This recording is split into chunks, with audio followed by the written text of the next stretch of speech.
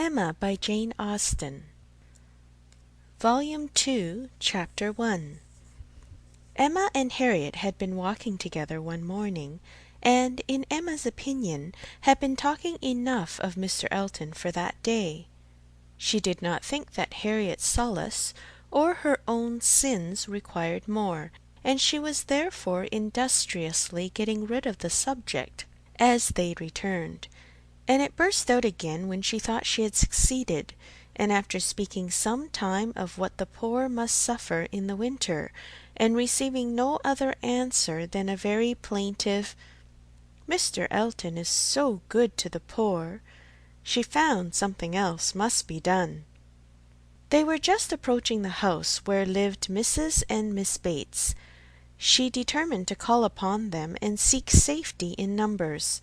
There was always sufficient reason for such an attention. Mrs. and Miss Bates loved to be called on, and she knew she was considered by the very few who presumed ever to see imperfection in her as rather negligent in that respect, and as not contributing what she ought to the stock of their scanty comforts. She had had many a hint from Mr. Knightley, and some from her own heart as to her deficiency, but none were equal to counteract the persuasion of its being very disagreeable, a waste of time, tiresome women, and all the horror of being in danger of falling in with the second-rate and third-rate of Highbury, who were calling on them for ever, and therefore she seldom went near them. But now she made the sudden resolution of not passing their door without going in, observing, as she proposed it to Harriet, that, as well as she could calculate, they were just now quite safe from any letter from Jane Fairfax. The house belonged to people in business. Mrs. and Miss Bates occupied the drawing-room floor, and there, in the very moderate-sized apartment, which was everything to them, the visitors were most cordially and even gratefully welcomed.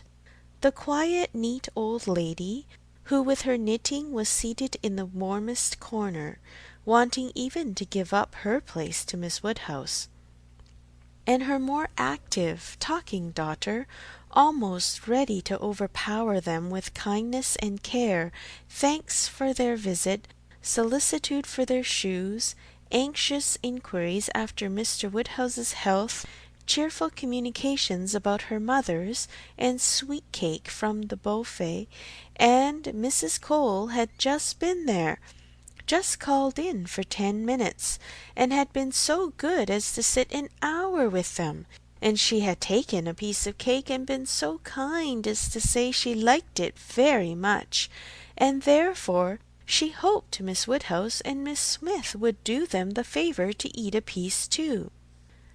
The mention of the Coles was sure to be followed by that of Mr. Elton. There was intimacy between them, and Mr. Cole had heard from Mr. Elton since his going away. Emma knew what was coming. They must have the letter over again, and settle how long he had been gone, and how much he was engaged in company, and what a favourite he was wherever he went, and how full the master of the ceremonies ball had been, and she went through it very well, with all the interest and all the commendation that could be requisite, and always putting forward to prevent Harriet's being obliged to say a word. This she had been prepared for when she entered the house, but meant, having once talked him handsomely over, to be no farther incommoded by any troublesome topic, and to wander at large amongst all the mistresses and misses of Highbury and their card-parties. She had not been prepared to have Jane Fairfax succeed Mr. Elton, but he was actually hurried off by Miss Bates. She jumped away from him at last abruptly to the Coles to usher in a letter from her niece. "Oh, yes, Mr. Elton, I understand certainly as to dancing. Mrs. Cole was telling me that dancing at the rooms at Bath was. Mrs. Cole was so kind as to sit some time with us, talking of Jane, for as soon as she came in, she began inquiring after her. Jane is so very great a favourite there. Whenever she is with us, Mrs. Cole does not know how to show her kindness enough, and I must say that Jane deserves it as much as anybody can. And as she began inquiring after her directly, saying, I know you cannot have heard from Jane lately, because it is not her time for writing. And when I immediately said, but indeed we have. We had a letter this very morning. I do not know that I ever saw anybody more surprised. Have you, upon your honour? Said she. Well, that is quite unexpected. Do let me hear what she says. Emma's politeness was at hand directly to say with smiling interest, have you heard from Miss Fairfax so lately? I am extremely happy. I hope she is well. Thank you, you are so kind, replied the happily deceived aunt, while eagerly hunting for the letter. Oh, here it is. I am sure it could not be far off, but I had put my huswife upon it, you see, without being aware, and so it had quite hid, but I had it in my hand so very lately that I was almost sure it must be on the table. I was reading it to Mrs. Cole, and since she went away, I was reading it again to my mother, for it is such a pleasure to her, a letter from Jane, that she can never hear it often enough. So I knew it could not be far off. And since you are so kind as to wish to hear what she says, but first of all, I really must, in justice to Jane, apologize for her writing so short a letter, only 2 pages, you see, hardly 2. And in general she fills the whole paper and crosses half. My mother often wonders that I can make it out so well. She often says, when the letter is first opened, well, Hetty, now I think you will be put to make it out all that checker work, don't you, ma'am? And then I tell her, I am sure she would contrive to make it out herself if she had nobody to do it for her, every word of it. I am sure she would pore over it till she had made out every word, and indeed, though my mother's eyes are not so good as they were, she can see amazingly well still, thank God, with the help of spectacles. It is such a blessing.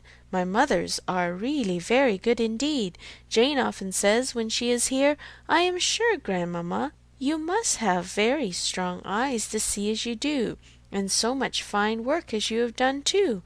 I only wish my eyes may last me as well. All this spoken extremely fast obliged Miss Bates to stop for breath, and Emma said something very civil about the excellence of Miss Fairfax's handwriting. You are extremely kind, replied Miss Bates, highly gratified. You are such a judge, and write so beautifully yourself. I am sure there is nobody's praise that could give us so much pleasure as Miss Woodhouse's. My mother does not hear. She is a little deaf, you know. Ma'am, addressing her, do you hear what Miss Woodhouse is so obliging to say about Jane's handwriting? And Emma had the advantage of hearing her own silly compliment repeated twice over before the good old lady could comprehend it. She was pondering, in the meanwhile, upon the possibility, without seeming very rude, of making her escape from Jane Fairfax's letter, and had almost resolved on hurrying away directly under some slight excuse, when Miss Bates turned to her again and seized her attention. My mother's deafness is very trifling, you see, just nothing at all. By only raising my voice and saying anything 2 or 3 times over, she is sure to hear, but then she is used to my voice. But it is very remarkable that she should always hear Jane better than she does me. Jane speaks so distinct. However, she will not find her grandmamma at all deafer than she was 2 years ago, which is saying a great deal at my mother's time of life, and it really is full 2 years, you know, since she was here. We never were so long without seeing her before, as I was telling Mrs. Cole. We shall hardly know how to make enough of her now. Are you expecting Miss Fairfax here soon? Oh, yes, next week. Indeed, that must be a very great pleasure. Thank you, you are very kind. Yes, next week. Everybody is so surprised, and everybody says the same obliging things. I am sure she will be as happy to see her friends at Highbury as they can be to see her. Yes, Friday or Saturday. She cannot say which, because Colonel Campbell will be wanting the carriage himself one of those days. So very good of them to send her the whole way, but they always do, you know. Oh yes, Friday or Saturday next. That is what she writes about. That is the reason of her writing out of rule, as we call it, for in the common course we should not have heard from her before next Tuesday or Wednesday. Yes, I so imagined. I was afraid there could be little chance of my hearing anything of Miss Fairfax to-day. So obliging of you! No, we should not have heard if it had not been for this particular circumstances, of her being to come here so soon. My mother is so delighted, for she is to be 3 months with us at least. 3 months, she says so positively, as I am going to have the pleasure of reading to you. The case is, you see, that the Campbells are going to Ireland. Mrs. Dixon has persuaded her father and mother to come over and see her directly. They had not intended to go over till the summer, but she is so impatient to see them again, for till she married last October she was never away from them so much as a week, which must make it very strange to be in different kingdoms. I was going to say, but however different countries, and so she wrote a very urgent letter to her mother, or her father, I declare I do not know which it was, but we shall see presently in Jane's letter, wrote to Mr. Dixon's name as well as her own, to press their coming over directly, and they would give them the meeting in Dublin, and take them back to their country seat. A beautiful place, I fancy. Jane has heard a great deal of its beauty, from Mr. Dixon, I mean. I do not know that she ever heard it from anybody else, but it was very natural, you know, that he should like to speak of his own place while he was paying his addresses, and as Jane used to be very often walking out with them, for Colonel and Mrs. Campbell were very particular about their daughters not walking out often with only Mr. Dixon, for which I do not at all blame them. Of course she heard everything he might be telling Miss Campbell about his own home in Ireland, and I think she wrote us word that he had shown them some drawings of the place, views that he had taken himself. He is a most amiable, charming young man, I believe. Jane was quite longing to go to Ireland from his account of things. At this moment an ingenious and animating suspicion entering Emma's brain with regard to Jane Fairfax, this charming Mr. Dixon, and the not going to Ireland, she said, with the insidious design of farther discovery. You must feel it very fortunate that Miss Fairfax should be allowed to come to you at such a time. Considering the particular friendship between her and Mrs. Dixon, you could hardly have expected her to be excused from accompanying Colonel and Mrs. Campbell. Very true indeed.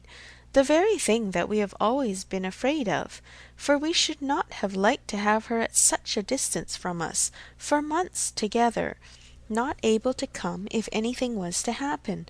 But you see everything turns out for the best. They want her, Mr. and Mrs. Dixon, excessively to come over with Campbell and Mrs. Colonel. Quite depend on it. Nothing can be more kind or pressing than their joint invitation, Jane says, as you will hear presently. Mr. Dixon does not seem in the least backward in any attention. He is a most charming young man. Ever since the service he rendered Jane at Weymouth, when they were out in the party on the winter, and she, by the sudden whirling round of something or other among the sails, would have been dashed into the sea at once, and actually was all but gone if he had not, with the greatest presence of mind, caught hold of her habit. I can never think of it without trembling. But ever since we had the history of that day, I have been so fond of Mr. Dixon. But in spite of all her friend's urgency, and her own wish of seeing Ireland, Miss Fairfax prefers devoting the time to you and Mrs. Bates? Yes, entirely her own doing, entirely her own choice, and Colonel and Mrs. Campbell think she does quite right, just what they should recommend, and indeed they particularly wish her to try her native air, as she has not been quite so well as usual lately. I am concerned to hear of it. I think they judge wisely, but Mrs. Dixon must be very disappointed. Mrs. Dixon, I understand, has no remarkable degree of personal beauty, is not by any means to be compared with Miss Fairfax. Oh, no, you are very obliging to say such things, but certainly not. There is no comparison between them. Miss Campbell always was absolutely plain, but extremely elegant and amiable. Yes, that of course. Jane caught a bad cold, poor thing, so long ago as the 7th of November, and has never been well since. A long time is not it for a cold to hang upon her. She never mentioned it before, because she would not alarm us. Just like her, so considerate. But however, she is so far from well that her kind friends, the Campbells, think she had better come home, and try an air that always agrees with her, and they have no doubt that 3 or 4 months at Highbury will entirely cure her, and it is certainly a great deal better that she should come here than go to Ireland, if she is unwell. Nobody could nurse her as we should do. It appears to me the most desirable arrangement in the world. And so she is to come to us next Friday or Saturday, and the Campbells leave town in their way to Holyhead the Monday following, as you will find from Jane's letter. So sudden! You may guess, dear Miss Woodhouse, what a flurry it has thrown me in, if it was not for the drawback of her illness, but I am afraid we must expect to see her grow thin, and looking very poorly. I must tell you what an unlucky thing happened to me as to that. I always make a point of reading Jane's letters through to myself first, before I read them aloud to my mother, you know, for fear of there being anything in them to distress her.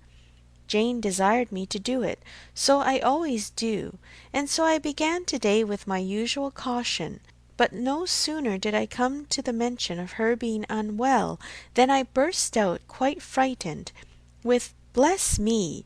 Poor Jane is ill," which my mother, being on the watch, heard distinctly, and was sadly alarmed at.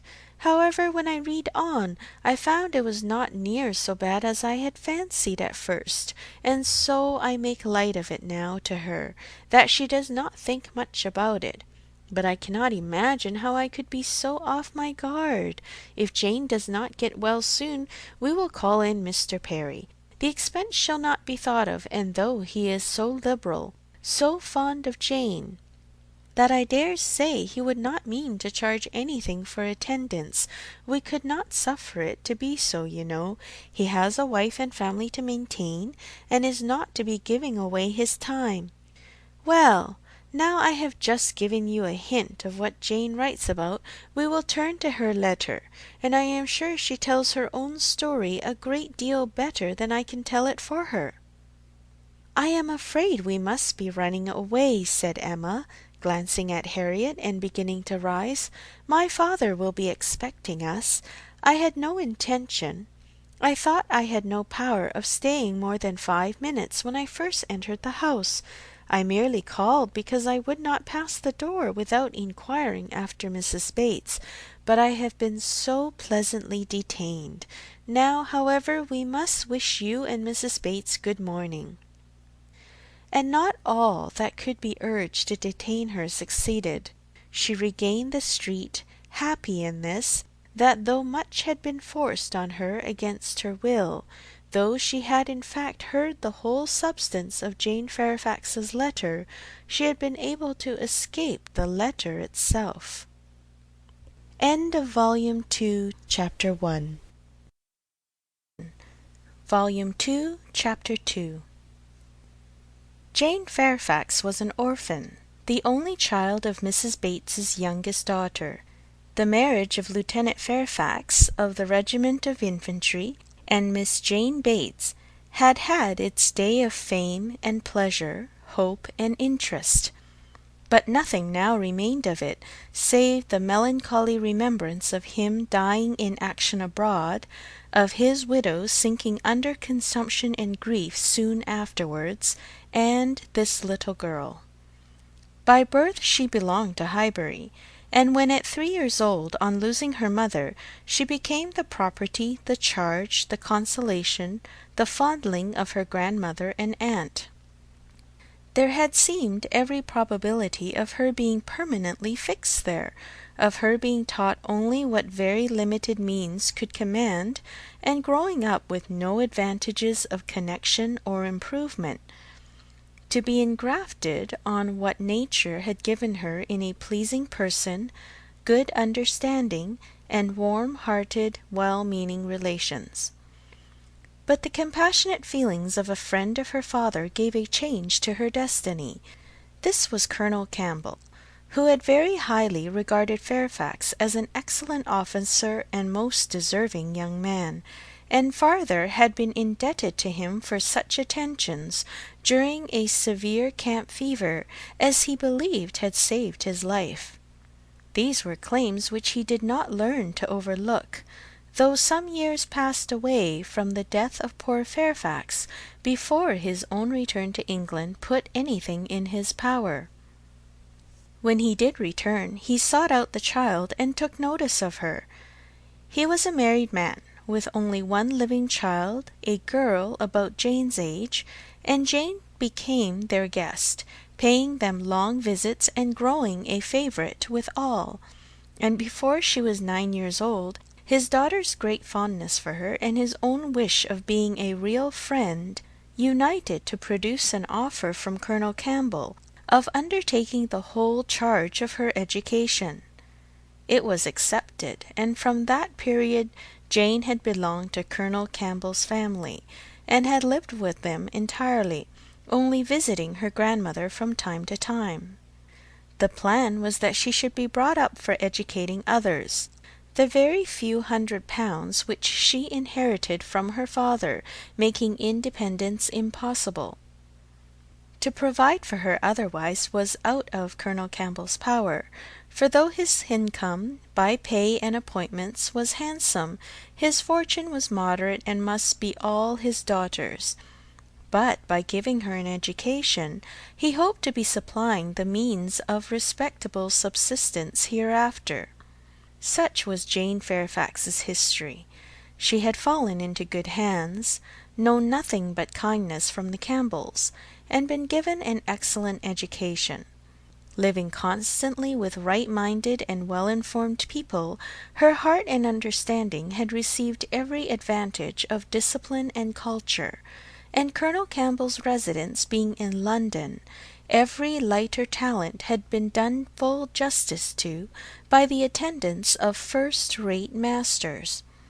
Her disposition and abilities were equally worthy of all that friendship could do, and at 18 or 19 she was, as far as such an early age can be qualified for the care of children, fully competent to the office of instruction herself.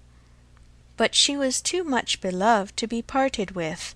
Neither father nor mother could promote, and the daughter could not endure it. The evil day was put off. It was easy to decide that she was still too young, and Jane remained with them, sharing, as another daughter, in all the rational pleasures of an elegant society, and a judicious mixture of home and amusement, with only the drawback of the future, the sobering suggestions of her own good understanding, to remind her that all this might soon be over.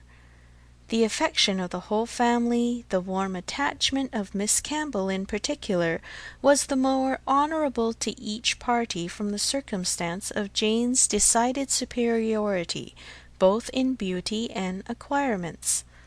That nature had given it in feature could not be unseen by the young woman, nor could her higher powers of mind be unfelt by the parents. They continued together with unabated regard, however, till the marriage of Miss Campbell, who by that chance that luck which so often defies anticipation in matrimonial affairs, giving attraction to what is moderate rather than to what is superior, engaged the affections of Mr. Dickson, a young man, rich and agreeable, almost as soon as they were acquainted, and was eligibly and happily settled, while Jane Fairfax had yet her bread to earn.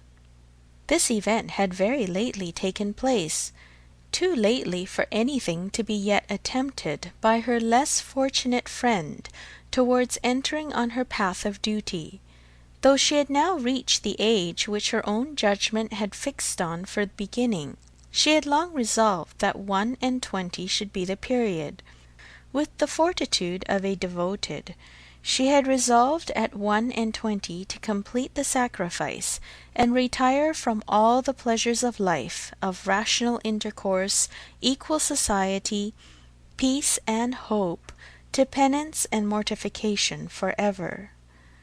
The good sense of Colonel and Mrs. Campbell could not oppose such a resolution, though their feelings did. As long as they lived, no exertions would be necessary. Their home might be hers for ever, and for their own comfort they would have retained her wholly. But this would be selfishness. What must be at last had better be soon. Perhaps they began to feel it might have been kinder and wiser to have resisted the temptation of any delay, and spared her from a taste of such enjoyments of ease and leisure as must now be relinquished. Still, however, affection was glad to catch at any reasonable excuse for not hurrying on the wretched moment. She had never been quite well since the time of their daughter's marriage, and till she should have completely recovered her usual strength they must forbid her engaging in duties, which, so far from being compatible with a weakened frame and varying spirits, seemed, under the most favourable circumstances, to require something more than human perfection of body and mind to be discharged with tolerable comfort. With regard to her not accompanying them to Ireland, her account to her aunt contained nothing but truth, though there might be some truths not told. It was her own choice to give the time of their absence to Highbury, to spend perhaps her last months of perfect liberty with those kind relations to whom she was so very dear. And the Campbells, whatever might be their motive or motives, whether single or double or treble, gave the arrangement their ready sanction, and said that they depended more on a few months spent in her native air for the recovery of her health than on anything else. Certain it was that she was to come, and that Highbury, instead of welcoming that perfect novelty which had been so long promised it, Mr. Frank Churchill, must put up for the present with Jane Fairfax, who could bring only the freshness of a 2 years' absence. Emma was sorry to have to pay civilities to a person she did not like through 3 long months, to be always doing more than she wished, and less than she ought. Why she did not like Jane Fairfax might be a difficult question to answer. Mr. Knightley had once told her it was because she saw in her the really accomplished young woman which she wanted to be thought herself, and though the accusation had been eagerly refuted at the time, there were moments of self-examination in which her conscience could not quite acquit her. But she could never get acquainted with her. She did not know how it was, but there was such coldness and reserve, such apparent indifference whether she pleased or not, and then her aunt was such an eternal talker, and she was made such a fuss with by everybody, and it had always been imagined that they were to be so intimate, because their ages were the same. Everybody had supposed they must be so fond of each other. These were her reasons. She had no better. It was a dislike so little just, every imputed fault was so magnified by fancy, that she never saw Jane Fairfax the first time after any considerable absence, without feeling that she had injured her, And now, when the due visit was paid, on her arrival, after a 2 years' interval, she was particularly struck with the very appearance and manners, which for those 2 whole years she had been depreciating. Jane Fairfax was very elegant, remarkably elegant, and she had herself the highest value for elegance. Her height was pretty, just such as almost everybody would think tall, and nobody could think very tall. Her figure particularly graceful, her size a most becoming medium between thin and fat, though a slight appearance of ill health seemed to point out the likeliest evil of the two. Emma could not but feel all this, and then her face, her features, there was more beauty in them altogether than she had remembered. It was not regular, but it was very pleasing beauty. Her eyes, a deep grey with dark eyelashes and eyebrows, had never been denied their praise, but the skin, which she had been used to cavil at as wanting colour, had a clearness and delicacy which really needed no fuller bloom. It was a style of beauty, of which elegance was the reigning character, and as such she must in honour by all her principles admire it. Elegance which, whether of person or of mind, she saw so little in Highbury. There, not to be vulgar, was distinction and merit. In short, she sat during the first visit looking at Jane Fairfax with twofold complacency, the sense of pleasure and the sense of rendering justice, and was determining that she would dislike her no longer, when she took in her history, indeed her situation, as well as her beauty. When she considered what all this elegance was destined to, what she was going to sink from, how she was going to live, it seemed impossible to feel anything but compassion and respect, especially if to every well-known particular entitling her to interest were added the highly probable circumstance of an attachment to Mr. Dickson, which she had so naturally started to herself. In that case, nothing could be more pitiable or more honourable than the sacrifices she had resolved on. Emma was very willing now to acquit her of having seduced Mr. Dickson's actions from his wife, or of anything mischievous which her imagination had suggested at first. If it were love, it might be simple, single, successless love on her side alone.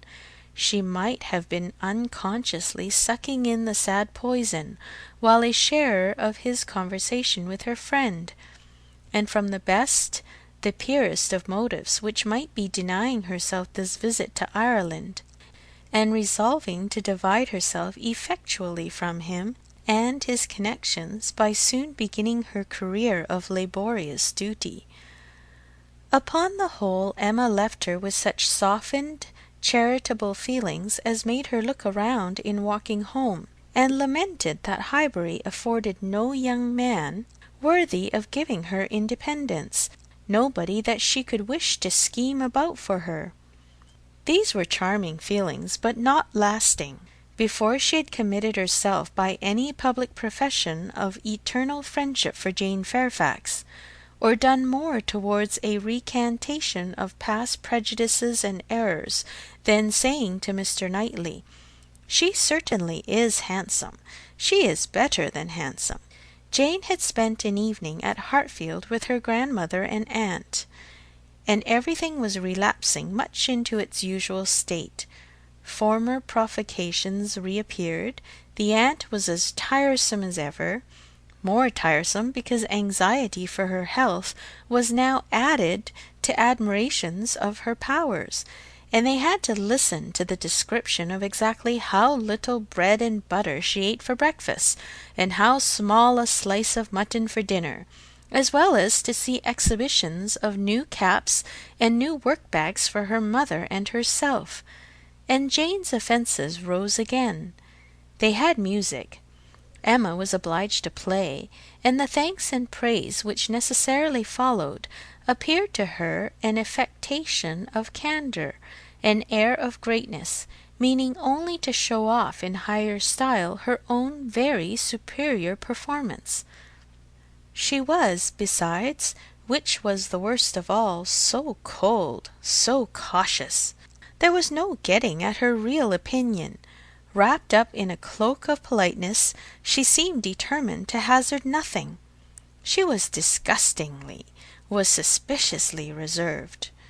If anything could be more, where all was most, she was more reserved on the subject of Weymouth and the Dixons than anything. She seemed bent on giving no real insight into Mr. Dixon's character, or her own value for his company, or opinion of the suitableness of the match. It was all general approbation and smoothness, nothing delineated or distinguished. It did her no service, however. Her caution was thrown away. Emma saw its artifice, and returned to her first surmises. There probably was something more to conceal than her own preference. Mr. Dixon perhaps had been very near changing one friend for the other, or been fixed only to Miss Campbell for the sake of the future £12,000. The like reserve prevailed on other topics. She and Mr. Frank Churchill had been at Weymouth at the same time. It was known that they were a little acquainted, but not a syllable of real information could Emma procure as to what he truly was. Was he handsome? She believed he was reckoned a very fine young man. Was he agreeable? He was generally thought so. Did he appear a sensible young man, a young man of information? At a watering place, or in a common London acquaintance, it was difficult to decide on such points. Manners were all that could be safely judged of, under a much longer knowledge than they had yet had of Mr. Churchill. She believed everybody found his manners pleasing. Emma could not forgive her. End of Volume 2, Chapter 3. Emma could not forgive her, but as neither provocation nor resentment could be discerned by Mr. Knightley, who had been of the party, and had seen only proper attention and pleasing behaviour on each side, he was expressing the next morning, being at Hartfield again on business with Mr. Woodhouse, his approbation of the whole, not so openly as he might have done had her father been out of the room, but speaking plain enough to be very intelligible to Emma. He had been used to think her unjust to Jane, and had now great pleasure in marking an improvement. A very pleasant evening, he began, as soon as Mr. Woodhouse had been talking into what was necessary, told that he understood, and the papers swept away. Particularly pleasant. You and Miss Fairfax gave us some very good music. I do not know a more luxurious state, sir, than sitting at one's ease to be entertained a whole evening by two such young women, sometimes with music and sometimes with conversation. I am sure Miss Fairfax must have found the evening pleasant, Emma. You left nothing undone. I was glad you made her play so much, for having no instrument at her grandmother's, it must have been a real indulgence. I am happy you approved, said Emma, smiling, but I hope I am not often deficient in what is due to guests at Hartfield. No, my dear, said her father instantly, that I am sure you are not. There is nobody half so attentive and civil as you are. If anything, you are too attentive. The muffin last night, if it had been handed round once, I think it would have been enough. No, said Mr. Knightley, nearly at the same time, you are not often deficient either in manner or comprehension. I think you understand me, therefore. An arch look expressed, I understand you well enough, but she said only, Miss Fairfax is reserved. I always told you she was, a little, but you will soon overcome all that part of her reserve, which ought to be overcome, all that has its foundations in diffidence. What arises from discretion must be honoured. You think her diffident? I do not see it. My dear Emma, said he, moving from his chair into one close by her, you are not going to tell me, I hope, that you had not a pleasant evening. Oh, no. I was pleased with my own perseverance in asking questions, and amused to think how little information I obtained. I am disappointed, was his only answer. I hope everybody had a pleasant evening, said Mr. Woodhouse in his quiet way. I had. Once I felt the fire rather too much, but then I moved back my chair a very little, and it did not disturb me. Miss Bates was very chatty and good-humoured, as she always is, though she speaks rather too quickly. However, she is very agreeable, and Mrs. Bates, too, in a different way. I like old friends, and Miss Jane Fairfax is a very pretty sort of young lady, a very pretty and very well-behaved young lady indeed. She must have found the evening agreeable, Mr. Knightley, because she had Emma. True, sir, and Emma because she had Miss Fairfax. Emma saw his anxiety, and wishing to appease it, at least for the present, said with a sincerity which no one could question, she is the sort of elegant creature that one cannot keep one's eyes from. I am always watching her to admire, and I do pity her from my heart. Mr. Knightley looked as if he were more gratified than he cared to express, and before he could make any reply, Mr. Woodhouse, whose thoughts were on the Bateses, said, "It is a great pity that their circumstances should be so confined, a great pity indeed, and I have often wished, but it is so little one can venture to do, small trifling presents of anything uncommon. Now we have killed a porker, and Emma thinks we should send them a loin or a leg. It is very small and delicate. Hartfield pork is not like any other pork, but still it is pork, and my dear Emma, unless one could be sure of their making it into steaks, nicely fried, as ours are fried, without the smallest grease, and not roast it, for no stomach can bear roast pork, I think we had better send the leg. Do not you think so, my dear? My dear papa, I sent the whole hind quarter. I knew you would wish it. There will be the leg to be salted, you know, which is so very nice, and the loin to be dressed directly in any manner they like. That's right, my dear, very right. I had not thought of it before, but that is the best way. They must not over-salt the leg, and then if it is not over-salted, and if it is very thoroughly boiled, just as Surly boils ours, and eaten very moderately of, with a boiled turnip and a little carrot or parsnip, I do not consider it unwholesome. Emma, said Mr. Knightley presently, I have a piece of news for you. You like news, and I heard an article in my way hither that I think will interest you. News? Oh, yes, I always like news. What is it? Why do you smile so? Where did you hear it? At Randalls? He had time only to say, No, not at Randalls. I have not been near Randalls, when the door was thrown open, and Miss Bates and Miss Fairfax walked into the room. Full of thanks and full of news, Miss Bates knew not which to give quickest. Mr. Knightley soon saw that he had lost his moment, and that not another syllable of communication could rest with him. "Oh, my dear sir, how are you this morning? My dear Miss Woodhouse, I come quite overpowered. Such a beautiful hind quarter of pork! You are too bountiful. Have you heard the news? Mr. Elton is going to be married." Emma had not time even to think of Mr. Elton, and she was so completely surprised that she could not avoid a little start and a blush at the sound. "There is my news. I thought it would interest you," said Mr. Knightley, with a smile which implied a conviction of some part of what had passed between them. "But where could you hear it?" cried Miss Bates. "Where could you possibly hear it, Mr. Knightley? For it is not 5 minutes since I've received Mrs. Cole's note. No, it cannot be more than 5, or at least 10. for I had got my bonnet and spencer on, just ready to come out. I was only going down to speak to Patty again about the pork.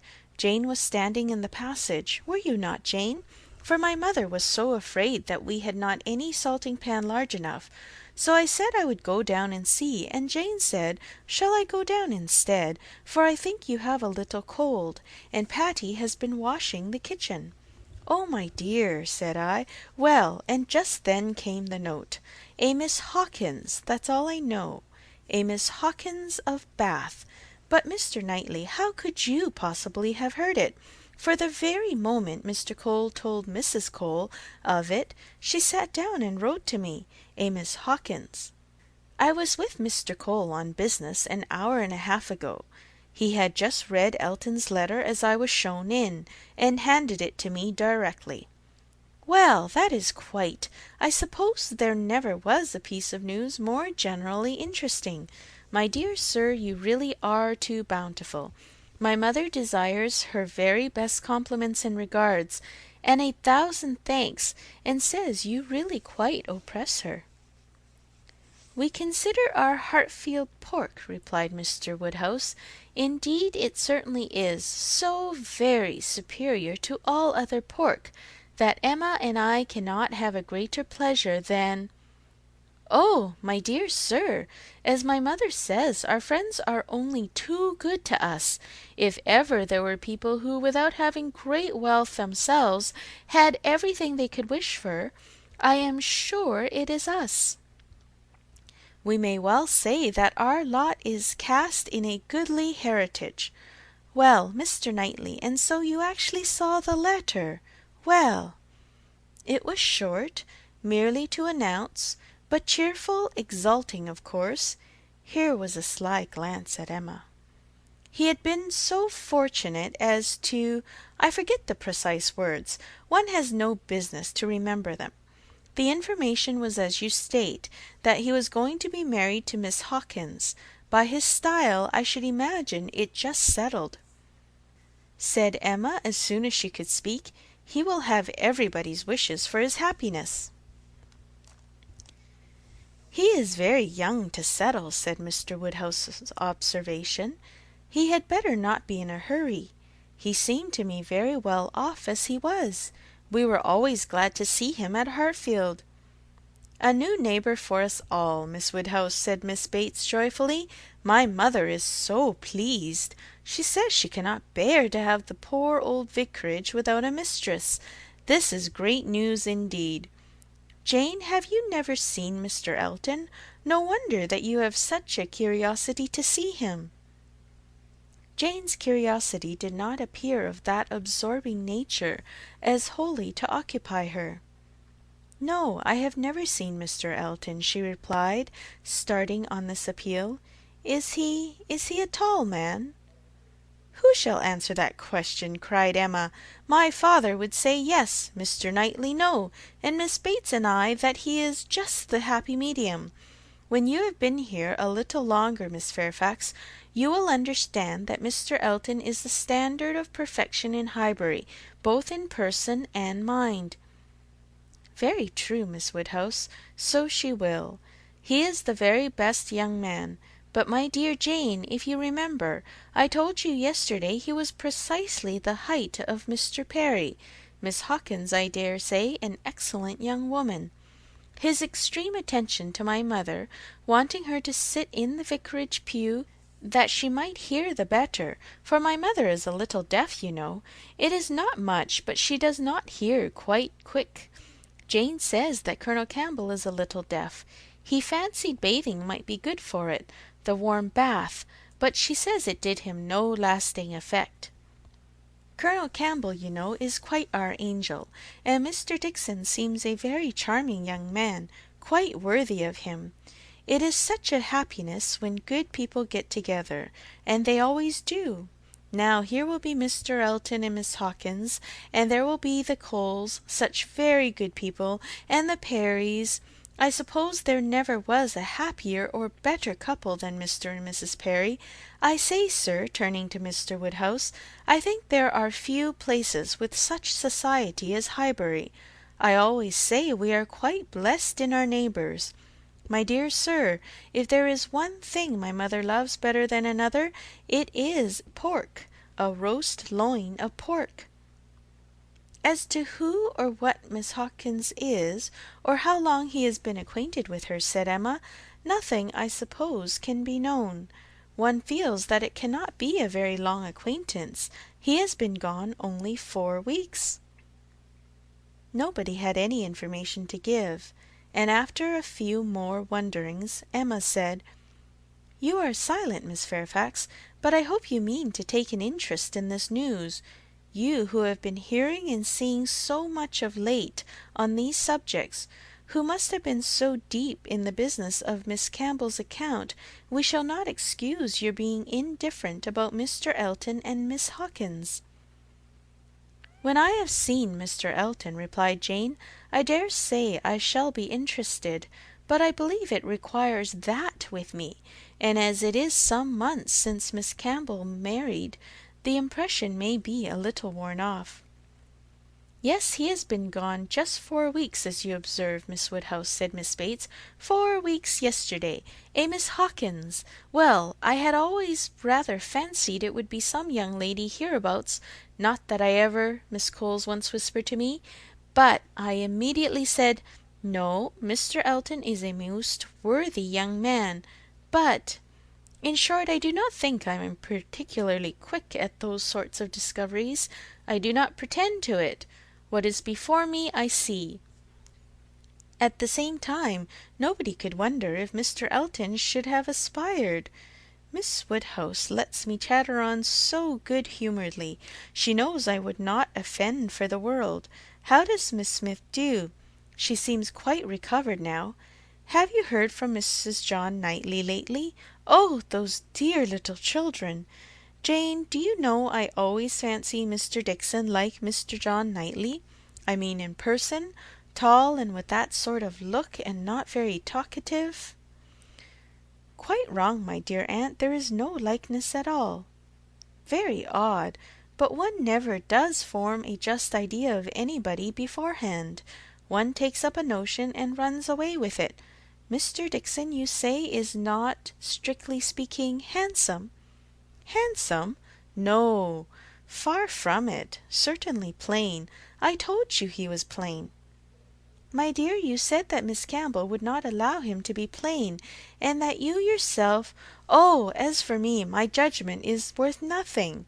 Where I have a regard I always think a person well looking. But I gave what I believe the general opinion, when I call him plain." "Well, my dear Jane, believe we must be running away. The weather does not look well, and grandmamma will be uneasy." "You are too obliging, my dear Miss Woodhouse, but we really must take leave. This has been a most agreeable piece of news indeed. I shall just go round by Mrs. Coles, but I shall not stop 3 minutes. And Jane, you had better go home directly. I would not have you out in a shower. We think she is the better for Highbury already." "Thank you, we do indeed. I shall not attempt calling on Mrs. Goddard, for I really do not think she cares for anything but boiled pork, which we dress the leg it will be another thing. Good morning to you, my dear sir. Oh, Mr. Knightley is coming too. Well, that is so very— I am sure if Jane is tired you will be so kind as to give her your arm. Mr. Elton and Miss Hawkins, good morning to you." Emma, alone with her father, had half her attention wanted by him, while he lamented that young people would be in such a hurry to marry, and to marry strangers too, and the other half she could give to her own view of the subject. It was to herself an amusing and very welcome piece of news, as proving that Mr. Elton could not have suffered long. But she was sorry for Harriet. Harriet must feel it, and all that she could hope was by giving the first information herself, to save her from hearing it abruptly from others.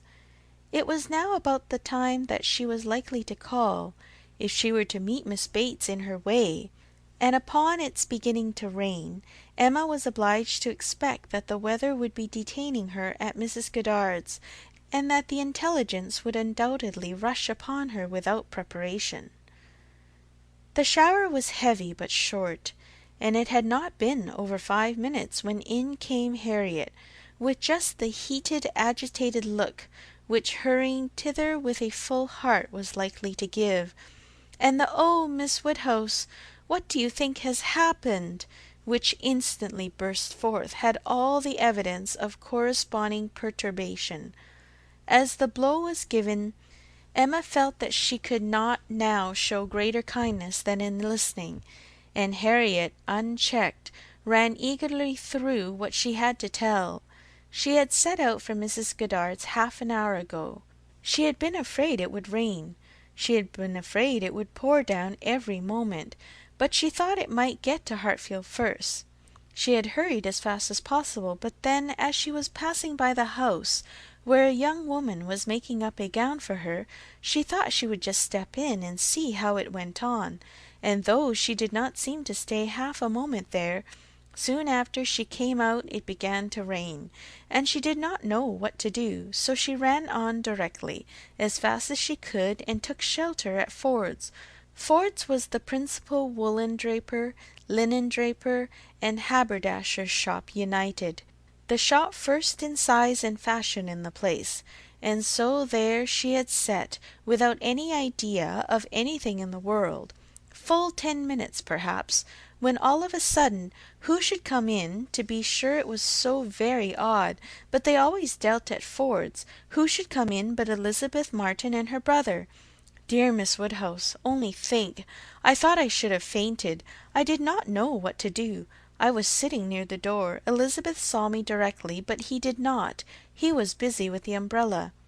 I am sure she saw me, but she looked away directly and took no notice, and they both went to quite the farther end of the shop, and I kept sitting near the door. Oh, dear! I was so miserable. I am sure I must have been as white as my gown. I could not go away, you know, because of the rain, but I did so wish myself anywhere in the world but there. Oh, dear Miss Woodhouse! Well, at last, I fancy he looked round and saw me, for instead of going on with her buyings, they began whispering to one another. I am sure they were talking of me, and I could not help thinking that he was persuading her to speak to me. Do you think he was, Miss Woodhouse? For presently she came forward, came quite up to me, and asked me how I did, and seemed ready to shake hands if I would. She did not do any of it in the same way that she used to. I could see she was altered, but however she seemed to try to be very friendly, and we shook hands and stood talking some time. But I know no more what I said, I was in such a tremble. I remember she said she was very sorry we never met now, which I thought almost too kind. Dear Miss Woodhouse, I was absolutely miserable. By that time it was beginning to hold up, and I was determined that nothing should stop me from getting away. And then, only think, I found he was coming up towards me, slowly, you know, and as if he did not quite know what to do, and so he came and spoke, and I answered, and I stood for a moment feeling dreadfully, you know, one can't tell how, and then I took courage, and said it did not rain and I must go, and so off I set, and I had not got 3 yards from the door when he came after me, only to say if I was going to Hartfield, he thought I had much better go round by Mr. Cole's stables, for I should find the near way quite flooded by this rain. Oh, dear! I thought it would have been the death of me. So I said I was very much obliged to him. You know I could not do less, and then he went back to Elizabeth, and I came round by the stables. I believe I did, but I hardly knew where I was, or anything about it. Oh, Miss Woodhouse, I would rather done anything than have it happen, and yet, you know, there was a sort of satisfaction in seeing him behave so pleasantly and so kindly, and Elizabeth too. Oh, Miss Woodhouse, do talk to me and make me comfortable again. Very sincerely did Emma wish to do so, but it was not immediately in her power. She was obliged to stop and think. She was not thoroughly comfortable herself. The young man's conduct and his sister's seemed the result of real feeling, and she could not but pity them.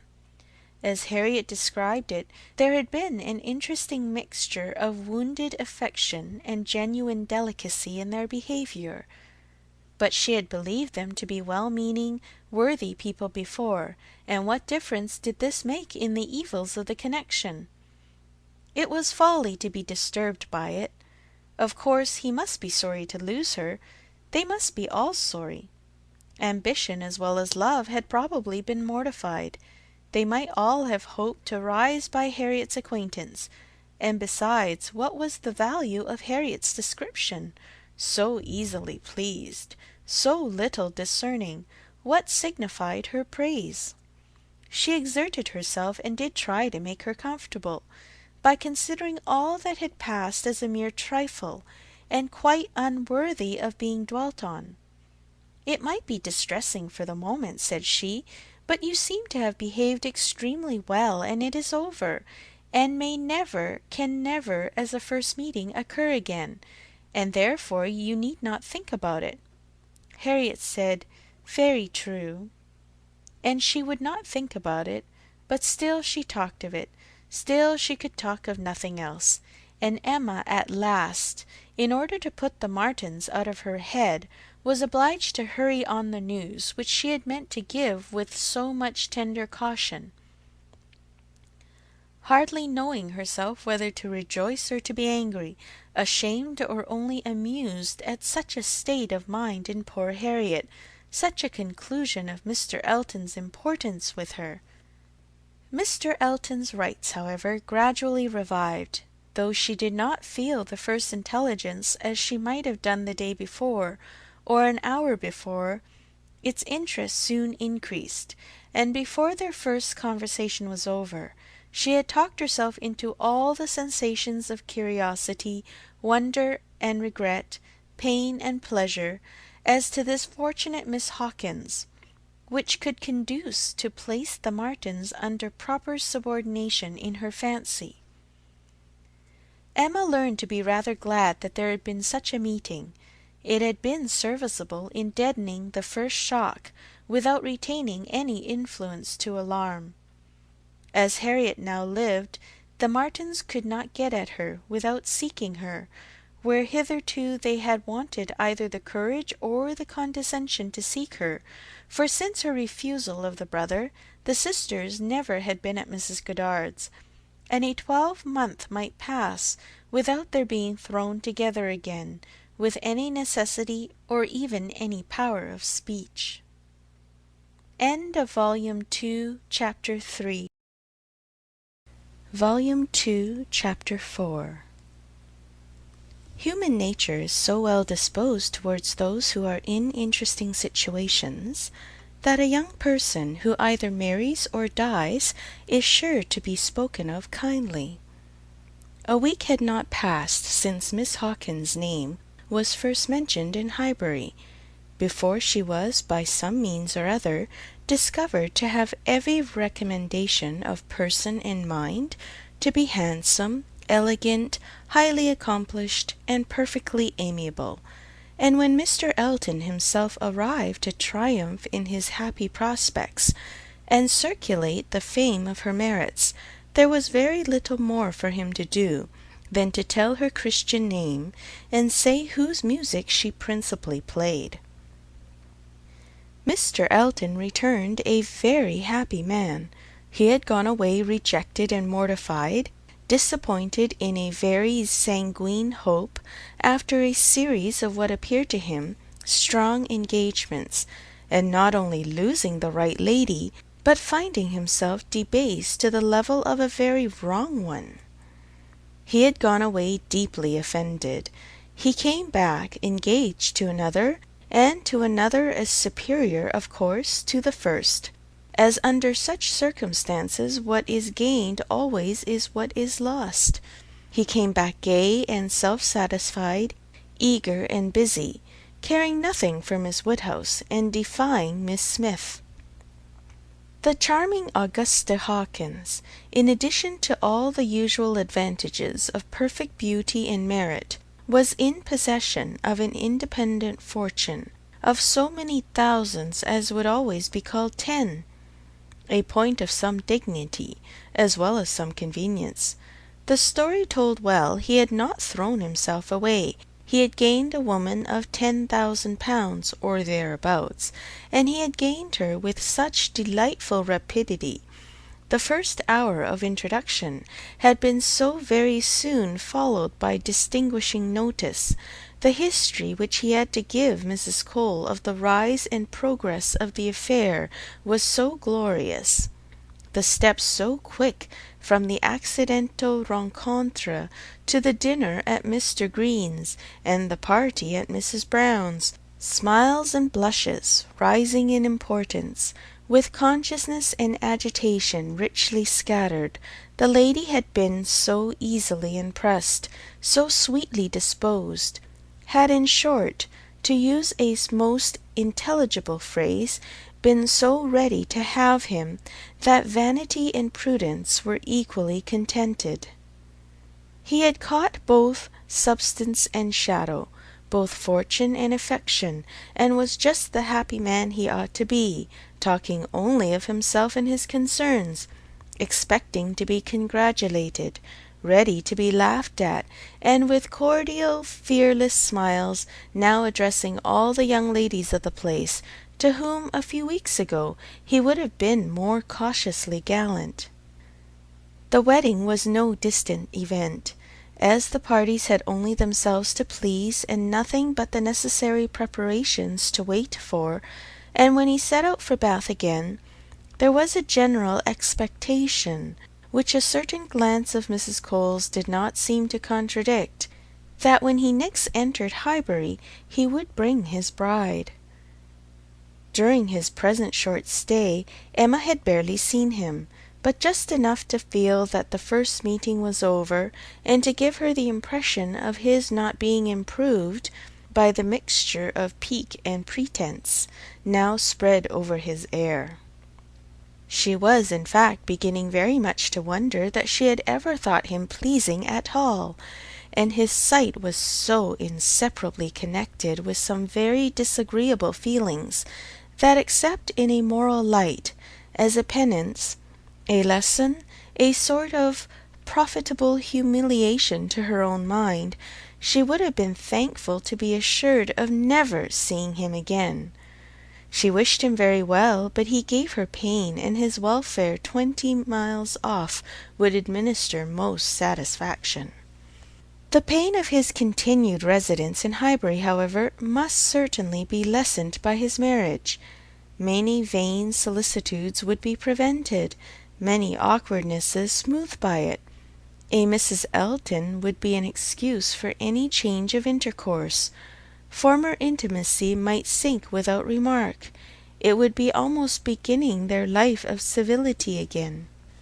Of the lady individually Emma thought very little. She was good enough for Mr. Elton, no doubt, accomplished enough for Highbury, handsome enough, to look plain probably by Harriet's side. As to connection, there Emma was perfectly easy, persuaded that after all his own vaunted claims and disdain of Harriet, he had done nothing. On that article truth seemed attainable.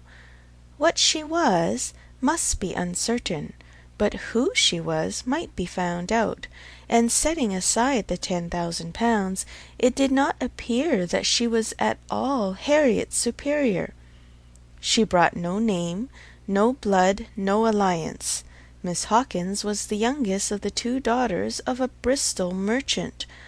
Of course he must be called, but as the whole of the profits of his mercantile life appeared so very moderate, it was not unfair to guess the dignity of line of trade had been very moderate also. Part of every winter she had been used to spend in Bath, but Bristol was her home, the very heart of Bristol, for though the father and mother died some years ago, an uncle remained. In the law line, nothing more distinctly honourable was hazarded of him than that he was in the law line, and with him the daughter had lived. Emma guessed him to be the drudge of some attorney, and too stupid to rise, and all the grandeur of the connection seemed dependent on the elder sister, who was very well married to a gentleman in a great way near Bristol, who kept 2 carriages. That was the wind-up of the history. That was the glory of Miss Hawkins. Could she but have given Harriet her feelings about it all! She had talked her into love, but alas, she was not so easily to be talked out of it. The charm of an object to occupy the many vacancies of Harriet's mind was not to be talked away. He might be superseded by another, but certainly would indeed nothing could be clearer. Even a Robert Martin would have been sufficient, but nothing else, she feared, would cure her. Harriet was one of those who, having once begun, would be always in love, and now, poor girl, she was considerably worse from this appearance of Mr. Elton. She was always having a glimpse of him somewhere or other. Emma saw him only once, but 2 or 3 times every day Harriet was sure just to meet with him, or just to miss him, just to hear his voice, or see his shoulder, just to have something occur to preserve him in her fancy, in all the favouring warmth of surprise and conjecture. She was, moreover, perpetually hearing about him, for, excepting when at Hartfield, she was always among those who saw no fault in Mr. Elton, and found nothing so interesting as the discussion of his concerns, and every report therefore, every guess, all that had already occurred, all that might occur in the arrangement of his affairs, comprehending income, servants, and furniture, was continually in agitation around her. Her regard was receiving strength by invariable praise of him, and her regrets kept alive, and feelings irritated by ceaseless repetitions of Miss Hawkins's happiness, and continual observation of how much he seemed attached. His air as he walked by the house, the very sitting of his hat, being all in proof of how much he was in love. Had it been allowable entertainment, had there been no pain to her friend, or reproach to herself in the waverings of Harriet's mind, Emma would have been amused by its variations. Sometimes Mr. Elton predominated, sometimes the Martins, and each was occasionally useful as a check to the other. Mr. Elton's engagement had been the cure of the agitation of meeting Mr. Martin. The unhappiness produced by the knowledge of that engagement had been a little put aside by Elizabeth Martin's calling at Mrs. Goddard's a few days afterwards. Harriet had not been at home, but a note had been prepared and left for her, written in the very style to touch, a small mixture of reproach with a great deal of kindness, and till Mr. Elton himself appeared, she had been much occupied by it, continually pondering over what could be done in return, and wishing to do more than she dared to confess. But Mr. Elton in person had driven away all such cares. While he stayed, the Martins were forgotten, and on the morning of his setting off for Bath again, Emma, to dissipate some of the distress it occasioned, judged it best for her to return Elizabeth Martin's visit. How that visit was to be acknowledged, what would be necessary, and what might be safest, had been a point of some doubtful consideration. Absolute neglect of the mother and sisters, when invited to come, would be ingratitude. It might not be, and yet the danger of a renewal of the acquaintance. After much thinking, she could determine on nothing better than Harriet's returning the visit, but in a way that, if they had understanding, should convince them that it was to be only a formal acquaintance. She meant to take her in the carriage, leave her at the Abbey Mill while she drove a little further, and call for her again so soon as to allow no time for insidious applications or dangerous recurrences to the past, and give the most decided proof of what degree of intimacy was chosen for the future. She could think of nothing better, and though there was something in it which her own heart could not approve, something of ingratitude merely glossed over, it must be done, or what would become of Harriet? Volume 2, Chapter 5. Small heart had Harriet for visiting. Only half an hour before her friend called for her at Mrs. Goddard's, her evil stars had led her to the very spot where, at that moment, a trunk directed to the Reverend Philip Elton, White Hart, Bath, was to be seen under the operation of being lifted into the butcher's cart, which was to convey it to where the coaches passed, and everything in this world, excepting that the trunk and the direction, was consequently a blank. She went, however, and when they reached the farm, and she was to be put down at the end of the broad, neat gravel walk which led between espalier apple trees to the front door, the sight of everything which had given her so much pleasure the autumn before was beginning to revive a little local agitation. And when they parted, Emma observed her to be looking around with a sort of fearful curiosity, which determined her not to allow the visit to proceed the proposed quarter of an hour. She went on herself to give that portion of time to an old servant who was married and settled in Donwell. The quarter of an hour brought her punctually to the white gate again, and Miss Smith, receiving her summons, was with her without delay, and unattended by any alarming young man. She came solitarily down the gravel walk, a Miss Martin just appearing at the door and parting with her, seemingly with ceremonious civility. Harriet could not very soon give an intelligible account. She was feeling too much. But at last Emma collected from her enough to understand the sort of meeting, and the sort of pain it was creating. She had only seen Mrs. Martin and the two girls.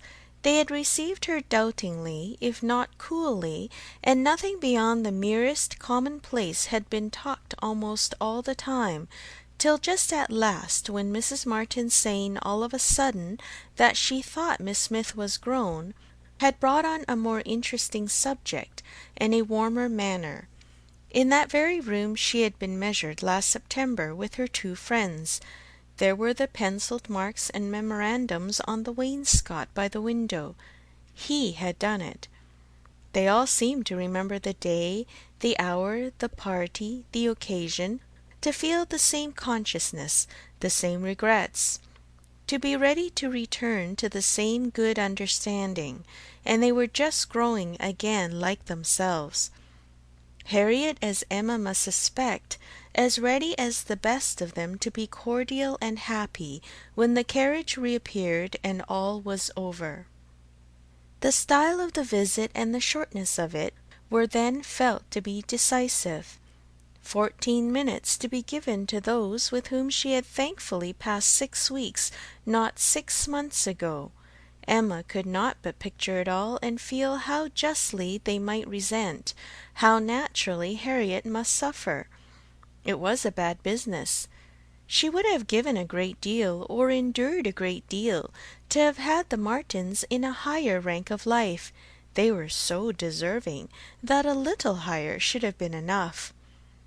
But as it was, how could she have done otherwise? Impossible. She could not repent. They must be separated. But there was a great deal of pain in the process, so much to herself at this time that she soon felt the necessity of a little consolation, and resolved on going home by way of Randalls to procure it. Her mind was quite sick of Mr. Elton and the Martins. The refreshment of Randalls was absolutely necessary. It was a good scheme, but on driving to the door they heard that neither master nor mistress was at home. They had both been out some time. The man believed they had gone to Hartfield.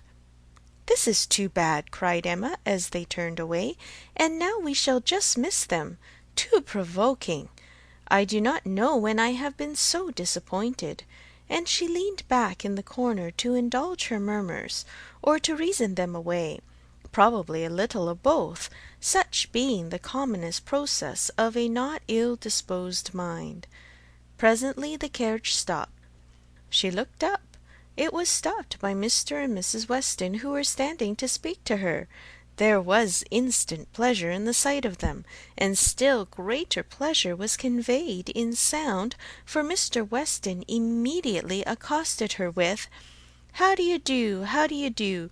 We have been sitting with your father. Glad to see him so well. Frank comes to-morrow. I had a letter this morning. We see him to-morrow by dinner-time to a certainty. He is at Oxford to-day, and he comes for a whole fortnight. I knew it would be so. If he had come at Christmas he could not have stayed 3 days. I was always glad he did not come at Christmas. Now we are going to have just the right weather for him. Fine, dry, settled weather. We shall enjoy him completely. Everything has turned out exactly as we could wish." There was no resisting such news, no possibility of avoiding the influence of such a happy face as Mr. Weston's, confirmed as it all was by the words and the countenance of his wife, fewer and quieter, but not less to the purpose. To know that she thought his coming certain was enough to make Emma consider it so, and sincerely did she rejoice in their joy. It was a most delightful reanimation of exhausted spirits. The worn-out past was sunk in the freshness of what was coming, and in the rapidity of half a moment's thought she hoped Mr. Elton would now be talked of no more. Mr. Weston gave her the history of the engagements at Enscombe, which allowed his son to answer for having an entire fortnight at his command, as well as the route and the method of his journey, and she listened and smiled and congratulated. "I shall soon bring him over to Hartfield," said he at the conclusion. Emma could imagine she saw a touch of the arm at his speech from his wife. "We had better move on, Mr. Weston," said she. "We are detaining the girls." "Well, well, I am ready." And turning again to Emma, "But you must not be expecting such a very fine young man. You have only had my account, you know. I dare say he is really nothing extraordinary, though his own sparkling eyes at the moment were speaking a very different conviction." Emma could look perfectly unconscious and innocent, and answer in a manner that appropriated nothing. "Think of me to-morrow, my dear Emma, about 4 o'clock," was Mrs. Weston's parting injunction, spoken with some anxiety, and meant only for her. 4 o'clock! Depend on it he will be here by 3, was Mr. Weston's quick amendment, and so ended a most satisfactory meeting. Emma's spirits were mounted quite up to happiness. Everything wore a different air. James and his horses seemed not half so sluggish as before. When she looked at the hedges, she thought the elder at least must soon be coming out, and when she turned round to Harriet, she saw something like a look of spring, a tender smile even there. "Will Mr. Frank Churchill pass through Bath as well as Oxford?" was a question, however, which did not augur much. But neither geography nor tranquillity could come all at once, and Emma was now in a humour to resolve that they should both come in time. The morning of the interesting day arrived, and Mrs. Weston's faithful pupil did not forget either at 10 or 11 or 12 o'clock that she was to think of her at 4. "My dear, dear, anxious friend," said she, in mental soliloquy, while walking downstairs from her own room, "always over careful for everybody's comfort but your own. I see you now in all your little fidgets, going again and again into his room to be sure that all is right." The clock struck 12 as she passed through the hall. 'tis 12. I shall not forget to think of you 4 hours hence, and by this time tomorrow, perhaps, or a little later, I may be thinking of the possibility of their all calling here. I am sure they will bring him soon."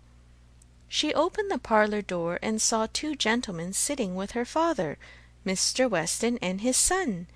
They had been arrived only a few minutes, and Mr. Weston had scarcely finished his explanation of Frank's being a day before his time, and her father was yet in the midst of his very civil welcome and congratulations, when she appeared to have her share of surprise, introduction, and pleasure.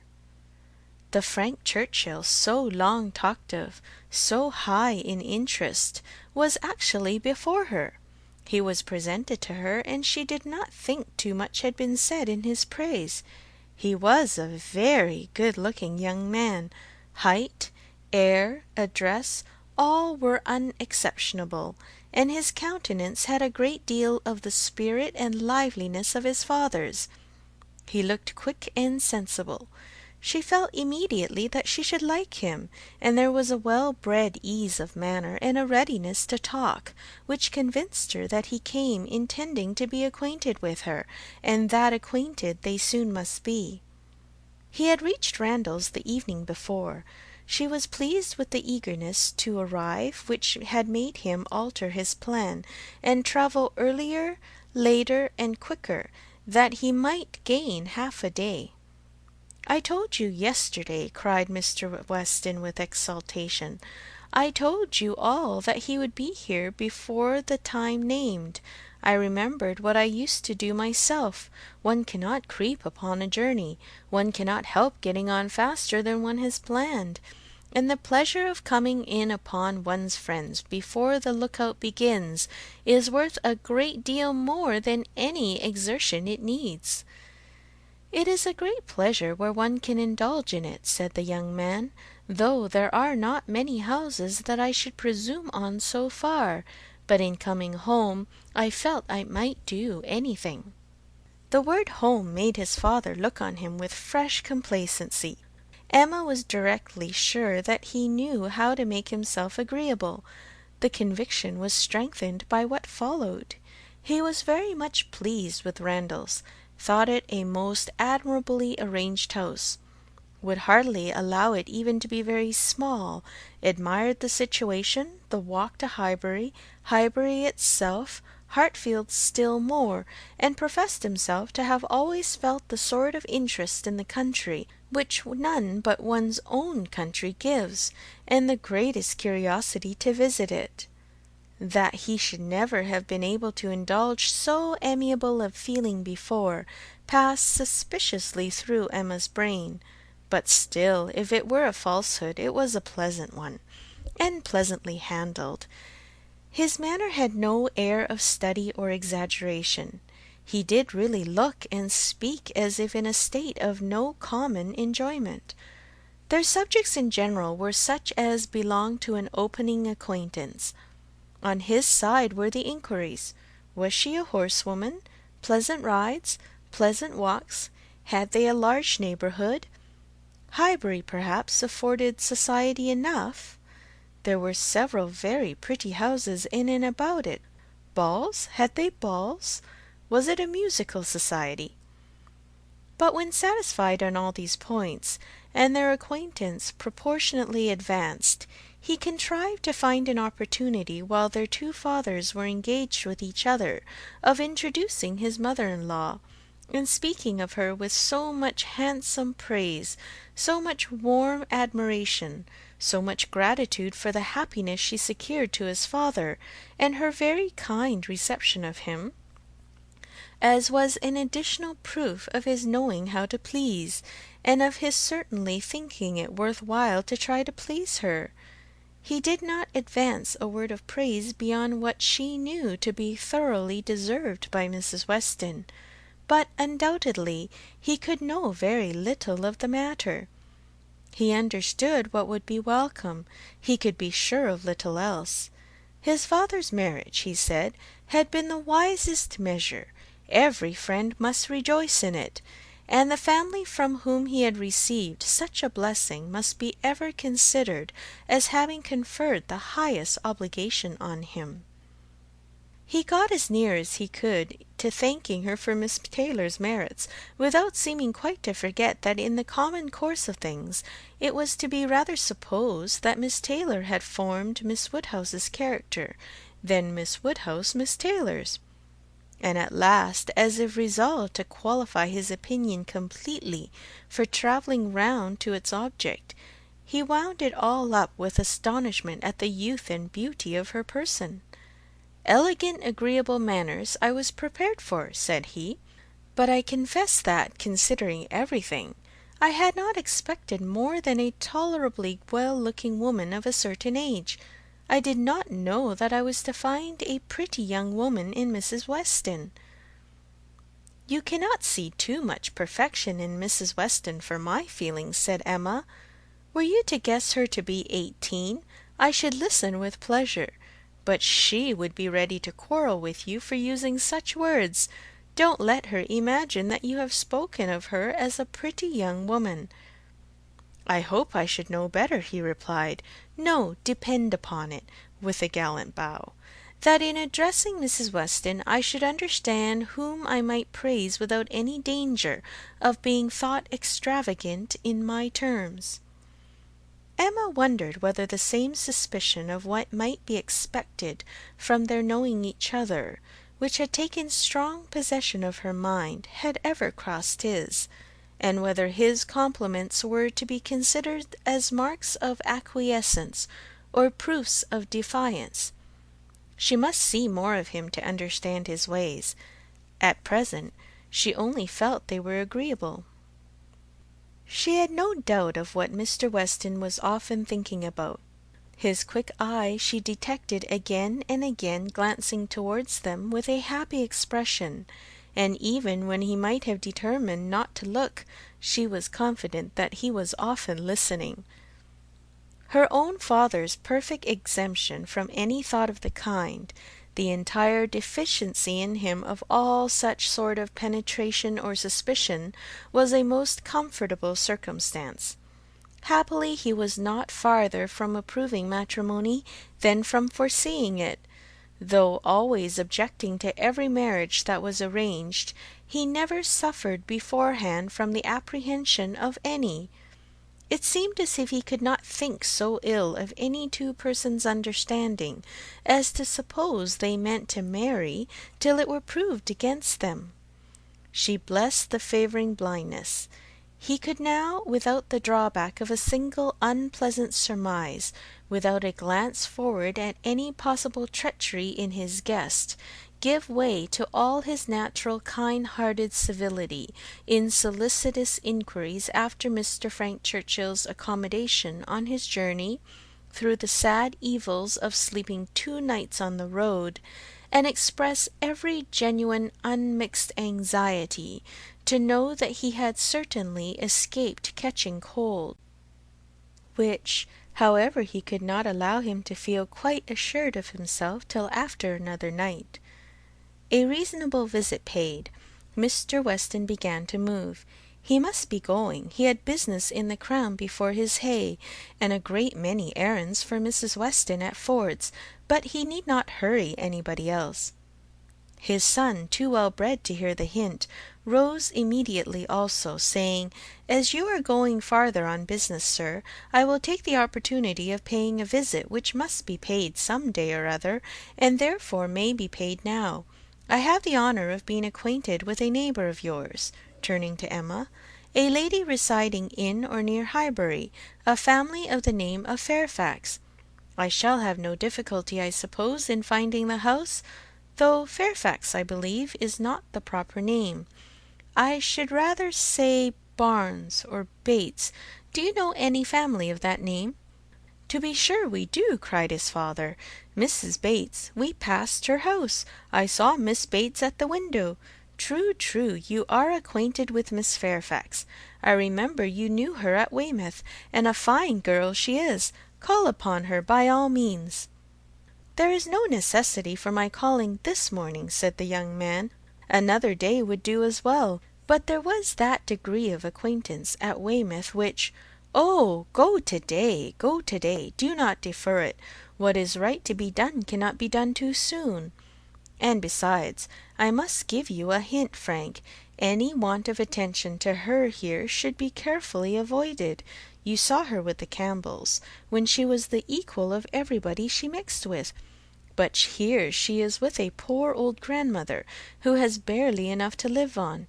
If you do not call early, it will be a slight." The son looked convinced. "I have heard her speak of the acquaintance," said Emma. "She is a very elegant young woman." He agreed to it, but with so quiet a yes as inclined her almost to doubt his real concurrence. And yet there must be a very distinct sort of elegance for the fashionable world, if Jane Fairfax could be thought only ordinarily gifted with it. "If you were never particularly struck by her manners before," said she, "I think you will to-day. You will see her to advantage. See her and hear her. No, I'm afraid you will not hear her at all, for she has an aunt who never holds her tongue." "You are acquainted with Miss Jane Fairfax, sir, are you?" said Mr. Woodhouse, always the last to make his way in a conversation. "Then give me leave to assure you that you will find her a very agreeable young lady. She is staying here on a visit to her grandmamma and aunt. Very worthy people. I have known them all my life. They will be extremely glad to see you, I am sure. And one of my servants shall go with you to show you the way." "My dear sir, upon no account in the world. My father can direct me." "But your father is not going so far. He is only going to the Crown, quite on the other side of the street, and there are a great many houses. You might be very much at a loss, and it is a very dirty walk, unless you keep on the footpath. But my coachman can tell you where you had best cross the street." Mr. Frank Churchill still declined it, looking as serious as he could, and his father gave his hearty support by calling out, "My good friend, this is quite unnecessary. Frank knows a puddle of water when he sees it. And as to Mrs. Bates, he may get there from the Crown in a hop, step, and jump." They were permitted to go alone, and with a cordial nod from one and a graceful bow from the other, the two gentlemen took leave. Emma remained very well pleased from this beginning of the acquaintance, and could now engage to think of their all at Randalls any hour of the day with full confidence of their comfort. End of Volume 2, Chapter 5. Volume 2, Chapter 6. The next morning brought Mr. Frank Churchill again. He came with Mrs. Weston, to whom and to Highbury he seemed to take very cordially. He had been sitting with her, it appeared, most companionably at home till her usual hour of exercise, and on being desired to choose their walk, immediately fixed on Highbury. He did not doubt there being very pleasant walks in every direction, but if left to him, he should always choose the same. Highbury, that airy, cheerful, happy-looking Highbury, would be his constant attraction. Highbury with Mrs. Weston stood for Hartfield, and she trusted to its bearing the same construction with him. They walked thither directly. Emma had hardly expected them, for Mr. Weston, who had called in for half a minute, in order to hear that his son was very handsome, knew nothing of their plans, and it was an agreeable surprise to her, therefore, to perceive them walking up to the house together arm in arm. She was wanting to see him again, and especially to see him in company with Mrs. Weston, upon his behaviour, to whom her opinion of him was to depend. If he were deficient there, nothing should make amends for it. But on seeing them together, she became perfectly satisfied. It was not merely in fine words or hyperbolical compliment that he paid his duty. Nothing could be more proper or pleasing than his whole manner to her. Nothing could more agreeably denote his wish of considering her as a friend and securing her affection. and there was enough for Emma to form a reasonable judgment, as their visit included all the rest of the morning. They were all three walking about together for an hour or two, first round the shrubberies of Hartfield, and afterwards in Highbury. He was delighted with everything, admired Hartfield sufficiently for Mr. Woodhouse's year, and when their going farther was resolved on, confessed his wish to be made acquainted with the whole village, and found matter of commendation and interest much oftener than Emma could have supposed. Some of the objects of his curiosity spoke very amiable feelings.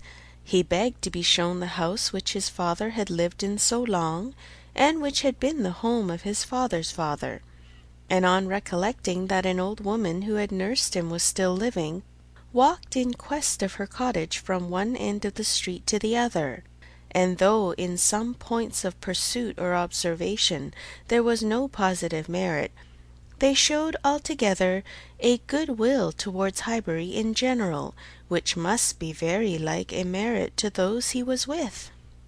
Emma watched and decided that with such feelings as were now shown, it could not be fairly supposed that he had been ever voluntarily absenting himself, that he had not been acting a part, or making a parade of insincere professions, and that Mr. Knightley certainly had not done him justice. Their first pause was at the Crown Inn, an inconsiderable house, though the principal one of the sort, where a couple of pair of post-horses were kept, more for the convenience of the neighbourhood than from any run on the road, and his companions had not expected to be detained by any interest excited there. But in passing it, they gave the history of the large room visibly added. It had been built many years ago for a ball-room, and when the neighbourhood had been in a particularly populous dancing state, had been occasionally used as such, but such brilliant days had long passed away, and now the highest purpose for which it was ever wanted was to accommodate a whist club established among the gentlemen and half-gentlemen of the place. He was immediately interested. Its character as a ball-room caught him, and instead of passing on, he stopped for several minutes at the two superior sashed windows which were open, to look in and contemplate its capabilities and lament that its original purposes should have ceased. He saw no fault in the room. He would acknowledge none which they suggested. No, it was long enough, broad enough, handsome enough. It would hold the very number for comfort. They ought to have balls there at least every fortnight through the winter. Why had not Miss Woodhouse revived the former good old days of the room? She, who could do anything in Highbury.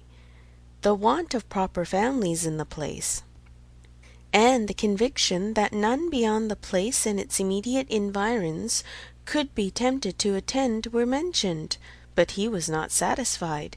He could not be persuaded that so many good-looking houses as he saw around him could not furnish members enough for such a meeting, and even when particulars were given and families described, he was still unwilling to admit that the inconvenience of such a mixture would be anything, or that there would be the smallest difficulty in everybody's returning into their proper place the next morning. He argued like a young man very much bent on dancing, and Emma was rather surprised to see the constitution of the West End prevail so decidedly against the habits of the Churchills. He seemed to have all the life and spirit, cheerful feelings, and social inclinations of his father, and nothing of the pride or reserve of Enscombe. Of pride, indeed, there was, perhaps, scarcely enough. His indifference to a confusion of rank bordered too much on inelegance of mind. He could be no judge, however, of the evils he was holding cheap. It was but an effusion of lively spirits. At last he was persuaded to move on from the front of the Crown, and being now almost facing the house where the Bateses lodged, Emma recollected his intended visit the day before, and asked him if he had paid it. Yes, oh yes, he replied. I was just going to mention it. A very successful visit.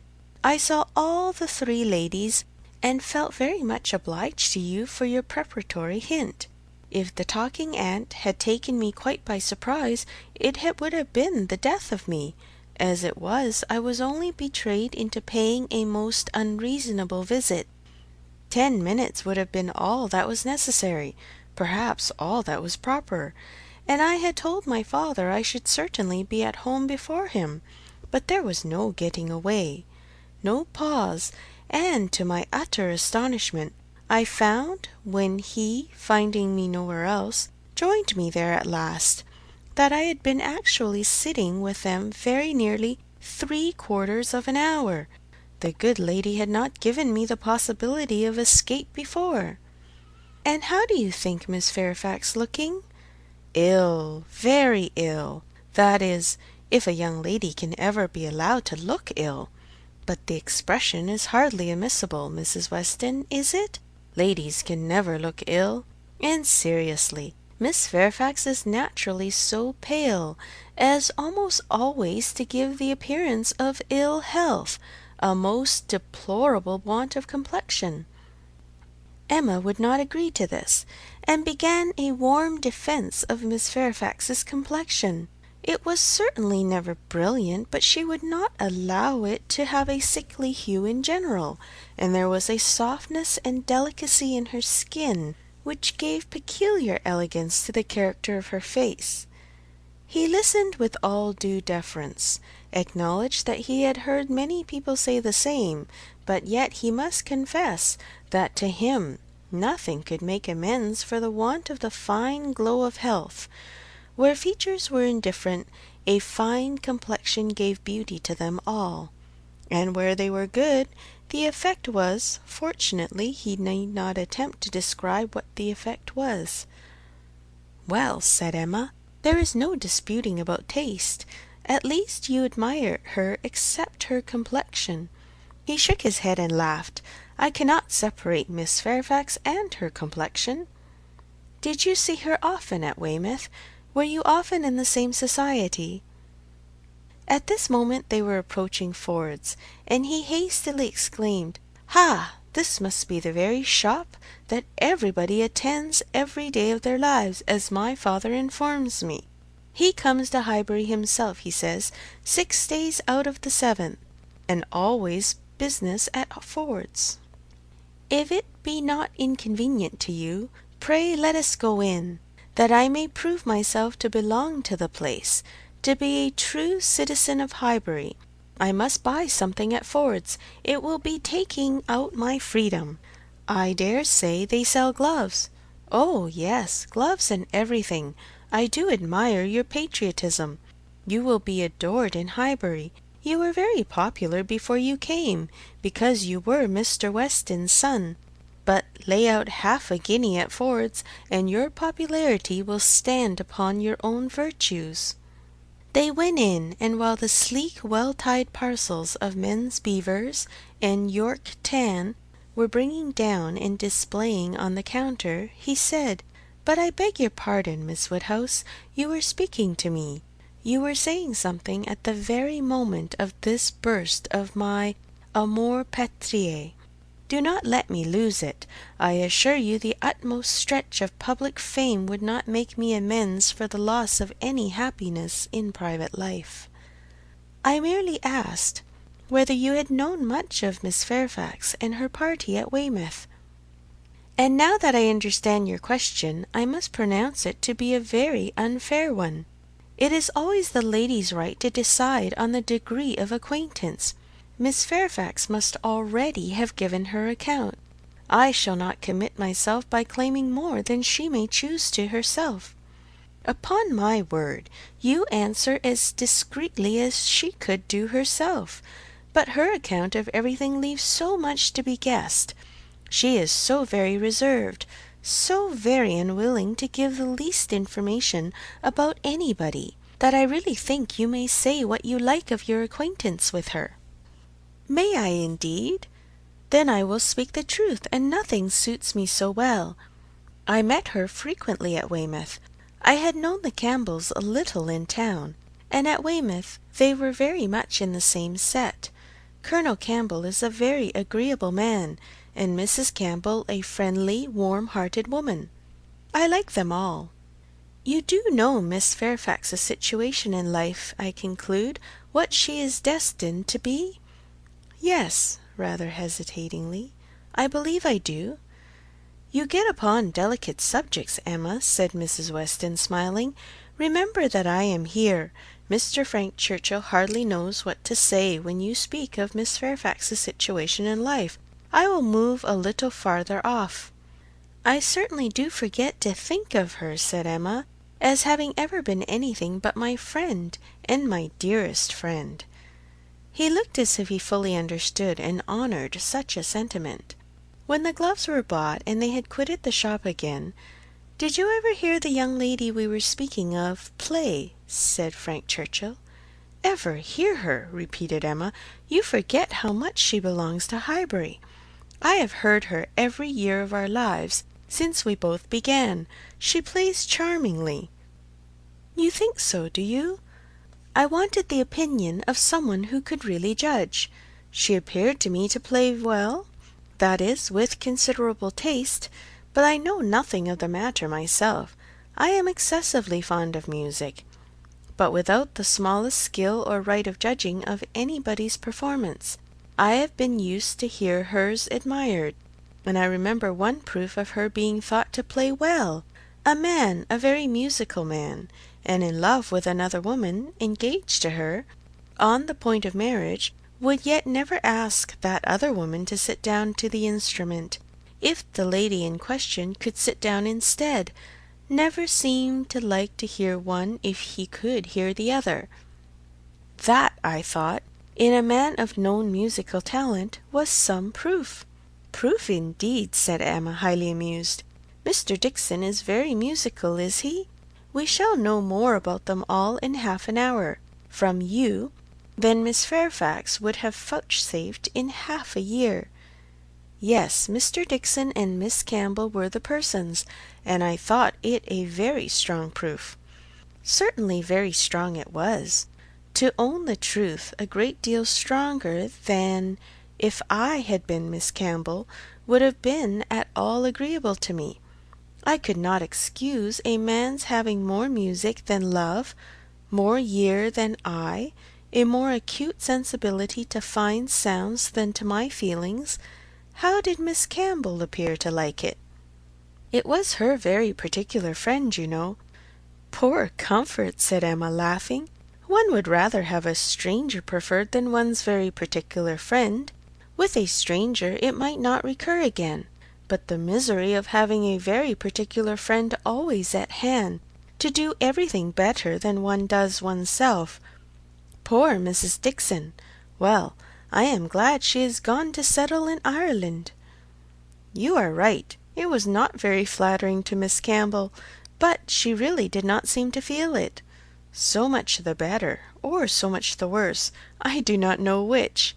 But be it sweetness or be it stupidity in her, quickness of friendship, or dullness of feeling, there was one person, I think, who must have felt it, Miss Fairfax herself.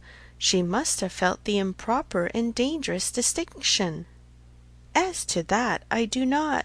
Oh, do not imagine that I expect an account of Miss Fairfax being, I guess, but herself. But if she continued to play whenever she was asked by Mr. Dickson, one may guess what one chooses." There appeared such a perfectly good understanding among them all, he began rather quickly, but checking himself, added, "However, it is impossible for me to say on what terms they really were, how it might all be behind the scenes. I can only say that there was smoothness outwardly, but you, who have known Miss Fairfax from a child, must be a better judge of her character, and of how she is likely to conduct herself in critical situations, than I can be." "I have known her from a child, undoubtedly. We have been children and women together, and it is natural to suppose that we should be intimate, that we should have taken to each other whenever she visited her friends. But we never did. I hardly know how it has happened.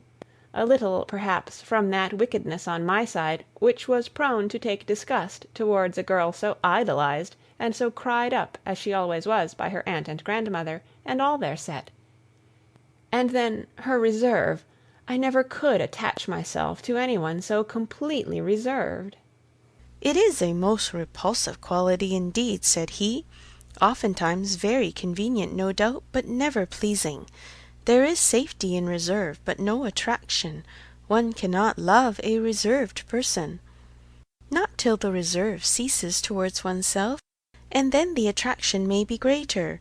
But I must be more in want of a friend or an agreeable companion than I have yet been, to take the trouble of conquering anybody's reserve to procure one. Intimacy between Miss Fairfax and me is quite out of the question. I have no reason to think ill of her, not the least, except that such extreme and perpetual cautiousness of word and manner, such a dread of giving a distinct idea about anybody, is apt to suggest suspicions of there being something to conceal." He perfectly agreed with her, and after walking together so long and thinking so much alike, Emma felt herself so well acquainted with him that she could hardly believe it to be only their second meeting. He was not exactly what she had expected. Less of the man of the world in some of his notions, less of the spoiled child of fortune, therefore better than she had expected. His ideas seemed moderate, his feelings warmer. She was particularly struck by his manner of considering Mr. Elton's house, which, as well as the church, he would go and look at, and would not join them in finding much fault with. No, he could not believe it a bad house. Not such a house of a man was to be pitied for having. If it were to be shared with the woman he loved, he could not think any man to be pitied for having that house.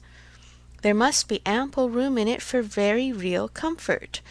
The man must be a blockhead who wanted more. Mrs. Weston laughed and said he did not know what he was talking about.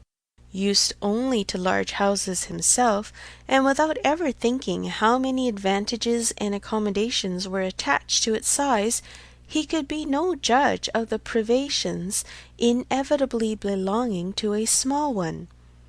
But Emma, in her own mind, determined that he did know what he was talking about, and that he showed a very amiable inclination to settle early in life, and to marry from worthy motives. He might not be aware of the inroads on domestic peace, to be occasioned by no housekeeper's room or a bad butler's pantry, but no doubt he did perfectly feel that Enscombe could not make him happy, and that whenever he were attached, he would willingly give up much of wealth to be allowed an early establishment.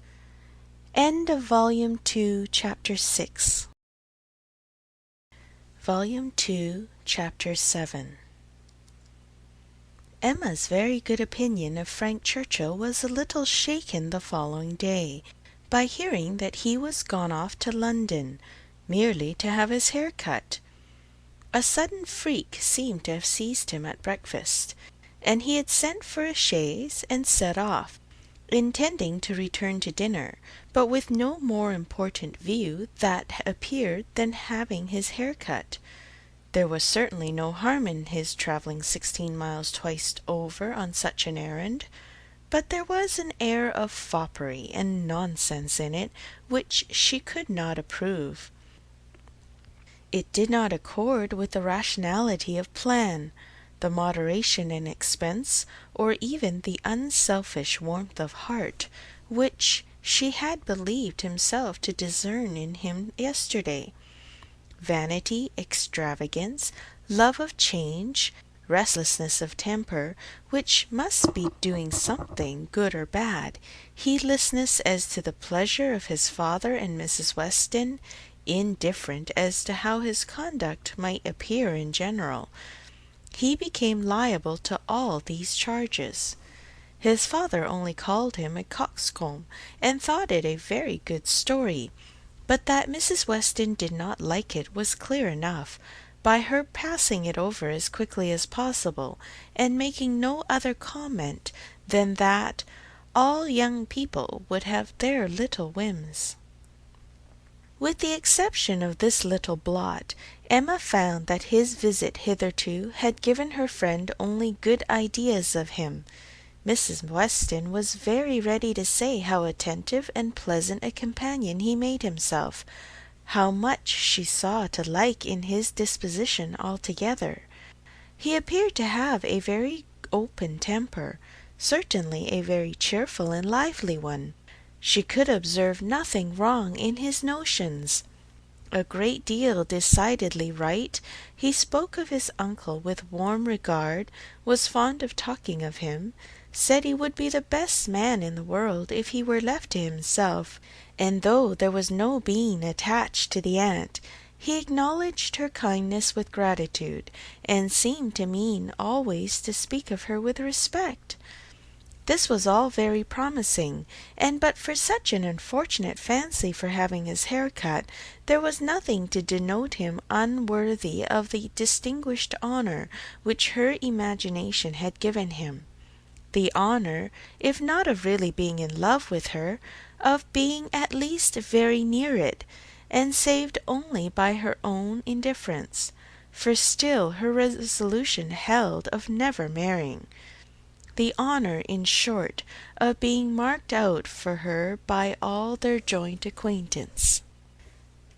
Mr. Weston, on his side, added a virtue to the account which must have some weight.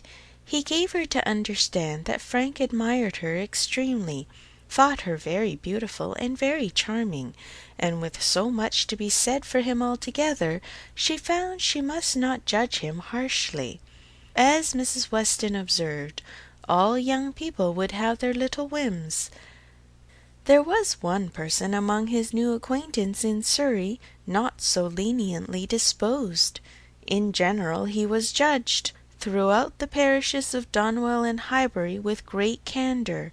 Liberal allowances were made for the little excesses of such a handsome young man, one who smiled so often and bowed so well, but there was one spirit among them not to be softened from its power of censure by bows or smiles, Mr. Knightley.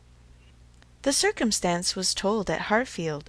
For the moment he was silent, but Emma heard him almost immediately afterwards say to himself over a newspaper he held in his hand, just the trifling silly fellow I took him for.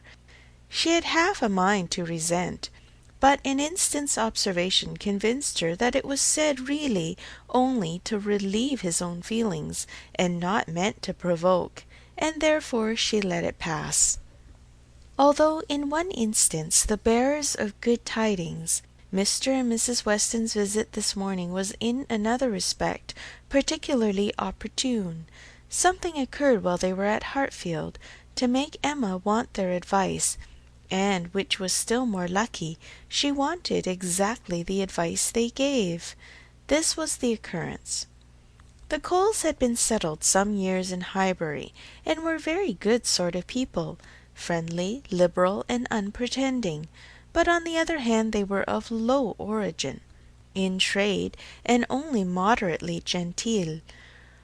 On their first coming into the country, they had lived in proportion to their income, quietly keeping little company, and that little unexpensively, but the last year or two had brought them a considerable increase of means. The house in town had yielded greater profits, and fortune in general had smiled on them. With their wealth and their views increase, their want of a larger house, their inclination for more company. They added to their house, to their number of servants, to their expenses of every sort, and by this time were, in fortune and style of living, second only to the family at Hartfield. Their love of society and their new dining-room prepared everybody for their keeping dinner company, and a few parties, chiefly among the single men, had already taken place. The regular and best families Emma could hardly suppose they would presume to invite, neither Donwell, nor Hartfield, nor Randalls. Nothing should tempt her to go, if they did, and she regretted that her father's known habits would be giving her refusal less meaning than she could wish. The Coles were very respectable in their way, but they ought to be taught that it was not for them to arrange the terms on which the superior families would visit them. This lesson she very much feared they would receive only from herself. She had little hope of Mr. Knightley, none of Mr. Weston. But she had made up her mind how to meet this presumption so many weeks before it appeared, that when the insult came at last, it found her very differently affected. Donwell and Randalls had received their invitation, and none had come for her father and herself, and Mrs. Weston's accounting for it with, "I suppose they will not take the liberty with you. They know you do not dine out," was not quite sufficient. She felt that she should like to have the power of refusal, and afterwards, as the idea of the party to be assembled there, consisting precisely of those whose society was dearest to her, occurred again and again, she did not know that she might not have been tempted to accept. Harriet was to be there in the evening, and the Bateses. They had been speaking of it as they walked about Highbury the day before, and Frank Churchill had most earnestly lamented her absence. Might not the evening end in a dance, had been a question of his. The bare possibility of it acted as a farther irritation on her spirits, and her being left in solitary grandeur, even supposing the omission to be intended as a compliment, was but poor comfort. It was the arrival of this very invitation, while the Westons were at Hartfield, which made their presence so acceptable, for though her first remark on reading it was that of course it must be declined, she was so very soon proceeded to ask them what they advised her to do, that their advice for her going was most prompt and successful. She owned that, considering everything, she was not absolutely without inclination for the party. The Coles expressed themselves so properly. There was so much real attention in the manner of it, so much consideration for her father. They would have solicited the honour earlier, but had been awaiting the arrival of a folding screen from London, which they hoped might keep Mr. Woodhouse from any draught of air, and therefore induce him the more readily to give them the honour of his company. Upon the whole, she was very persuadable, and it being briefly settled among themselves how it might be done without neglecting his comfort, how certainly Mrs. Goddard, if not Mrs. Bates, might be depended on for bearing him company, Mr. Woodhouse was to be talked into an acquiescence of his daughter's going out to dinner on a day now near at hand, and spending the whole evening away from him. As for his going, Emma did not wish him to think it possible. The hours would be too late, and the party too numerous. He was soon pretty well resigned. "I am not fond of dinner visiting," said he. "I never was. No more is Emma. Late hours do not agree with us. I am sorry Mr. and Mrs. Cole should have done it. I think it would be much better if they would come in one afternoon next summer and take their tea with us, take us in their afternoon walk, which they might do as our hours are so reasonable, and yet get home without being out in the damp of the evening. The dews of a summer evening are what I would not expose anybody to. However, as they are so desirous to have dear Emma dine with them, and as you will both be there, and Mr. Knightley too, to take care of her, I cannot wish to prevent it, providing the weather be what it ought, neither damp, nor cold, nor windy." Then turning to Mrs. Weston, with a look of gentle reproach, "Ah, Miss Taylor, if you had not married, you would have stayed at home with me." "Well, "Well, sir," cried Mr. Weston, "as I took Miss Taylor away, it is incumbent on me to supply her place if I can, and I will step to Mrs. Goddard in a moment, if you wish it." But the idea of anything to be done in a moment was increasing, not lessening Mr. Woodhouse's agitation. The ladies knew better how to allay it. Mr. Weston must be quiet, and everything deliberately arranged. With this treatment Mr. Woodhouse was soon composed enough for talking as usual. He should be happy to see Mrs. Goddard. He had a great regard for Mrs. Goddard, and Emma should write a line and invite her. James could take the note, but first of all there must be an answer written to Mrs. Cole. "You will make my excuses, my dear, as civilly as possible. You will say that I am quite an invalid, and go nowhere, and therefore must decline their obliging invitation, beginning with my compliments, of course. But you will do everything right. I need not tell you what is to be done. We must remember to let James know that the carriage will be wanted on Tuesday. I shall have no fears for you with him.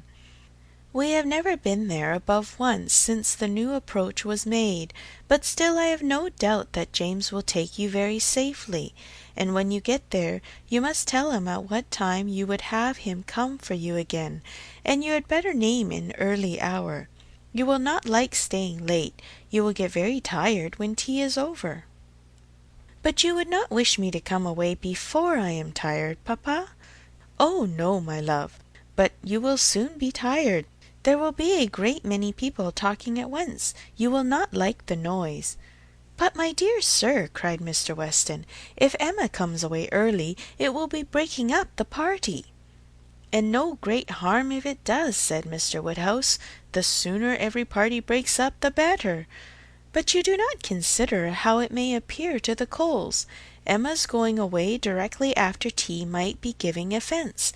They are good-natured people, and think little of their own claims, but still they must feel that anybody's hurrying away is no great compliment. And Miss Woodhouse's doing it would be more thought of than any other person's in the room. You would not wish to disappoint and mortify the Coles, I am sure, sir, friendly, good sort of people as ever lived, and who have been your neighbours these 10 years. No, upon no account in the world, Mr. Weston. I am much obliged to you for reminding me. I should be extremely sorry to be giving them any pain. I know what worthy people they are. Perry tells me that Mr. Cole never touches malt liquor. You would not think it to look at him, but he is bilious. Mr. Cole is very bilious. No, I would not be the means of giving them any pain. My dear Emma, we must consider this. I am sure, rather than run the risk of hurting Mr. and Mrs. Cole, you would stay a little longer than you might wish. You will not regard being tired. You will be perfectly safe, you know, among your friends. Oh yes, papa, I have no fears at all for myself, and I should have no scruples of staying as late as Mrs. Weston, but on your account. I am only afraid of your sitting up for me. I am not afraid of your not being exceedingly comfortable with Mrs. Goddard. She loves piquet, you know, but when she is gone home, I am afraid you will be sitting up by yourself instead of going to bed at your usual time, and the idea of that would entirely destroy my comfort. You must promise me not to sit up." He did, on the condition of some promises on her side, such as that if she came home cold, she would be sure to warm herself thoroughly; if hungry, that she would take something to eat; that her own maid should sit up for her, and that Surly and the butler should see that everything were safe in the house as usual. End of Volume 2, Chapter 7. Emma by Jane Austen. Volume 2, Chapter 8. Frank Churchill came back again, and if he kept his father's dinner waiting, it was not known at Hartfield, for Mrs. Weston was too anxious for his being a favourite with Mr. Woodhouse to betray any imperfection which could be concealed. He came back, had had his hair cut, and laughed at himself with a very good grace, but without seeming really at all ashamed of what he had done. He had no reason to wish his hair longer, to conceal any confusion of face, no reason to wish the money unspent, to improve his spirits. He was quite as undaunted and as lively as ever, and after seeing him, Emma thus moralized to herself: I do not know whether it ought to be so, but certainly silly things do cease to be silly if they are done by sensible people in an impudent way. Wickedness is always wickedness, but folly is not always folly. It depends upon the character of those who handle it. Mr. Knightley, he is not a trifling, silly young man. If he were, he would have done this differently. He would either have gloried in the achievement, or been ashamed of it. There would have been either the ostentation of a coxcomb, or the evasions of a mind too weak to defend its own vanities. No, I am perfectly sure that he is not trifling or silly.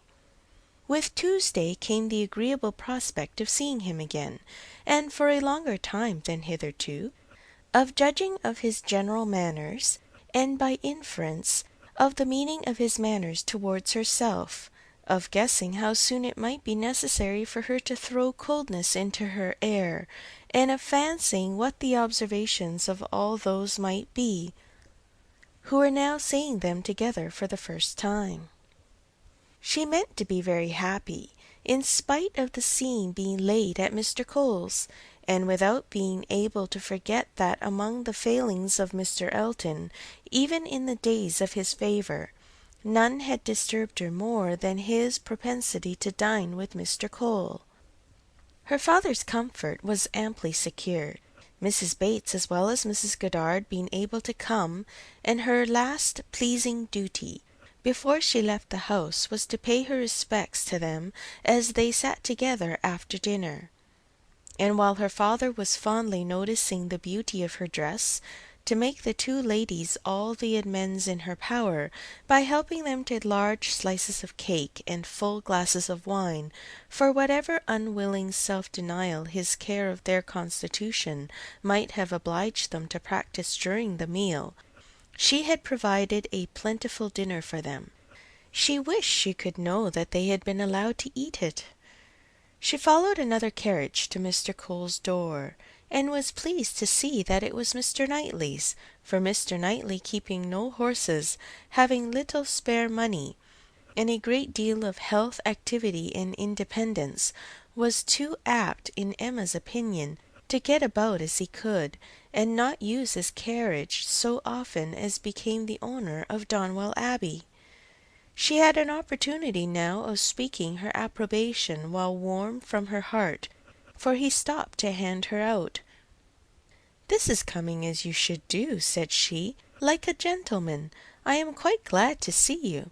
He thanked her, observing, "How lucky that we should arrive at the same moment, for if we had met first in the drawing-room, I doubt whether you would have discerned me to be more of a gentleman than usual. You might not have distinguished how I came, by my look or manner." "Yes, I should. I am sure I should. There is always a look of consciousness or bustle when people come in a way which they know to be beneath them. You think you carry it off very well, I dare say, but with you it is a sort of bravado, an air of affected unconcern. I always observe it whenever I meet you under those circumstances. Now you have nothing to try for. You are not afraid of being supposed ashamed. You are not striving to look taller than anybody else. Now I shall really be very happy to walk into the same room with you." "Nonsensical girl," was his reply, but not at all in anger. Emma had as much reason to be satisfied with the rest of the party as with Mr. Knightley. She was received with a cordial respect which could not but please, and given all the consequence she could wish for. When the Westons arrived, the kindest looks of love, the strongest of admiration were for her, from both husband and wife. The son approached her with a cheerful eagerness which marked her as his peculiar object, and at dinner she found him seated by her side, and, as she firmly believed, not without some dexterity on his side. The party was rather large, as it included one other family, a proper unobjectionable country family, whom the Coles had had the advantage of naming among their acquaintance, and the male part of Mr. Cox's family, the lawyer of Highbury. The less worthy females were to come in the evening, with Miss Bates, Miss Fairfax, and Miss Smith. But already at dinner they were too numerous for any subject of conversation to be general, and while politics and Mr. Elton were talked over, Emma could fairly surrender all her attention to the pleasantness of her neighbour. The first remote sound to which she felt herself obliged to attend was the name of Jane Fairfax. Mrs. Cole seemed to be relating something of her that was expected to be very interesting. She listened, and found it well worth listening to. That very dear part of Emma, her fancy received an amusing supply. Mrs. Cole was telling that she had been calling on Miss Bates, and as soon as she entered the room had been struck by the sight of a pianoforte, a very elegant-looking instrument. Not a grand, but a large-sized, square pianoforte, and the substance of the story, the end of all the dialogue which ensued of surprise and inquiry and congratulations on her side, and explanations on Miss Bates's, was that this pianoforte had arrived from Broadwood's the day before, to the great astonishment of both aunt and niece, entirely unexpected. That at first, by Miss Bates's account, Jane herself was quite at a loss, quite bewildered to think who could possibly have ordered it, but now they were both perfectly satisfied that it could be from only one quarter. Of course it must be from Colonel Campbell. One can suppose nothing else, added Mrs. Cole, and I was only surprised that there could ever have been a doubt. But Jane, it seems, had a letter from them very lately, and not a word was said about it. She knows their way best, but I should not consider their silence as any reason for their not meaning to make the present. They might choose to surprise her. Mrs. Cole had many to agree with her. Everybody who spoke on the subject was equally convinced that it must come from Colonel Campbell, and equally rejoiced that such a present had been made, and there were enough ready to speak to allow Emma to think her own way and still listen to Mrs. Cole. I declare I do not know when I have heard anything that has given me more satisfaction. It always has quite hurt me that Jane Fairfax, who plays so delightfully, should not have an instrument. It seemed quite a shame, especially considering how many houses there are where fine instruments are absolutely thrown away. This is like giving ourselves a slap, to be sure, and it was but yesterday I was telling Mr. Cole I really was ashamed to look at our new grand pianoforte in the drawing-room, while I do not know one note from another, and our little girls, who are but just beginning, perhaps may never make anything of it. And there is poor Jane Fairfax, who is mistress of music, has not anything of the nature of an instrument, not even the pitifullest old spinet in the world, to amuse herself with. I was saying this to Mr. Cole but yesterday, and he quite agreed with me, only he is so particularly fond of music that he could not help indulging himself in the purchase, hoping that some of our good neighbours might be so obliging occasionally to put it to better use than we can. And that really is the reason why the instrument was bought, or else I am sure we ought to be ashamed of it. We are in great hopes that Miss Woodhouse may be prevailed with to try it this evening. Miss Woodhouse made the proper acquiescence, and finding that nothing more was to be entrapped from any communication of Mrs. Cole's, turned to Frank Churchill. "Why do you smile?" said she. "Nay, why do you?" "Me? I suppose I smile for pleasure at Colonel Campbell's being so rich and so liberal.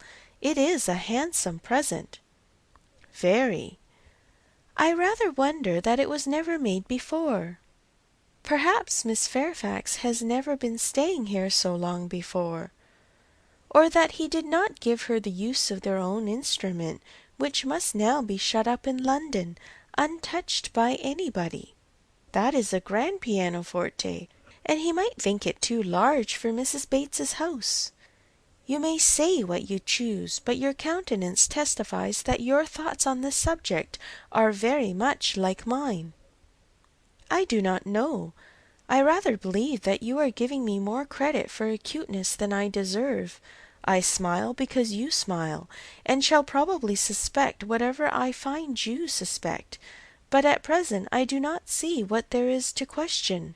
If Colonel Campbell is not the person, who can be?" "What do you say to Mrs. Dixon?" "Mrs. Dixon? Very true indeed. I had not thought of Mrs. Dixon. She must know as well as her father how acceptable an instrument would be, and perhaps the mode of it, the mystery, the surprise, is more like a young woman's scheme than an elderly man's. It is Mrs. Dixon, I dare say. I told you that your suspicions would guide mine."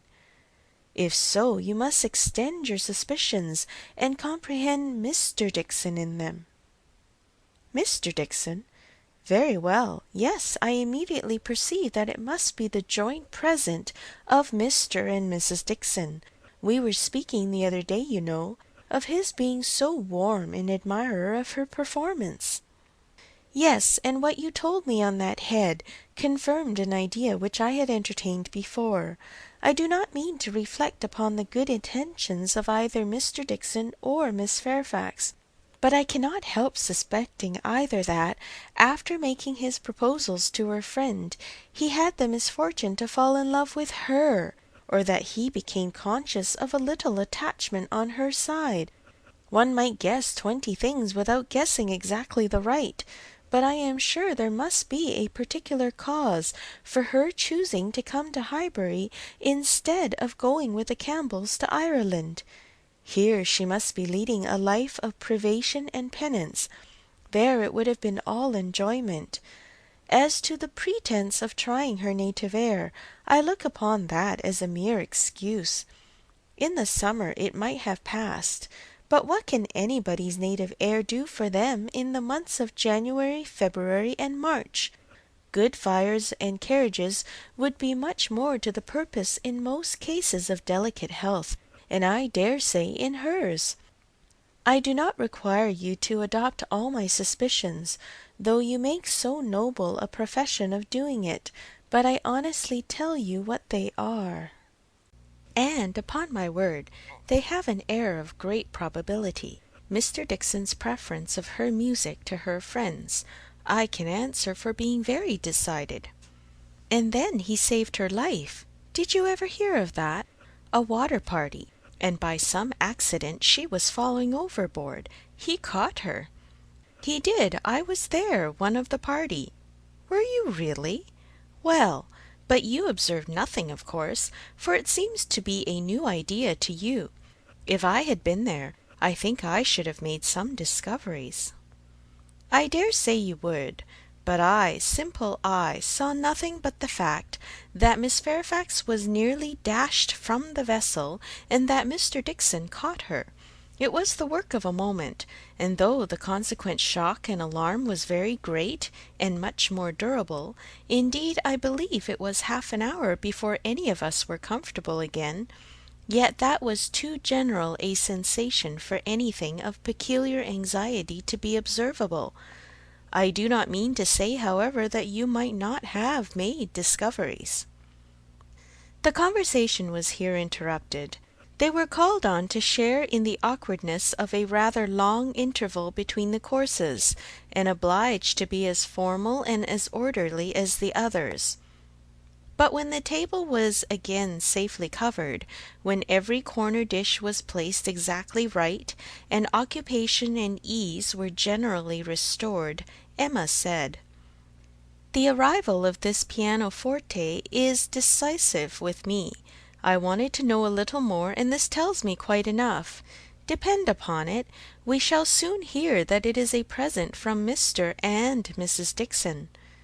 And if the Dicksons should absolutely deny all knowledge of it, we must conclude it is to come from the Campbells. No, I am sure it is not from the Campbells. Miss Fairfax knows it is not from the Campbells, or they would have been guessed at first. She would not have been puzzled had she dared fix on them. I may not have convinced you, perhaps, but I am perfectly convinced myself that Mr. Dickson is a principal in the business. Indeed, you injure me if you suppose me unconvinced. Your reasonings carry my judgment along with them entirely. At first, while I supposed you satisfied that Colonel Campbell was the giver, I saw it only as paternal kindness, and thought it the most natural thing in the world. But when you mentioned Mrs. Dickson, I felt how much more probable that it should be the tribute of warm female friendship, and now I can see it in no other light than as an offering of love. There was no occasion to press the matter further. The conviction seemed real. He looked as if he felt it. She said no more, other subjects took their turn, and the rest of the dinner passed away. The dessert succeeded, the children came in, and were talked to and admired amid the usual rate of conversation. A few clever things said, a few downright silly, but by much the larger proportion, neither the one nor the other, nothing worse than everyday remarks, dull repetitions, old news, and heavy jokes. The ladies had not been long in the drawing-room before the other ladies, in their different divisions, arrived. Emma watched the entrée of her particular little friend, and if she could not exult in her dignity and grace, she could not only love the blooming sweetness and the artless manner, but could most heartily rejoice in that light, cheerful, unsentimental disposition, which allowed her so many alleviations of pleasure in the midst of the pangs of disappointed affection. There she sat, and who would have guessed how many tears she had been lately shedding? To be in company nicely dressed herself, and seeing others nicely dressed, to sit and smile and look pretty, and say nothing, was enough for the happiness of the present hour. Jane Fairfax did look and move superior, but Emma suspected she might have been glad to change feelings with Harriet, very glad to have purchased the mortification of having loved, yes, of having loved even Mr. Elton in vain, by the surrender of all the dangerous pleasure of knowing herself beloved by the husband of her friend. In so large a party it was not necessary that Emma should approach her. She did not wish to speak of the pianoforte. She felt too much in the secret herself to think the appearance of curiosity or interest fair, and therefore purposely kept at a distance. But by the others the subject was almost immediately introduced, and she saw the blush of consciousness with which congratulations were received, the blush of guilt which accompanied the name of my excellent friend Colonel Campbell.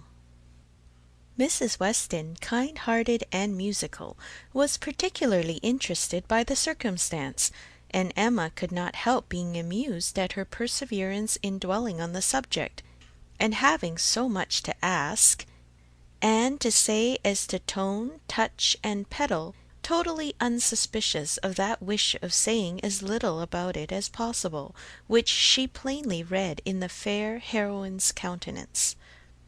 They were soon joined by some of the gentlemen, and the very first of the early was Frank Churchill. In he walked, the first and the handsomest, and after paying his compliments en passant to Miss Bates and her niece, made his way directly to the opposite side of the circle, where sat Miss Woodhouse, and till he could find a seat by her, would not sit at all. Emma divined what everybody present must be thinking. She was his object, and everybody must perceive it. She introduced him to her friend Miss Smith, and at convenient moments afterwards heard what each thought of the other. He had never seen so lovely a face, and was delighted with her naivete, and she, only to be sure it was paying him too great a compliment, but she did think there was some looks a little like Mr. Elton. Emma restrained her indignation, and only turned from her in silence. Smiles of intelligence passed between her and the gentleman on first glancing towards Miss Fairfax, but it was most imprudent to avoid speech. He told her that he had been impatient to leave the dining room, hated sitting long, was always the first to move when he could, that his father, Mr. Knightley, Mr. Cox, and Mr. Cole were left very busy over parish business, that as long as he had stayed, however, it had been pleasant enough, as he had found them in general a set of gentlemanlike sensible men, and spoke so handsomely of Highbury altogether, thought it so abundant in agreeable families, that Emma began to feel she had been used to despise the place rather too much.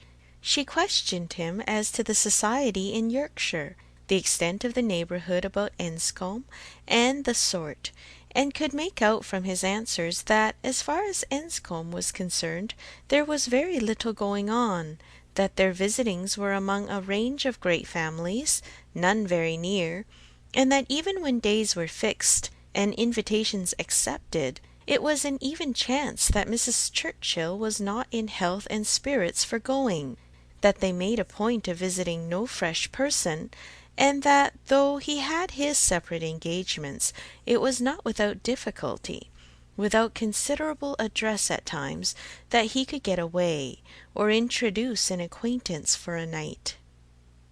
She saw that Enscombe could not satisfy, and that Highbury, taken at its best, might reasonably please a young man who had more retirement at home than he liked.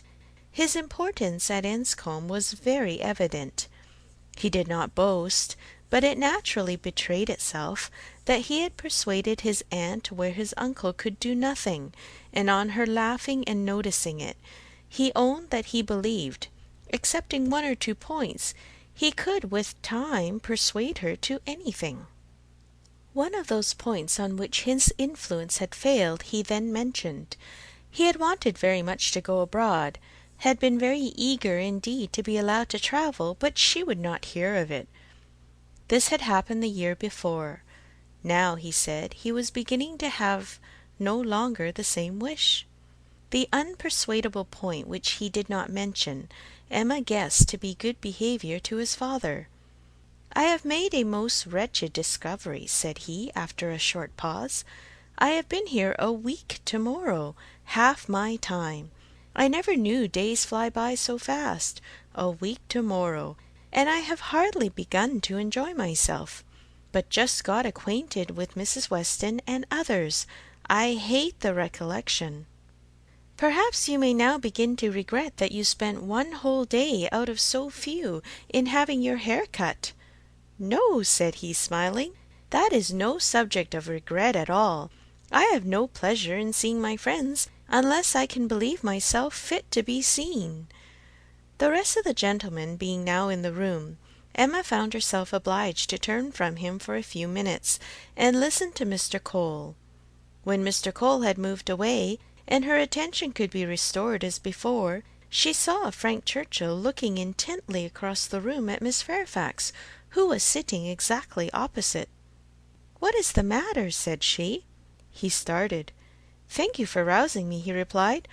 "I believe I have been very rude, but really Miss Fairfax has done her hair in so odd a way, so very odd a way, that I cannot keep my eyes from her. I never saw anything so outré. Those curls! This must be a fancy of her own. I see nobody else looking like her. I must go and ask her whether it is an Irish fashion. Shall I? Yes, I will. I declare I will, and you shall see how she takes it, whether she colours." He was gone immediately, and Emma soon saw him standing before Miss Fairfax and talking to her.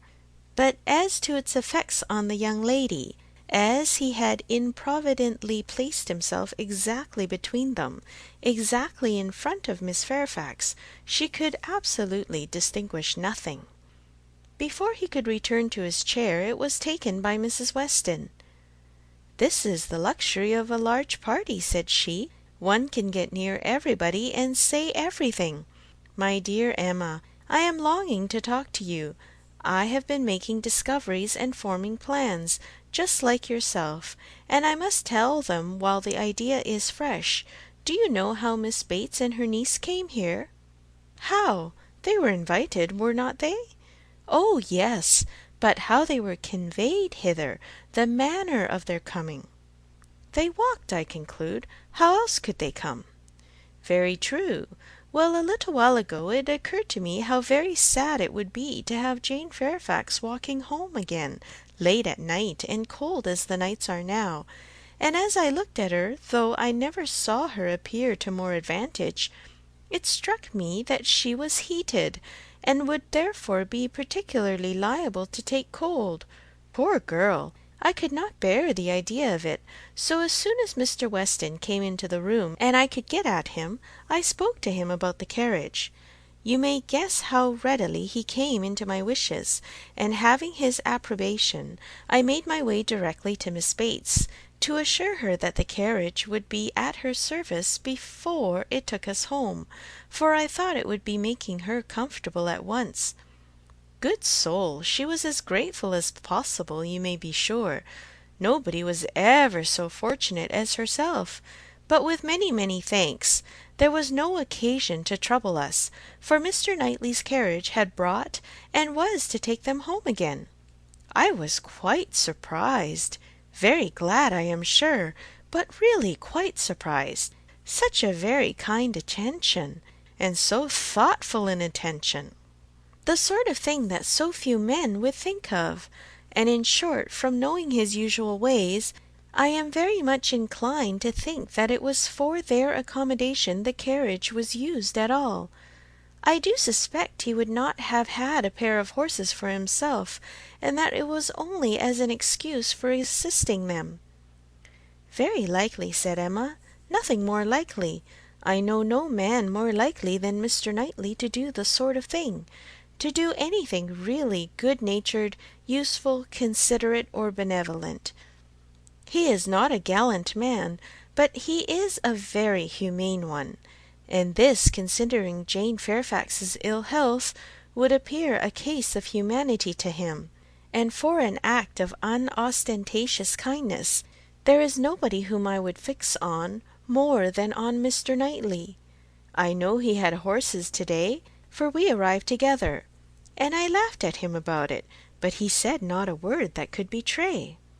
"Well," said Mrs. Weston, smiling, "you give him credit for more simple, disinterested benevolence in this instance than I do, for while Miss Bates was speaking, a suspicion darted into my head, and I have never been able to get it out again. The more I think of it, the more probable it appears. In short, I have made a match between Mr. Knightley and Jane Fairfax. See the consequence of keeping you company. What do you say to it?" "Mr. Knightley and Jane Fairfax!" exclaimed Emma. "Dear Mrs. Weston, how could you think of such a thing? Mr. Knightley! Mr. Knightley must not marry. You would not have little Henry cut out from Donwell. Oh, no, no, Henry must have Donwell. I cannot at all consent to Mr. Knightley's marrying, and I am sure it is not at all likely. I am amazed that you should think of such a thing." "My dear Emma, I have told you what led me to think of it. I do not want the match. I do not want to injure dear little Henry. But the idea has been given to me by circumstances, and if Mr. Knightley really wished to marry, you would not have him refrain on Henry's account, a boy of 6 years old, who knows nothing of the matter? Yes, I would. I could not bear to have Henry supplanted. Mr. Knightley marry? No, I have never had such an idea, and I cannot adopt it now. And Jane Fairfax, too, of all women! Nay, she has always been a first favourite with him, as you very well know. But the imprudence of such a match! I am not speaking of its prudence, merely its probability. I see no probability in it, unless you have any better foundation than what you mention. His good nature, his humanity, as I tell you, would be quite enough to account for the horses. He has a great regard for the Bateses, you know, independent of Jane Fairfax, and is always glad to show them attention. My dear Mrs. Weston, do not take to matchmaking. You do it very ill. Jane Fairfax, mistress of the Abbey! Oh, no, no! Every feeling revolts. For his own sake, I would not have him do so mad a thing. Imprudent, if you please, but not mad. Excepting inequality of fortune, and perhaps a little disparity of age, I can see nothing unsuitable. But Mr. Knightley does not want to marry. I am sure he has not the least idea of it. Do not put it into his head. Why should he marry? He is as happy as possible by himself, with his farm and his sheep and his library, and all the parish to manage, and he is extremely fond of his brother's children. He has no occasion to marry, either to fill up his time or his heart. My dear Emma, as long as he thinks so, it is so, but if he really loves Jane Fairfax— Nonsense! He does not care about Jane Fairfax. In the way of love, I am sure he does not. He would do any good to her or her family, but— Well, said Mrs. Weston, laughing, perhaps the greatest good he could do them would be to give Jane such a respectable home. If it would be good to her, I am sure it would be evil to himself, a very shameful and degrading connection. How would he bear to have Miss Bates belonging to him? To have her haunting the Abbey, and thanking him all day long for his great kindness in marrying Jane, so very kind and obliging, but he always has been such a very kind neighbour, and then fly off through half a sentence to her mother's old petticoat. Not that it was such a very old petticoat either, for still it would last a great while, and indeed she must thankfully say that their petticoats were all very strong. For shame, Emma, do not mimic her. You divert me against my conscience, and upon my word I do not think Mr. Knightley would be much disturbed by Miss Bates. Little things do not irritate him. She might talk on, and if he wanted to say anything himself, he would only talk louder and drown her voice. But the question is not whether it would be a bad connection for him, but whether he wishes it. And I think he does. I have heard him speak, and so must you, so very highly of Jane Fairfax. The interest he takes in her, his anxiety about her health, his concern that she should have no happier prospect.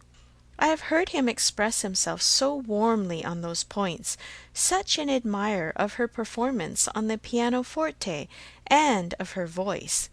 I have heard him say that he could listen to her for ever. Oh, and I had almost forgotten one idea that occurred to me. This pianoforte that has been sent here by somebody, though we have all been so well satisfied to consider it a present from the Campbells, may it not be from Mr. Knightley? I cannot help suspecting him. I think he is just the person to do it, even without being in love. Then it can be no argument to prove that he is in love. But I do not think it is at all a likely thing for him to do. Mr. Knightley does nothing mysteriously. I have heard him lamenting her having no instrument repeatedly, oftener than I should suppose such a circumstance would, in the common course of things, occur to him. Very well, and if he had intended to give her one, he would have told her so. There might be scruples of delicacy, my dear Emma. I have a very strong notion that it comes from him. I am sure he was particularly silent when Mrs. Cole told us of it at dinner. You take up an idea, Mrs. Weston, and run away with it, as you have many a time reproached me with doing. I see no sign of attachment. I believe nothing of the pianoforte, and proof only shall convince me that Mr. Knightley has any thought of marrying Jane Fairfax. They combated the point some time longer in the same way, Emma rather gaining ground over the mind of her friend, for Mrs. Weston was the most used of the two to yield, till a little bustle in the room showed them that tea was over and the instrument in preparation, and at the same moment Mr. Cole approaching to entreat Miss Woodhouse would do them the honour of trying it. Frank Churchill, of whom in the eagerness of her conversation with Mrs. Weston she had been seeing nothing, except that he had found a seat by Miss Fairfax, followed Mr. Cole to add his very pressing entreaties, and as in every respect it suited Emma best to lead, she gave a very proper compliance. She knew the limitations of her own powers too well to attempt more than she could perform with credit. She wanted neither taste nor spirit in the little things which are generally acceptable, and could accompany her own voice well. One accompaniment to her song took her agreeably by surprise, a second slightly but correctly taken by Frank Churchill. Her pardon was duly begged at the close of the song, and everything usual followed. He was accused of having a delightful voice, and a perfect knowledge of music, which was properly denied, and that he knew nothing of the matter, and had no voice at all, roundly asserted.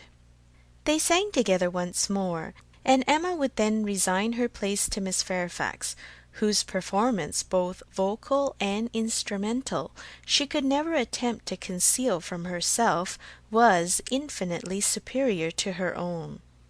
With mixed feelings, she seated herself at a little distance from the numbers round the instrument to listen. Frank Churchill sang again.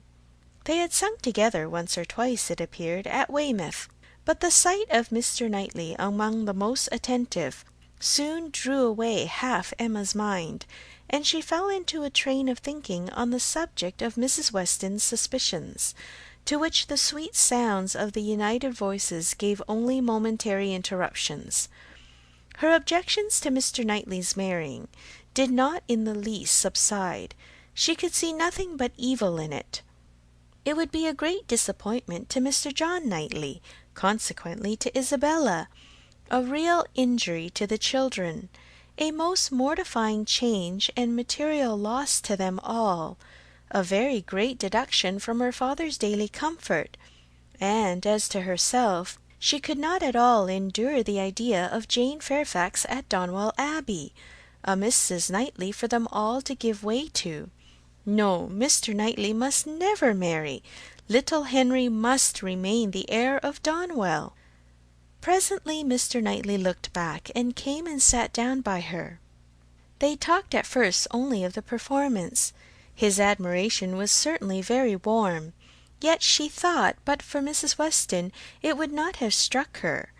As a sort of touchstone, however, she began to speak of his kindness in conveying the aunt and niece, and though his answer was in the spirit of cutting the matter short, she believed it to indicate only his disinclination to dwell on any kindness of his own. "I often feel concerned," said she, "that I dare not make our carriage more useful on such occasions. It is not that I am without the wish, but you know how impossible my father would deem it that James should put to for such a purpose." "Quite out of the question," he replied, "but you must often wish it, I am sure." And he smiled with such seeming pleasure at the conviction that she must proceed another step. "This present from the Campbells," said she, "this pianoforte is very kindly given." "Yes," he replied, and without the smallest apparent embarrassment, "but they would have done better had they given her notice of it. Surprises are such foolish things. The pleasure is not enhanced, and the inconvenience is often considerable. I should have expected better judgment in Colonel Campbell." From that moment Emma could have taken her oath that Mr. Knightley had had no concern in giving the instrument, but whether he were entirely free from peculiar attachment, whether there were no actual preference, remained a little longer doubtful. Towards the end of Jane's second song her voice grew thick. "That will do," said he, when it was finished, thinking aloud. "You have sung quite enough for one evening. Now be quiet." Another song, however, was soon begged for. One more they would not fatigue Miss Fairfax on any account, and would only ask for one more. And Frank Churchill was heard to say, "I think you could manage this without effort. The first part is very trifling. The strength of the song falls on the second." Mr. Knightley grew angry. "That fellow," said he indignantly, "thinks of nothing but showing off his own voice. This must not be." And touching Miss Bates, who at that moment passed near, "Miss Bates, are you mad to let your niece sing herself hoarse in this manner? Go and interfere. They have no mercy on her." Miss Bates, in her real anxiety for Jane, could hardly stay even to be grateful, before she stepped forward and put an end to all farther singing. Here ceased the concert part of the evening, for Miss Woodhouse and Miss Fairfax were the only young lady performers. But soon, within 5 minutes, the proposal of dancing, originating nobody exactly knew where, was so effectually promoted by Mr. and Mrs. Cole that everything was rapidly cleared away to give proper space. Mrs. Weston, capital in her country dances, was seated and beginning an irresistible waltz, and Frank Churchill, coming up with most becoming gallantry to Emma, had secured her hand and led her up to the top. While waiting till the other young people could pair themselves off, Emma found time, in spite of the compliments she was receiving on her voice and her taste, to look about and see what became of Mr. Knightley. This would be a trial. He was no dancer in general. If he were to be very alert in engaging Jane Fairfax now, it might augur something. There was no immediate appearance. No, he was talking to Mrs. Cole. Emma had no longer an alarm for Henry. His interest was yet safe, and she led off the dance with genuine spirit and enjoyment. Not more than 5 couples could be mustered, but the rarity and the suddenness of it made it very delightful, and she found herself well matched in a partner. They were a couple worth looking at. 2 dances, unfortunately, were all that could be allowed. It was growing late, and Miss Bates became anxious to get home on her mother's account. After some attempts, therefore, to be permitted to begin again, they were obliged to thank Mrs. Weston, look sorrowful, and have done.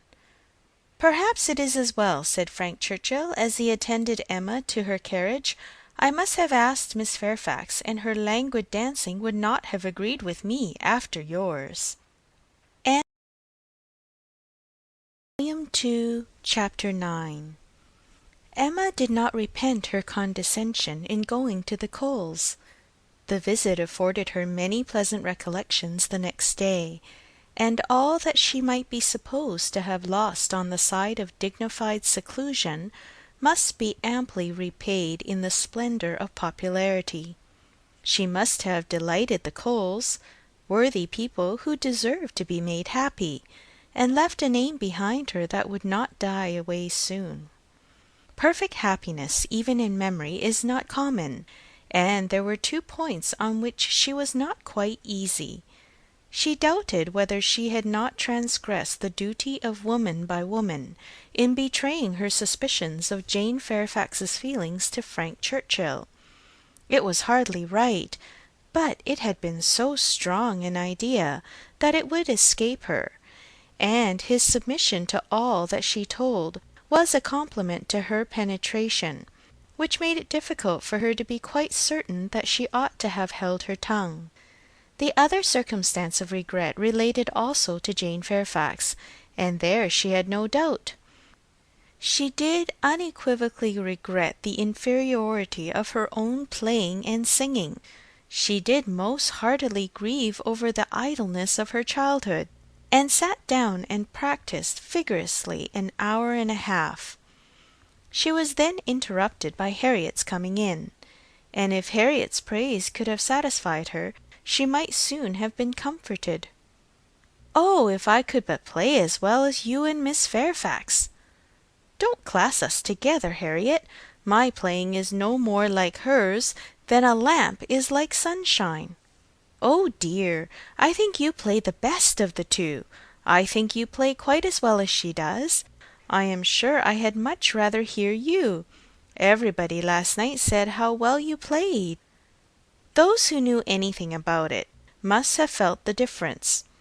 The truth, Harriet, that my playing is just good enough to be praised, but Jane Fairfax's is much beyond it.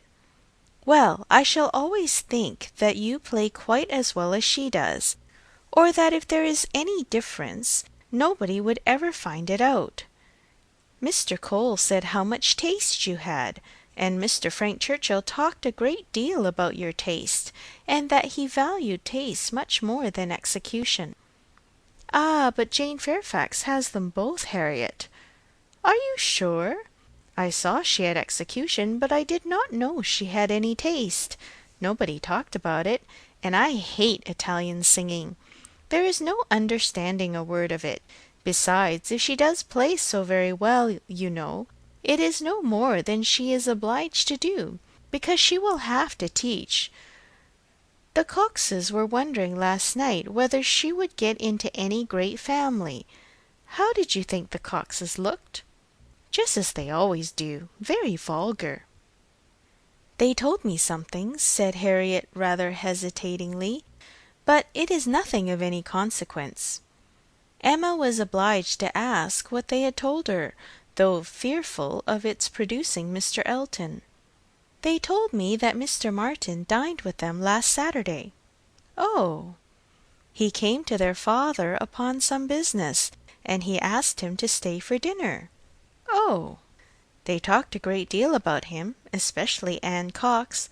I do not know what she meant, but she asked me if I thought I should go and stay there again next summer.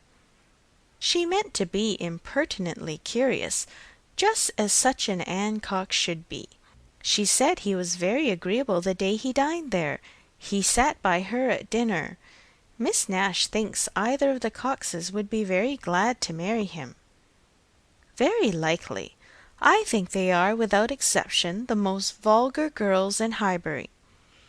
Harriet had business at Ford's. Emma thought it most prudent to go with her. Another accidental meeting with the Martins was possible, and in her present state would be dangerous. Harriet, tempted by everything and swayed by half a word, was always very long at a purchase. And while she was still hanging over muslins and changing her mind, Emma went to the door for amusement. Much could not be hoped from the traffic of even the busiest part of Highbury. Mr. Perry walking hastily by, Mr. William Cox letting himself in at the office door, Mr. Cole's carriage horses returning from exercise, or a stray letter-boy on an obstinate mule, were the liveliest objects she could presume to expect. And when her eyes fell only on the butcher with his tray, a tidy old woman travelling homewards from shop with her full basket, 2 curs quarrelling over a dirty bone, and a string of dawdling children round the baker's little bow window, eyeing the gingerbread. She knew she had no reason to complain, and was amused enough, quite enough still to stand at the door. A mind lively and at ease can do with seeing nothing, and can see nothing that does not answer. She looked down the Randalls road. The scene enlarged. 2 persons appeared, Mrs. Weston and her son-in-law. They were walking into Highbury, to Hartfield, of course. They were stopping, however, in the first place at Mrs. Bates's, whose house was a little nearer Randalls than Ford's, and had all but knocked when Emma caught their eye. Immediately they crossed the road and came forward to her, and the agreeableness of yesterday's engagement seemed to give fresh pleasure to the present meeting. Mrs. Weston informed her that she was going to call on the Bateses, in order to hear the new instrument. "For my companion tells me," said she, "that I absolutely promised Miss Bates last night that I would come this morning. I was not aware of it myself. I did not know that I had fixed a day, but as he says I did, I am going now. And while Mrs. Weston pays her visit, I may be allowed, I hope," said Frank Churchill, "to join your party and wait for her at Hartfield, if you are going home." Mrs. Weston was disappointed. "I thought you meant to go with me. They would be very much pleased. Me? I should be quite in the way, but perhaps I may be equally in the way here. Miss Woodhouse looks as if she did not want me. My aunt always sends me off when she is shopping. She says I fidget her to death, and Miss Woodhouse looks as if she could almost say the same. What am I to do?" "I am here on no business of my own," said Emma. "I am only waiting for my friend. She will probably have soon done, and then we shall go home. But you had better go with Mrs. Weston and hear the instrument." "Well, if you advise it. But," with a smile, "if Colonel Campbell should have employed a careless friend, and if it should prove to have an indifferent tone, what shall I say? I shall be no support to Mrs. Weston. She might do very well by herself. A disagreeable truth would be palatable through her lips, but I am the wretchedest being in the world at a civil falsehood." "I do not believe any such thing," replied Emma. "I am persuaded that you can be as insincere as your neighbours when it is necessary. But there is no reason to suppose the instrument is indifferent. Quite otherwise, indeed, if I understood Miss Fairfax's opinion last night." "Do come with me," said Mrs. Weston. "If it be not very disagreeable to you, it need not detain us long. We will go to Hartfield afterwards. We will follow them to Hartfield. I really wish you to call with me. It will be so great an attention, and I always thought you meant it." He could say no more, and with the hope of Hartfield to reward him, returned with Mrs. Weston to Mrs. Bates's door.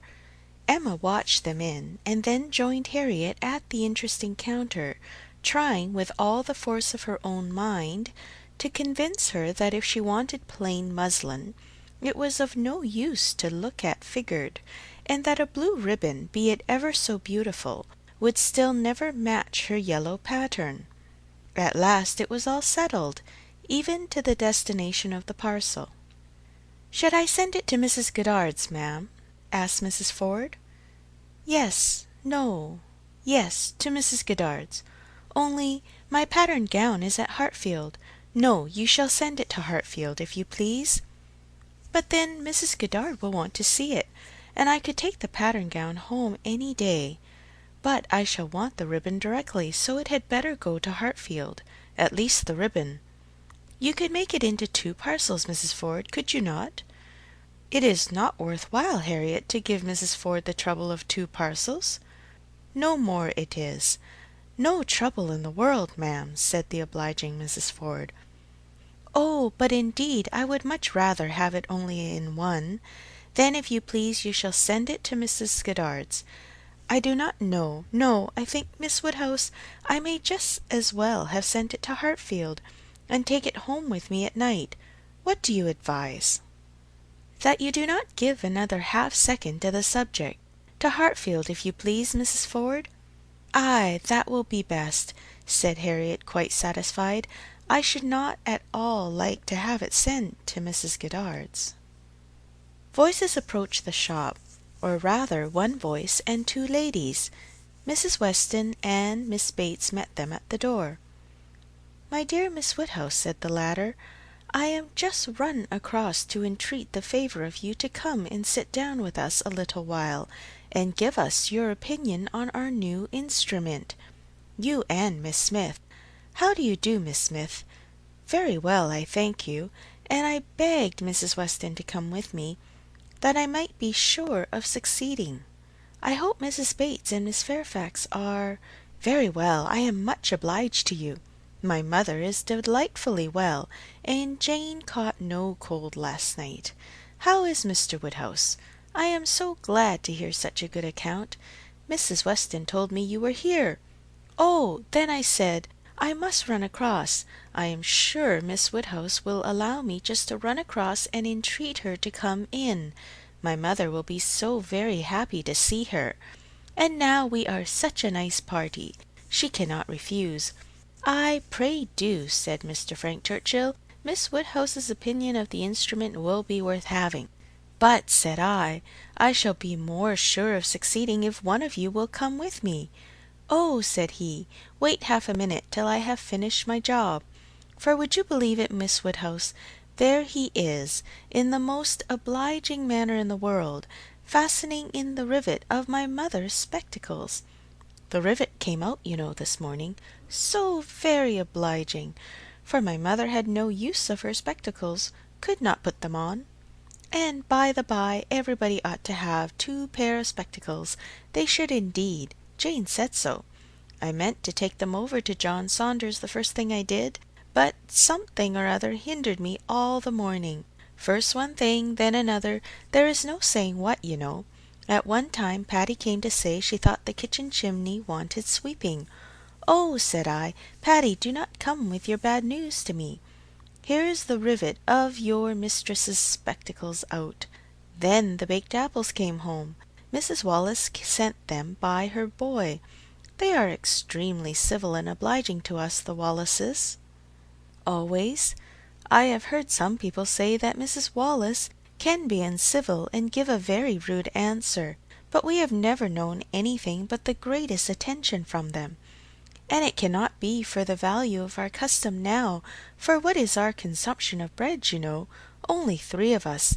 Besides, dear Jane at present, and she really eats nothing. Makes such a shocking breakfast. You would be quite frightened if you saw it. I dare not let my mother know how little she eats, so I say one thing and then I say another, and it passes off. But about the middle of the day she gets hungry, and there is nothing she likes so well as these baked apples, and they are extremely wholesome, for I took the opportunity the other day of asking Mr. Perry. I happened to meet him in the street. Not that I had any doubt before. I have so often heard Mr. Woodhouse recommend a baked apple. I believe it is the only way that Mr. Woodhouse thinks the fruit thoroughly wholesome. We have apple dumplings, however, very often. Patty makes an excellent apple dumpling. Well, Mrs. Weston, you have prevailed, I hope, and these ladies will oblige us?" Emma would be very happy to wait on Mrs. Bates, and they did at last move out of the shop with no farther delay from Miss Bates than, "How do you do, Mrs. Ford? I beg your pardon. I did not see you before. I hear you have a charming collection of new ribbons from town. Jane came back delighted yesterday. Thank ye. The gloves do very well, only a little too large about the wrist, but Jane is taking them in. What was I talking of?" said she, beginning again when they were all in the street. Emma wondered on what of all the medley she would fix. "I declare I cannot recollect what I was talking of. Oh, my mother's spectacles! So very obliging of Mr. Frank Churchill. Oh," said he, "I do think I can fasten the rivet. I like a job of this kind excessively, which you know showed him to be so very. Indeed, I must say that, much as I had heard of him before and much as I had expected, he very far exceeds anything. I do congratulate you, Mrs. Weston, most warmly. He seems everything the fondest parent could. Oh," said he, "I can fasten the rivet. I like a job of that sort excessively. I shall never forget his manner, and when I brought out the baked apples from the closet, and hoped our friends would be so very obliging as to take some. Oh," said he directly, "there is nothing in the way of fruit half so good, and these are the finest looking home-baked apples I ever saw in my life. That, you know, was so very, and I am sure by his manner it was no compliment. Indeed, they are very delightful apples, and Mrs. Wallace does them full justice. Only we do not have them baked more than twice, and Mr. Woodhouse made us promise to have them done 3 times, but Miss Woodhouse will be so good as not to mention it. The apples themselves are the very finest sort for baking, beyond a doubt, all from Donwell, some of Mr. Knightley's most liberal supply. He sends us a sack every year, and certainly there never was such a keeping apple anywhere as one of his trees. I believe there is 2 of them. My mother says the orchard was always famous in her younger days, But I was really quite shocked the other day, for Mr. Knightley called one morning, and Jane was eating these apples, and we talked about them and said how much she enjoyed them, and he asked whether we were not got to the end of our stock. I am sure you must be, said he, and I will send you another supply, for I have a great many more than I can ever use. William Larkin let me keep a larger quantity than usual this year. I will send you some more, before they get good for nothing. So I begged he would not, for really, as to ours being gone, I could not absolutely say that we had a great many left. It was but half a dozen indeed, but they should be kept for Jane, and I could not at all bear that he should be sending us more, so liberal as he had been already, and Jane said the same. But when he was gone she almost quarrelled with me. No, I should not say quarrelled, for we never had a quarrel in our lives, but she was quite distressed that I had owned the apples were so nearly gone. She wished I had made him believe we had a great many left. Oh, said I, my dear, I did say as much as I could. However, the very same evening William Larkins came over with a large basket of apples, the same sort of apples, a bushel at least, and I was very much obliged, and went down and spoke to William Larkins, and said everything, as you may suppose. William Larkins is such an old acquaintance, I am always glad to see him. But, however, I found afterwards from Patty that William said it was all the apples of that sort his master had. He had brought them all, and now his master had not one left to bake or boil. William did not seem to mind it himself, he was so pleased to think his master had sold so many, for William, you know, thinks more of his master's profit than anything. But Mrs. Hodges, he said, was quite displeased at their being all sent away. She could not bear that her master should not be able to have another apple tart this spring. He told Patty this, but bid her not to mind it, and be sure not to say anything to us about it, for Mrs. Hodges would be cross sometimes, and as long as many sacks were sold, it did not signify who ate the remainder. And so Patty told me, and I was excessively shocked indeed. I would not have Mr. Knightley know anything about it for the world. He would be so very. I wanted to keep it from Jane's knowledge, but unluckily I had mentioned it before I was aware. Miss Bates had just done as Patty opened the door, and her visitors walked upstairs without having any regular narration to attend to, pursued only by the sounds of her desultory good will. Pray take care, Mrs. Weston. There is a step at the turning. Pray take care, Miss Woodhouse. Ours is rather a dark staircase, rather darker and narrower than one could wish. Miss Smith, pray take care. Miss Woodhouse, I am quite concerned. I am sure you hit your foot. Miss Smith, the step at the turning. End of Volume 2, Chapter 9. Volume 2, Chapter 10. The appearance of the little sitting-room as they entered was tranquillity itself. Mrs. Bates, deprived of her usual employment, slumbering on one side of the fire, Frank Churchill at a table near her, most steadily occupied about her spectacles, and Jane Fairfax standing with her back to them, intent on her pianoforte. Busy as he was, however, the young man was yet able to show a most happy countenance on seeing Emma again.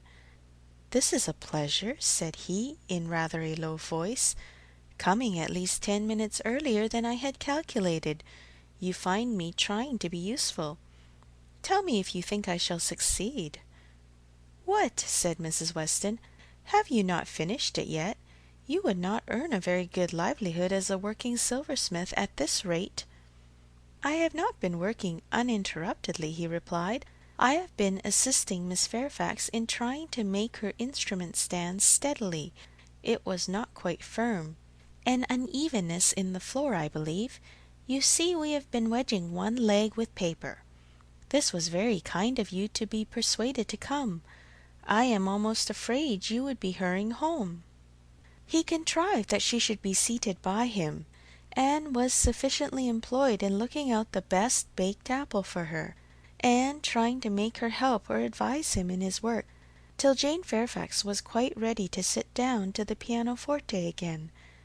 That she was not immediately ready, Emma did suspect to arise from the state of her nerves. She had not yet possessed the instrument long enough to touch it without emotion.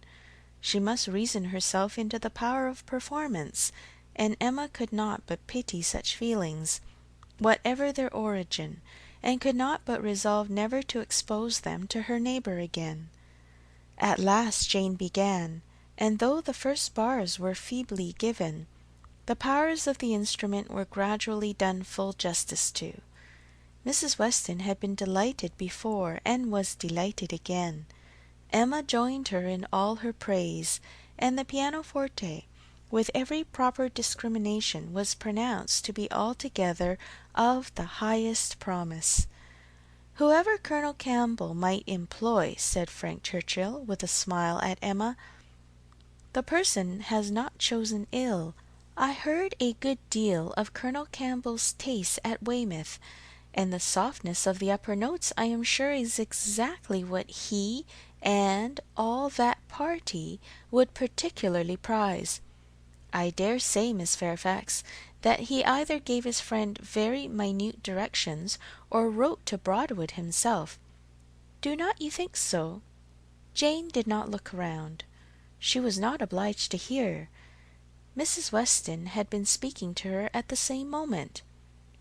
It is not fair, said Emma in a whisper. Mine was a random guess. Do not distress her.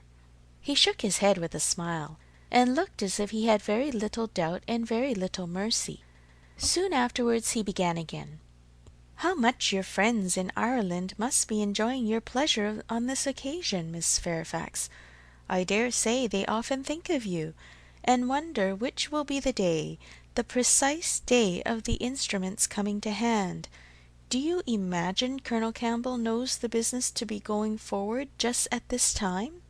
Do you imagine it is to be the consequence of an immediate commission from him, or that he may have sent only a general direction, in order indefinite as to time, to depend only upon contingencies and conveniences? He paused. She could not but hear, she could not avoid answering. Till I have a letter from Colonel Campbell, said she, in a voice of forced calmness, I can imagine nothing with any confidence. It must all be conjecture. Conjecture, ay. Sometimes one conjectures right, and sometimes one conjectures wrong. I wish I could conjecture how soon I shall make this rivet quite firm. What nonsense one talks, Miss Woodhouse, when hard at work, if one talks at all. Your real workmen, I suppose, hold their tongues, but we gentlemen labourers, if we get hold of a word. Miss Fairfax said something about conjecturing. There, it is done. I have the pleasure, madam, to Miss Bates, of restoring your spectacles, healed for the present. He was very warmly thanked both by mother and daughter. To escape a little from the latter, he went to the pianoforte, and begged Miss Fairfax, who was still sitting at it, to play something more. If you are very kind, said he, it will be one of the waltzes we danced last night. Let me live them over again. You did not enjoy them as I did. You appeared tired the whole time. I believe you are glad we dance no longer, but I would have given worlds, all the worlds one ever has to give, for another half-hour. She played. What felicity it is to hear a tune again which has made one happy! If I mistake not, that was danced at Weymouth. She looked up at him for a moment, deeply coloured, and played something else. He took some music from a chair near the pianoforte, and turning to Emma, said he, Here is something quite new to me. Do you know it? Kramer. And here are a new set of Irish melodies. That from such a quarter one might expect. This was all sent with the instrument. Very thoughtful of Colonel Campbell, was not it? He knew Miss Fairfax could have no music here. I honour that part of the attention particularly. It shows it to have been so thoroughly from the heart. Nothing hastily done, nothing incomplete. True affection could only have pointed it. Emma wished he would be less pointed, yet could not help being amused, and when on glancing her eye towards Jane Fairfax, she caught the remains of a smile, when she saw that with all the deep blush of consciousness there had been a smile of secret delight, she had less scruple in the amusement, and much less compunction with respect to her. This amiable, upright, perfect Jane Fairfax was apparently cherishing very reprehensible feelings.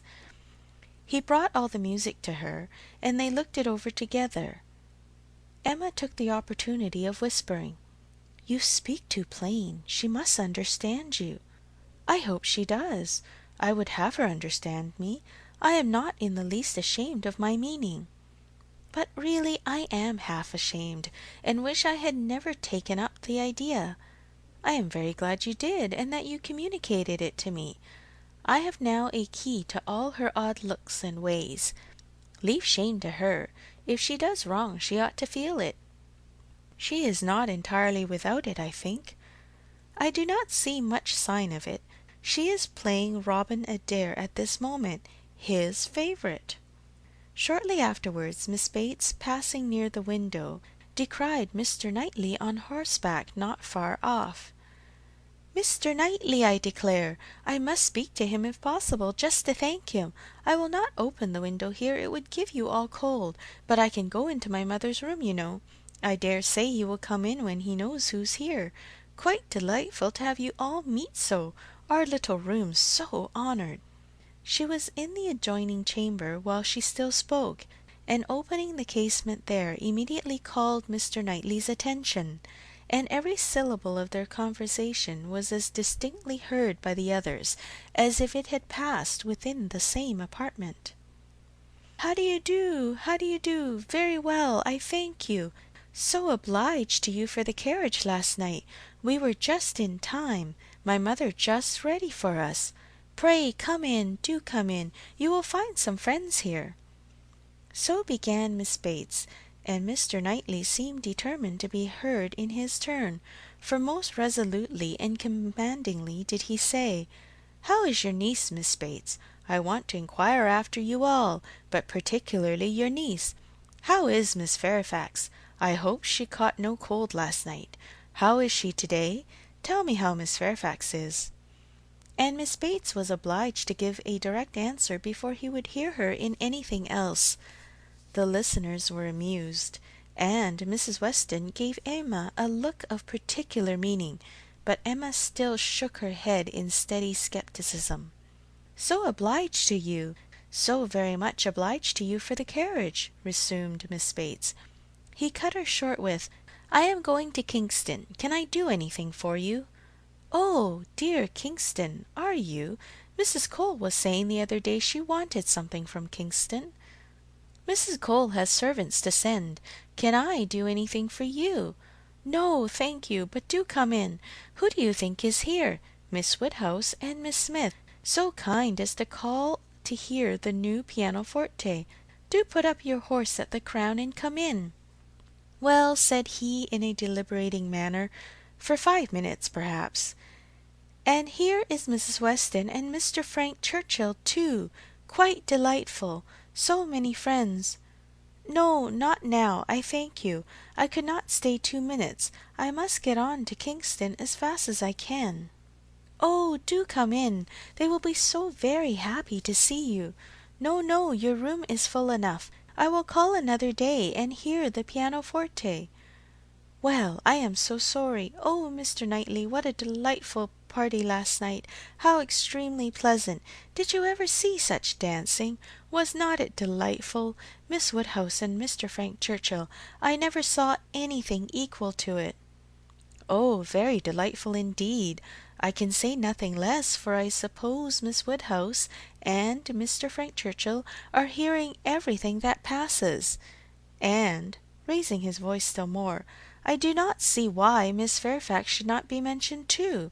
I think Miss Fairfax dances very well, and Mrs. Weston is the very best country dance player, without exception. Now, if your friends have any gratitude, they will say something pretty loud about you and me in return, but I cannot stay to hear it. "Oh, Mr. Knightley, one moment more. Something of consequence. So shocked. Jane and I are both so shocked about the apples." "What is the matter now?" "To think of your sending us all your store apples. You said you had a great many, and now you have not one left. We really are so shocked. Mrs. Hodges may well be angry. William Larkins mentioned it here. You should not have done it. Indeed you should not. Ah, he is off. He never can bear to be thanked. But I thought he would have stayed now, and it would have been a pity not to mention. Well, I have not been able to succeed. Mr. Knightley cannot stop. He is going to Kingston. He asked me if he could do anything." "Yes," said Jane, "we heard his kind offers. We heard everything." "Oh, yes, my dear, I dare say you might, because you know the door was open, and the window was open, and Mr. Knightley spoke loud. You must have heard everything, to be sure. 'Can I do anything for you at Kingston?' said he. So I just mentioned. Oh, Miss Woodhouse, must you be going? You seem but just come. Oh, so very obliging of you." Emma found it really time to be at home.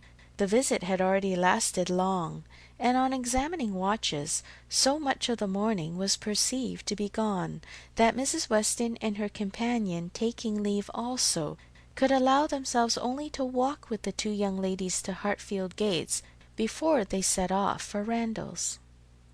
End of Volume 2, Chapter 10. Chapter 11. It may be possible to do without dancing entirely. Instances have been known of young people passing many, many months successively without being at any ball of any description, and no material injury accrue either to body or mind. But when a beginning is made, when the felicities of rapid motion have once been, though slightly, felt, it must be a very heavy set that does not ask for more. Frank Churchill had danced once at Highbury, and longed to dance again, and the last half hour of an evening which Mr. Woodhouse was persuaded to spend with his daughter at Randalls was passed by the two young people in schemes on the subject. Frank's was the first idea, and his the greatest zeal in pursuing it, for the lady was the best judge of the difficulties, and the most solicitous for accommodation and appearance.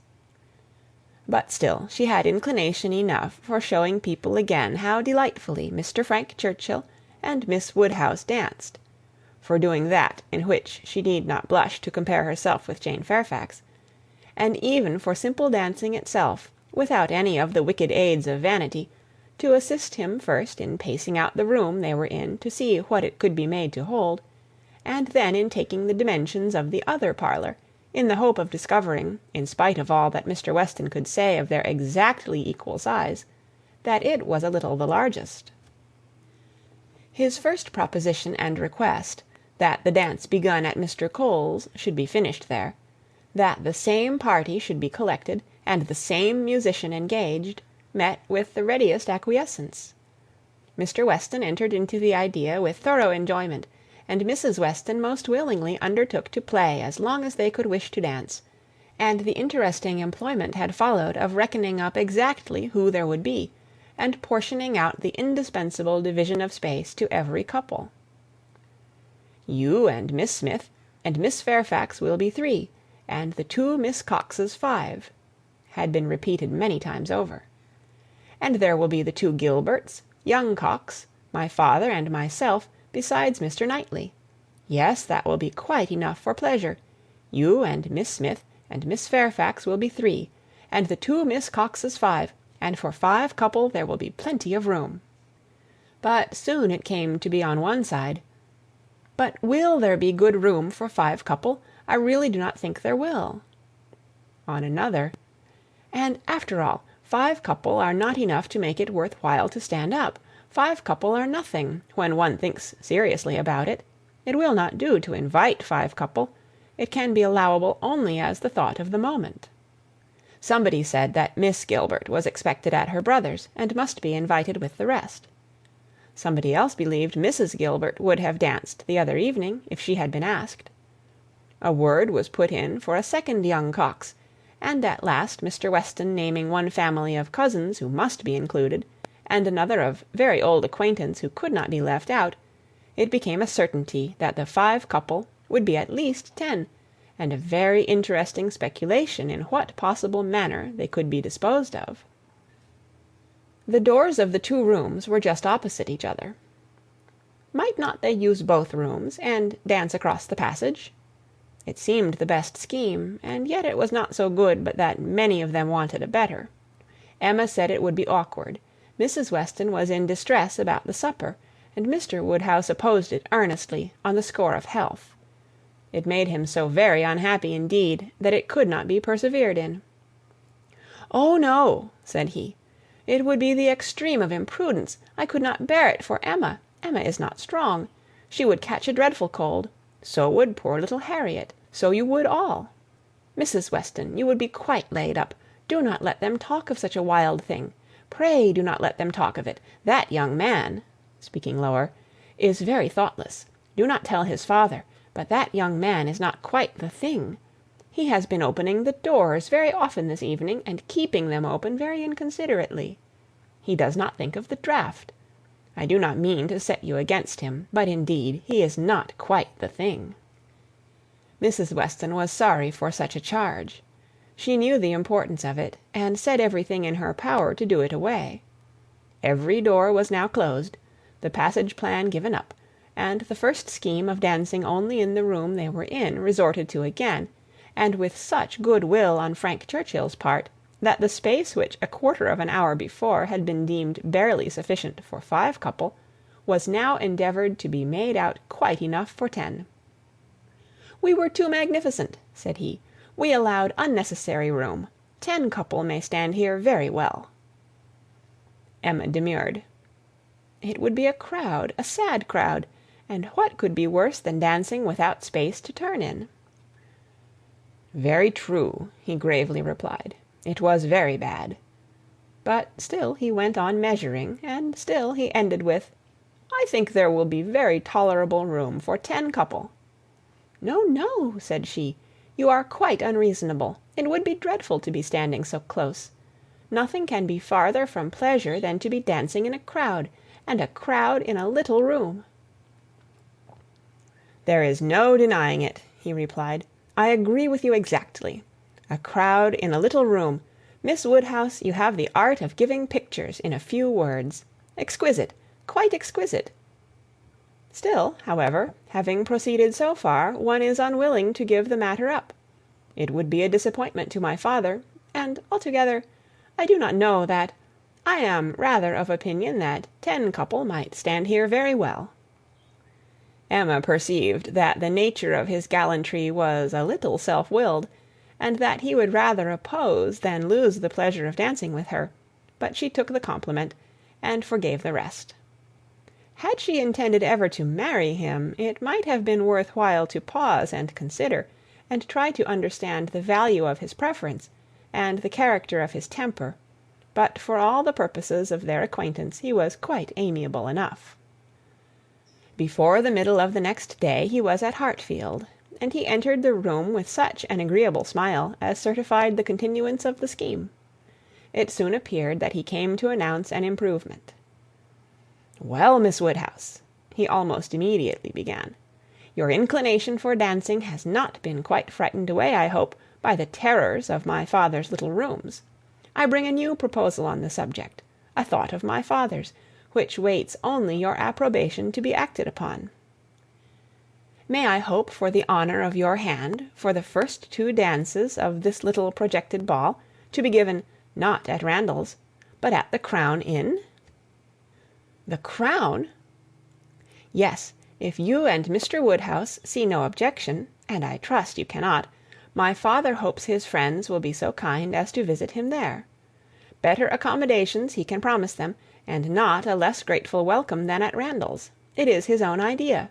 Mrs. Weston sees no objection to it, providing you are satisfied.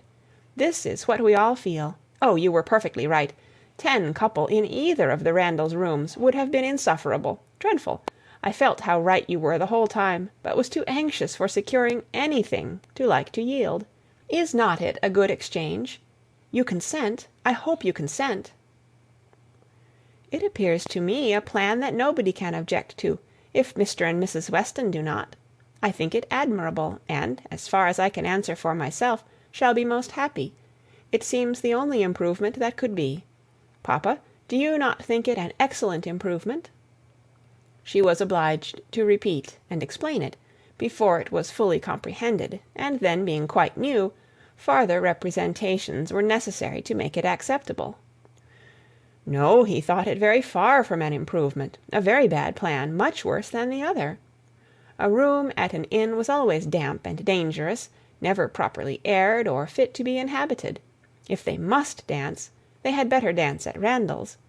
He had never been in the room at the Crown in his life, did not know the people who kept it by sight. Oh no, a very bad plan.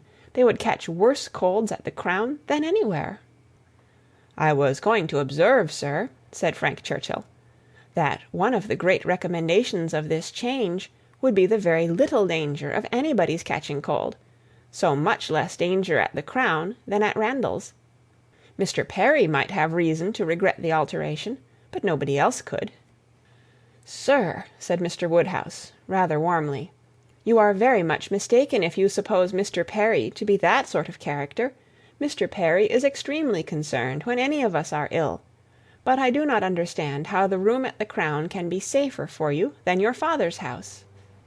From the very circumstance of its being larger, sir, we shall have no occasion to open the windows at all, not once the whole evening, and it is that dreadful habit of opening the windows, letting in cold air upon heated bodies, which, as you well know, sir, does the mischief." "Open the windows! But surely, Mr. Churchill, nobody would think of opening the windows at Randalls. Nobody could be so imprudent. I never heard of such a thing. Dancing with open windows! I am sure neither your father nor Mrs. Weston, poor Miss Taylor that was, would suffer it." "Ah, sir, but a thoughtless young person will sometimes step behind a window curtain and throw up a sash without its being suspected. I have often known it done myself." "Have you indeed, sir? Bless me, I never could have supposed it. But I live out of the world, and am often astonished at what I hear. However, this does make a difference, and perhaps when we come to talk it over. But these sort of things require a good deal of consideration. One cannot resolve upon them in a hurry. If Mr. and Mrs. Weston will be so obliging as to call here one morning, we may talk it over and see what can be done." "But unfortunately, sir, my time is so limited." "Oh," interrupted Emma, "there will be plenty of time for talking everything over. There is no hurry at all. If it can be contrived to be at the Crown, papa, it will be very convenient for the horses. They will be so near their own stable." "So they will, my dear. That is a great thing. Not that James ever complains, but it is right to spare our horses when we can. If I could be sure of the rooms being thoroughly aired. But is Mrs. Stokes to be trusted? I doubt it. I do not know her, even by sight." "I can answer for everything of that nature, sir, because it will be under Mrs. Weston's care. Mrs. Weston undertakes to direct the whole." "There, papa, now you must be satisfied. Our own dear Mrs. Weston, who is carefulness itself. Do not you remember what Mr. Perry said so many years ago when I had the measles? If Miss Taylor undertakes to wrap Miss Emma up, you need not have any fears, sir. How often have I heard you speak of it as such a compliment to her?" "Ay, very true. Mr. Perry did say so. I shall never forget it. Poor little Emma, you were very bad with the measles. That is, you would have been very bad, but for Perry's great attention. He came 4 times a day for a week. He said from the first it was a very good sort, which was our great comfort, but the measles are a dreadful complaint. I hope whenever poor Isabella's little ones have the measles, she will send for Perry." "My father and Mrs. Weston are at the Crown at this moment," said Frank Churchill, "examining the capabilities of the house. I left them there and came on to Hartfield, impatient for your opinion, and hoping you might be persuaded to join them and give your advice on the spot. I was desired to say so from both. It would be the greatest pleasure to them if you could allow me to attend you there. They can do nothing satisfactorily without you." Emma was most happy to be called to such a council, and her father engaging to think it all over while she was gone, the two young people set off together without delay for the Crown. There were Mr. and Mrs. Weston, delighted to see her and receive her approbation, very busy and very happy in their different way, she in some little distress, and he finding everything perfect. "Emma," said she, "this paper is worse than I expected. Look, in places you see it is dreadfully dirty, and the wainscot is more yellow and forlorn than anything I could have imagined." "My dear, you are too particular," said her husband. "What does all that signify? You will see nothing of it by candlelight. It will be as clean as Randalls by candlelight. We never see anything of it on our club nights." The ladies here probably exchanged looks, which meant, "Men never know when things are dirty or not," and the gentlemen perhaps thought each to himself, "Women will have their little nonsenses and needless cares." One perplexity, however, arose, which the gentlemen did not disdain. It regarded a supper room.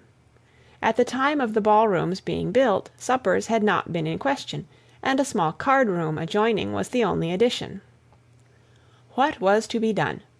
This card room would be wanted as a card room now, or if cards were conveniently voted unnecessary by their four selves, still was it not too small for any comfortable supper? Another room of much better size might be secured for the purpose, but it was at the other end of the house, and a long awkward passage must be gone through to get at it. This made a difficulty. Mrs. Weston was afraid of draughts for the young people in that passage, and neither Emma nor the gentlemen could tolerate the prospect of being miserably crowded at supper. Mrs. Weston proposed having no regular supper, merely sandwiches, etc., set out in the little room, but that was scouted as a wretched suggestion. A private dance, without sitting down to supper, was pronounced an infamous fraud upon the rights of men and women, and Mrs. Weston must not speak of it again. She then took another line of expediency, and, looking into the doubtful room, observed, "I do not think it is so very small. We shall not be many, you know." And Mr. Weston, at the same time, walking briskly with long steps through the passage, was calling out, "You talk a great deal of the length of this passage, my dear. It is a mere nothing after all, and not the least draught from the stairs." "I wish," said Mrs. Weston, "one could know which arrangement our guests in general would like best. To do what would be most generally pleasing must be our object. If one could but tell what that would be." "Yes, very true," cried Frank, "very true. You want your neighbours' opinions. I do not wonder at you. If one could ascertain what the chief of them, the Coles, for instance. They are not far off. Shall I call upon them? Or Miss Bates, she is still nearer. And I do not know whether Miss Bates is not as likely to understand the inclinations of the rest of the people as anybody. I think we do want a larger council. Suppose I go and invite Miss Bates to join us?" "Well, if you please," said Mrs. Weston, rather hesitating, "if you think she will be of any use." "You will get nothing to the purpose from Miss Bates," said Emma. "She will be all delight and gratitude, but she will tell you nothing. She will not even listen to your questions. I see no advantage in consulting Miss Bates." "But she is so amusing, so extremely amusing. I am very fond of hearing Miss Bates talk. And I need not bring the whole family, you know."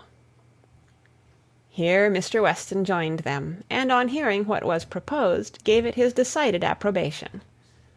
"Ay, do, Frank, go and fetch Miss Bates, and let us end the matter at once. She will enjoy the scheme, I am sure, and I do not know a properer person for showing us how to do away difficulties. Fetch Miss Bates. We are growing a little too nice. She is a standing lesson of how to be happy. But fetch them both. Invite them both." "But, sir, can the old lady—" "The old lady? No, the young lady, to be sure. I shall think you a great blockhead, Frank, if you bring the aunt without the niece." "Oh, I beg your pardon, sir. I did not immediately recollect. Undoubtedly, if you wish it, I will endeavour to persuade them both." And away he ran. Long before he reappeared, attending the short, neat, brisk-moving aunt and her elegant niece, Mrs. Weston, like a sweet-tempered woman and a good wife, had examined the passage again, and found the evils of it much less than she had supposed before, indeed very trifling, and here ended the difficulties of decision. All the rest, in speculation at least, was perfectly smooth. all the minor arrangements of table and chair, lights and music, tea and supper, made themselves, or were left as mere trifles to be settled at any time between Mrs. Weston and Mrs. Stokes. Everybody invited was certainly to come. Frank had already written to Enscombe to propose staying a few days beyond his fortnight, which could not possibly be refused; and a delightful dance it was to be. Most cordially, when Miss Bates arrived, did she agree that it must. As a counsellor she was not wanted, but as an approver, a much safer character, she was truly welcome. Her approbation, at once general and minute, warm and incessant, could not but please, and for another half hour they were all walking to and fro between the different rooms, some suggesting, some attending, and all in happy enjoyment of the future. The party did not break up without Emma's being positively secured for the first two dances by the hero of the evening, nor without her overhearing Mr. Weston whisper to his wife, "He has asked her, my dear. That's right. I knew he would." End of Volume 2, Chapter 11. Read by Kara Schallenberg. Volume 2, Chapter 12. One thing only was wanting to make the prospect of the ball completely satisfactory to Emma, its being fixed for a day within the granted term of Frank Churchill's stay in Surrey, for in spite of Mr. Weston's confidence, she could not think it so very impossible that the Churchills might not allow their nephew to remain a day beyond his fortnight. But this was not judged feasible. The preparations must take their time. Nothing could be properly ready till the third week were entered on, and for a few days they must be planning, proceeding, and hoping in uncertainty, at the risk, in her opinion, the great risk of its being all in vain. Enscombe, however, was gracious. Gracious, in fact, if not in word. His wish of staying longer evidently did not please, but it was not opposed. All was safe and prosperous, and as the removal of one solicitude generally makes way for another, Emma, being now certain of her ball, began to adopt as the next vexation Mr. Knightley's provoking indifference about it, either because he did not dance himself, or because the plan had been formed without his being consulted. He seemed resolved that it should not interest him, determined against its exciting any present curiosity, or affording him any future amusement. To her voluntary communications, Emma could get no more approving reply than, "Very well. If the Westons think it worth while to be at all this trouble for a few hours of noisy entertainment, I have nothing to say against it, but that they shall not choose pleasures for me. Oh, yes, I must be there. I could not refuse, and I will keep as much awake as I can, but I would rather be at home, looking over William Larkins's week's account. Much rather, I confess. Pleasure in seeing dancing. Not I, indeed. I never look at it. I do not know who does. Fine dancing, I believe, like virtue, must be its own reward. Those who are standing by are usually thinking of something very different." This Emma felt was aimed at her, and it made her quite angry. It was not in compliment to Jane Fairfax, however, that he was so indifferent, or so indignant. He was not guided by her feelings in reprobating the ball, for she enjoyed the thought of it to an extraordinary degree. It made her animated, open-hearted. She voluntarily said, "I hope nothing may happen to prevent the ball. What a disappointment it would be! I do look forward to it, I own, with very great pleasure." It was not to oblige Jane Fairfax, therefore, that he would have preferred the society of William Larkins. No, she was more and more convinced that Mrs. Weston was quite mistaken in that surmise. There was a great deal of friendly and of compassionate attachment on his side, but no love. Alas, there was soon no leisure for quarrelling with Mr. Knightley. 2 days of joyful security were immediately followed by the overthrow of everything. A letter arrived from Mr. Churchill, to urge his nephew's instant return. Mrs. Churchill was unwell, far too unwell to do without him. She had been in a very suffering state, so said her husband, when writing to her nephew 2 days before, though from her usual unwillingness to give pain, and constant habit of never thinking of herself, she had not mentioned it. But now she was too ill to trifle, and must entreat him to set off for Enscombe without delay.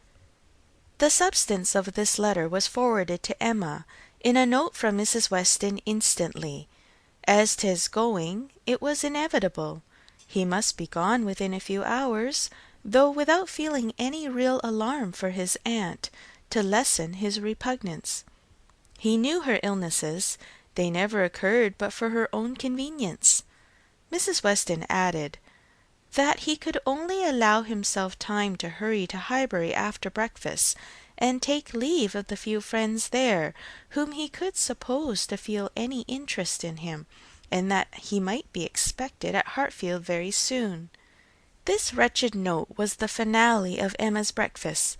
When once it had been read, there was no doing anything but lament and exclaim, the loss of the ball, the loss of the young man, and all that the young man might be feeling. It was too wretched. Such a delightful evening as it would have been, everybody so happy, and she and her partner the happiest. I said it would be so, was the only consolation. Her father's feelings were quite distinct. He thought principally of Mrs. Churchill's illness, and wanted to know how she was treated.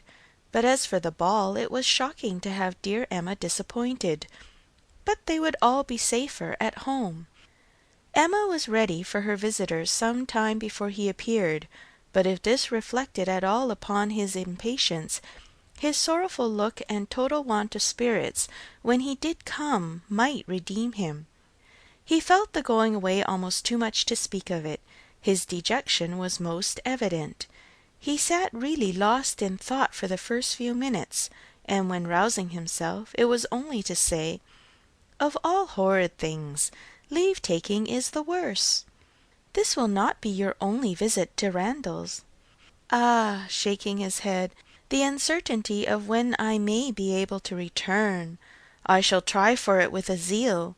It will be the object of all my thoughts and cares.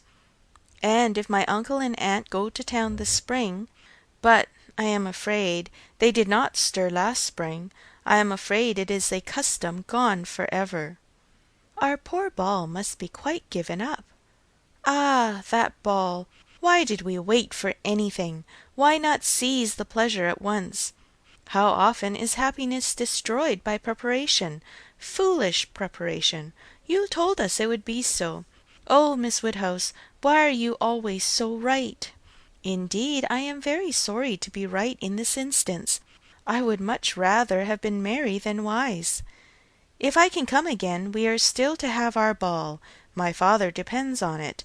Do not forget your engagement." Emma looked graciously. "Such a fortnight as it has been," he continued, "every day more precious and more delightful than the day before, every day making me less fit to bear any other place. Happy those who can remain at Highbury." "As you do us such ample justice now," said Emma, laughing, "I will venture to ask, whether you did not come a little doubtfully at first. Do not we rather surpass your expectations? I am sure we do. I am sure you did not much expect to like us. You would not have been so long in coming if you had had a pleasant idea of Highbury." He laughed rather consciously, and though denying the sentiment, Emma was convinced that it had been so. "And you must be off this very morning." "Yes, my father is to join me here. We shall walk back together, and I must be off immediately. I am almost afraid that every moment will bring him." "Not 5 minutes to spare even for your friends, Miss Fairfax and Miss Bates? How unlucky! Miss Bates's powerful argumentative mind might have strengthened yours." "Yes, I have called there. Passing the door, I thought it better. It was the right thing to do. I went in for 3 minutes, and was detained by Miss Bates's being absent. She was out, and I felt it impossible not to wait till she came in. She is a woman that one must laugh at, but that one would not wish to slight. It was better to pay my visit then." He hesitated, got up, walked to a window. "In short," said he, "perhaps, Miss Woodhouse, I think you can hardly be quite without suspicion." He looked at her as if wanting to read her thoughts. She hardly knew what to say. It seemed like the forerunner of something absolutely serious, which she did not wish. Forcing herself to speak, therefore, in the hope of putting it by, she calmly said, "You are quite in the right. It was most natural to pay your visit then." He was silent. She believed he was looking at her, probably reflecting on what she had said, and trying to understand the manner. She heard him sigh. It was natural for him to feel that he had cause to sigh. He could not believe her to be encouraging him. A few awkward moments passed, and he sat down again, and in a more determined manner said, "It was something to feel that all the rest of my time might be given to Hartfield. My regard for Hartfield is most warm." He stopped again, rose again, and seemed quite embarrassed. He was more in love with her than Emma had supposed, and who can say how it might have ended if his father had not made his appearance? Mr. Woodhouse soon followed, and the necessity of exertion made him composed. A very few minutes more, however, completed the present trial. Mr. Weston, always alert when business was to be done, and as incapable of procrastinating any evil that was inevitable, as of foreseeing any that was doubtful, said, it was time to go. And the young man, though he might and did sigh, could not but agree to take leave. "I shall hear about you all," said he. "That is my chief consolation. I shall hear of everything that is going on among you. I have engaged Mrs. Weston to correspond with me. She has been so kind as to promise it. Oh, the blessing of a female correspondent! When one is really interested in the absent, she will tell me everything. In her letters I shall be at dear Highbury again." A very friendly shake of the hand, a very earnest good-bye, closed the speech, and the door had soon shut out Frank Churchill. Short had been the notice, short their meeting. He was gone, and Emma felt so sorry to part, and foresaw so great a loss to their little society from his absence, as to begin to be afraid of being too sorry, and feeling it too much. It was a sad change. They had been meeting almost every day since his arrival. Certainly his being at Randalls had given great spirit to the last 2 weeks, indescribable spirit. The idea, the expectation of seeing him which every morning had brought, the assurance of his attentions, his liveliness, his manners. It had been a very happy fortnight, and forlorn must be the sinking from it into the common course of Hartfield days. To complete every other recommendation, he had almost told her that he loved her.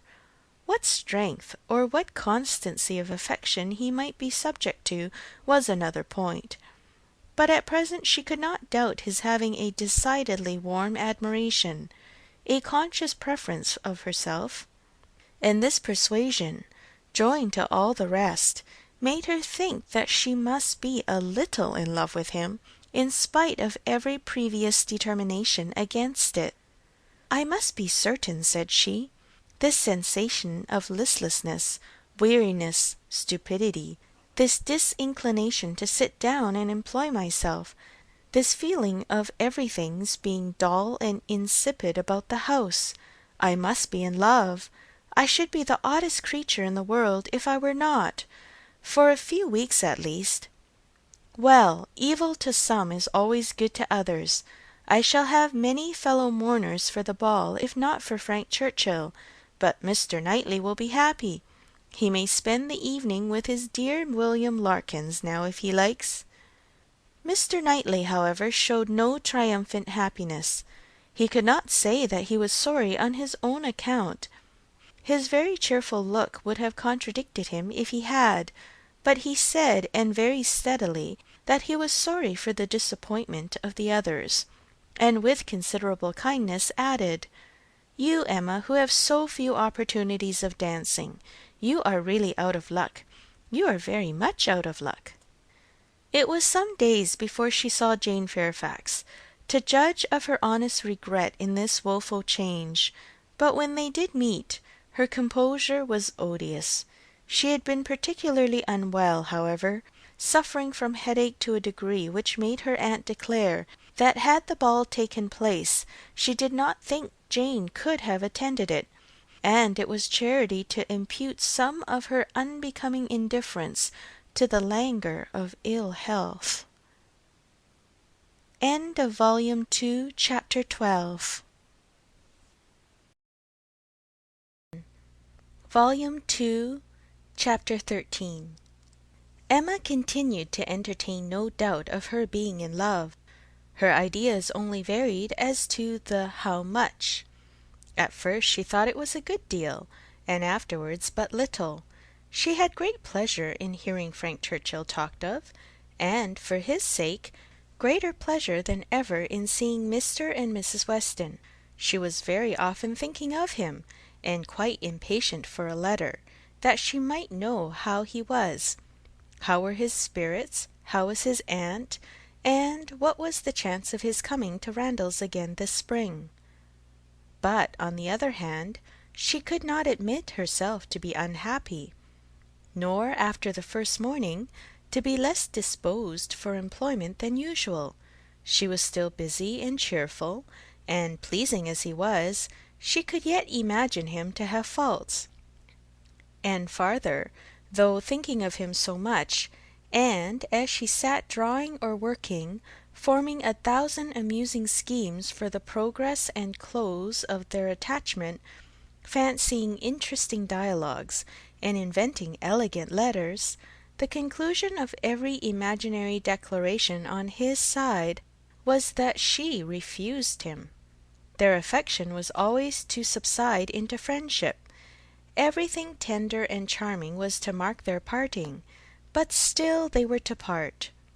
When she became sensible of this, it struck her that she could not be very much in love, for in spite of her previous and fixed determination never to quit her father, never to marry, a strong attachment certainly must produce more of a struggle than she could foresee in her own feelings. "I do not find myself making any use of the word sacrifice," said she.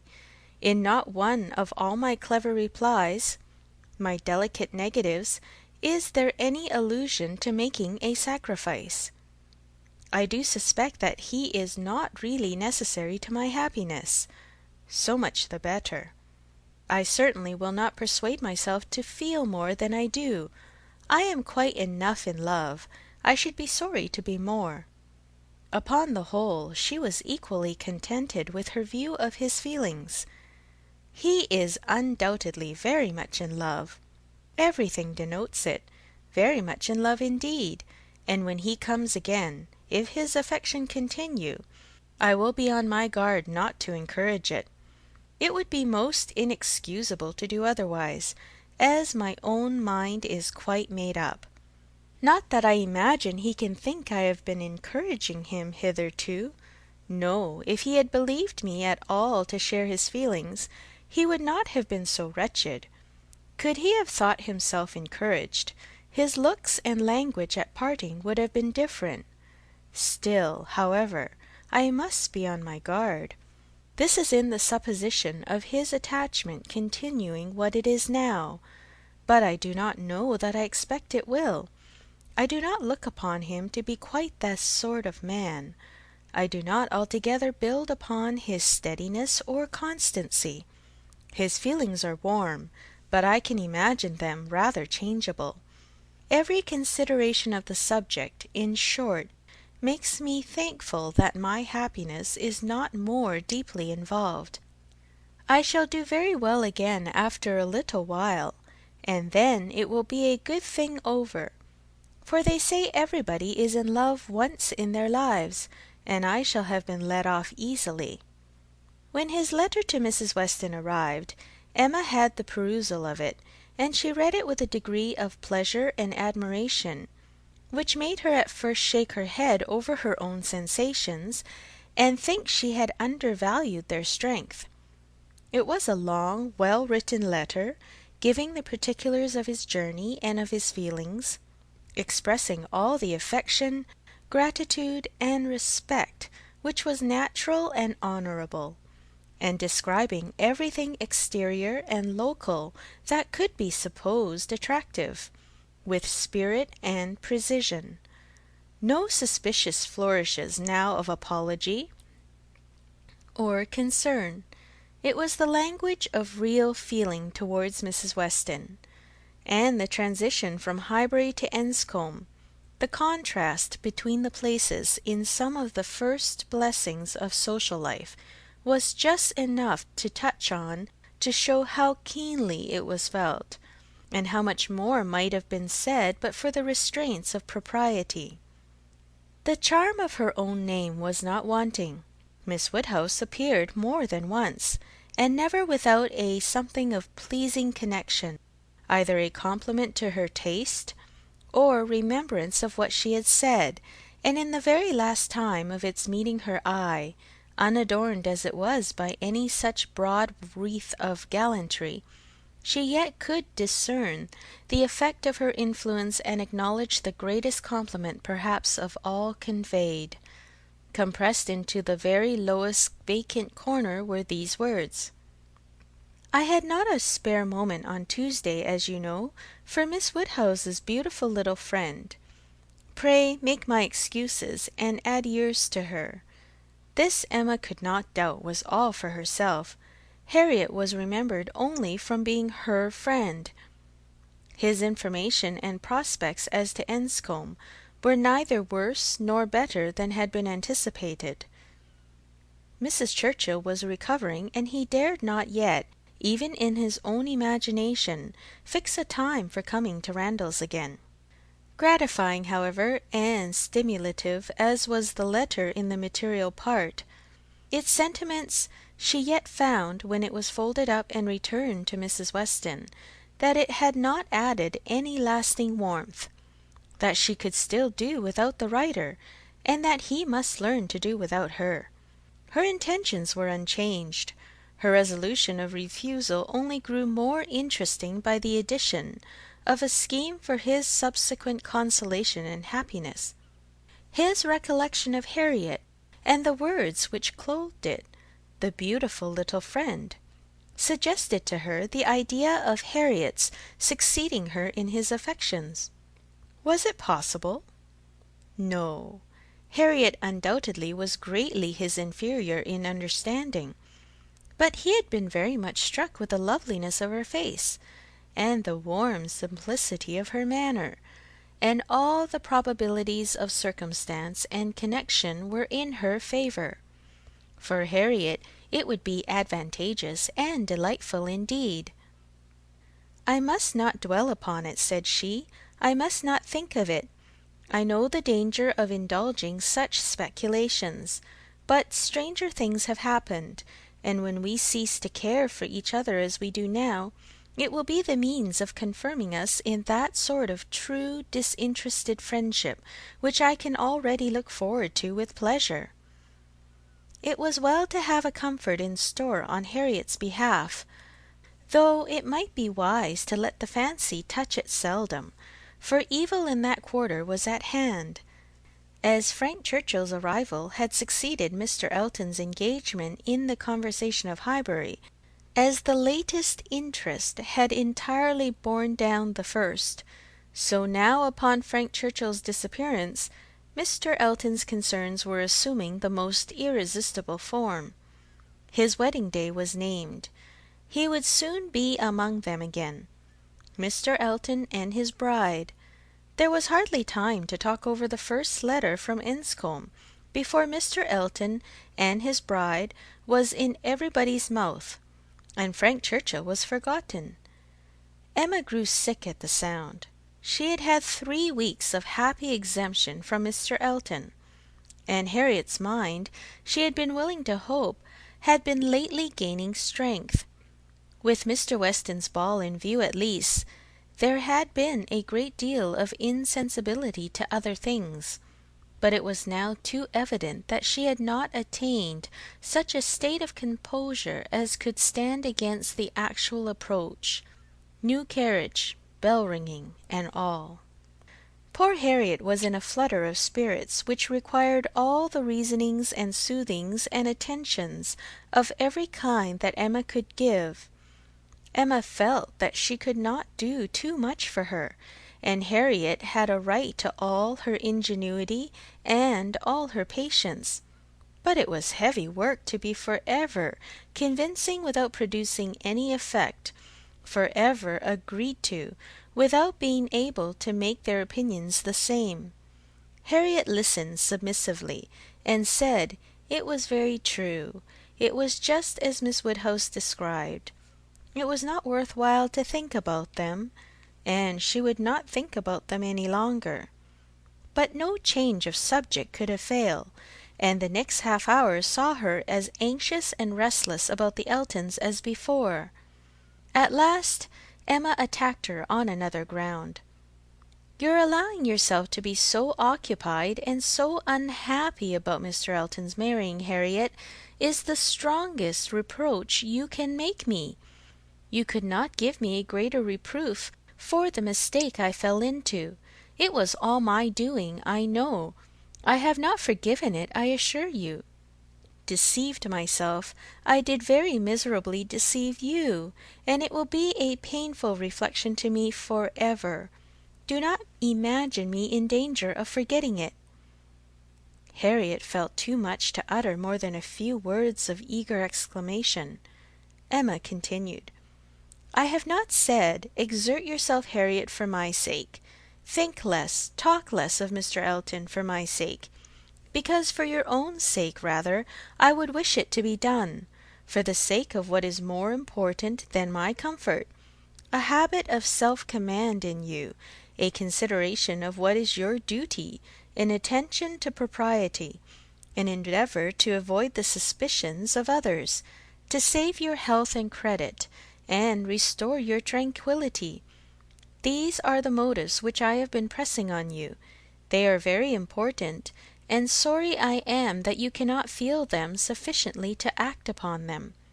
My being saved from pain is a very secondary consideration. I want you to save yourself from greater pain. Perhaps I may sometimes have felt that Harriet would not forget what was due, or rather what would be kind by me." This appeal to her affections did more than all the rest. The idea of wanting gratitude and consideration for Miss Woodhouse, whom she really loved extremely, made her wretched for a while, and when the violence of grief was comforted away, still remained powerful enough to prompt to what was right, and support her in it very tolerably. "You, who have been the best friend I ever had in my life, what gratitude to you! Nobody is equal to you. I care for nobody as I do for you. Oh, Miss Woodhouse, how ungrateful I have been!" Such expressions, assisted as they were by everything that look and manner could do, made Emma feel that she had never loved Harriet so well, nor valued her affection so highly before. "There is no charm equal to tenderness of heart," said she afterwards to herself. "There is nothing to be compared to it. Warmth and tenderness of heart, with an affectionate open manner, will beat all the clearness of head in the world for attraction. I am sure it will. It is tenderness of heart which makes my dear father so generally beloved, which gives Isabella all her popularity. I have it not, but I know how to prize and respect it. Harriet is my superior in all the charm and all the felicity it gives. Dear Harriet, I would not change you for the clearest headed, longest sighted, best judging female breathing. Oh, the coldness of Jane Fairfax! Harriet is worth 100 such, and for a wife, a sensible man's wife, it is invaluable. I mention no names, but happy the man who changes Emma for Harriet. End of chapter 13. To chapter 14. Mrs. Elton was first seen at church, but though devotion might be interrupted, curiosity could not be satisfied by a bride in a pew, and it must be left for the visits in form, which were then to be paid, to settle whether she were very pretty indeed, or only rather pretty, or not pretty at all. Emma had feelings, less of curiosity than of pride or propriety, to make her resolve on not being the last to pay her respects, and she made a point of Harriet's going with her, that the worst of the business might be gone through as soon as possible. She could not enter the house again, could not be in the same room to which she had with such vain artifice retreated 3 months ago, to lace up her boot, without recollecting. 1,000 vexatious thoughts would occur, compliments, charades, and horrible blunders, and it was not to be supposed that poor Harriet should not be recollecting too, but she behaved very well, and was only rather pale and silent.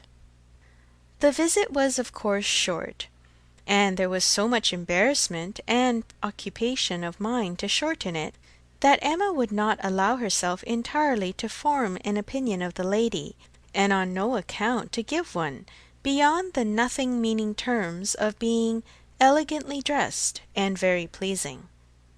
She did not really like her.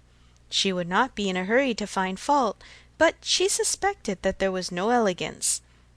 Ease, but not elegance. She was almost sure that for a young woman, a stranger, a bride, there was too much ease. Her person was rather good, her face not unpretty, but neither feature, nor air, nor voice, nor manner were elegant. Emma thought at least it would turn out so. As for Mr. Elton, his manners did not appear, but no, she would not permit a hasty or a witty word from herself about his manners. It was an awkward ceremony at any time to be receiving wedding visits, and a man had need be all grace to acquit himself well through it. The woman was better off. She might have the assistance of fine clothes, and the privilege of bashfulness, but the man had only his good sense to depend on, and when she considered how peculiarly unlucky poor Mr. Elton was in being in the same room at once with the woman he had just married, the woman he had wanted to marry, and the woman whom he had been expected to marry, she must allow him to have the right to look a little wise, and to be as much affectedly, and as little really easy could be. "Well, Miss Woodhouse," said Harriet, when they had quitted the house, and after waiting in vain for her friend to begin. "Well, Miss Woodhouse," with a gentle sigh, "what do you think of her? Is not she very charming?" There was a little hesitation in Emma's answer. "Oh, yes, yes, a very pleasing young woman. I think her beautiful, quite beautiful. Very nicely dressed, indeed, a remarkably elegant gown. I am not at all surprised that he should have fallen in love. Oh, no, there is nothing to surprise one at all. A pretty fortune, and she came in his way." "I dare say," returned Harriet, sighing again, "I dare say she was very much attached to him." "Perhaps she might, but it is not every man's fate to marry the woman who loves him best. Miss Hawkins perhaps wanted a home, and thought this the best offer she was likely to have." "Yes," said Harriet earnestly, "and well she might. Nobody could ever have a better. Well, I wish them happy with all my heart. And now, Miss Woodhouse, I do not think I shall mind seeing them again. He is just as superior as ever, but being married, you know, it is quite a different thing. No, indeed, Miss Woodhouse, you need not be afraid. I can sit and admire him now without any great misery. To know that he has not thrown himself away is such a comfort. She does seem a charming young woman, just what he deserves. Happy creature! He called her Augusta. How delightful!" When the visit was returned, Emma made up her mind. She could then see more and judge better. From Harriet's happening not to be at Hartfield, and her father's being present to engage Mr. Elton, she had a quarter of an hour of the lady's conversation to herself, and could composedly attend to her. And the quarter of an hour quite convinced her that Mrs. Elton was a vain woman, extremely well satisfied with herself, and thinking much of her own importance, that she meant to shine and be very superior, but with manners which had been formed in a bad school, pert and familiar, that all her notions were drawn from one set of people and one style of living, that if not foolish she was ignorant, and that her society would certainly do Mr. Elton no good. Harriet would have been a better match. If not wise or refined herself, she would have connected him with those who were. But Miss Hawkins, it might be fairly supposed, from her easy conceit, had been the best of her own set. The rich brother-in-law near Bristol was the pride of the alliance, and his place and his carriages were the pride of him. The very first subject after being seated was Maple Grove.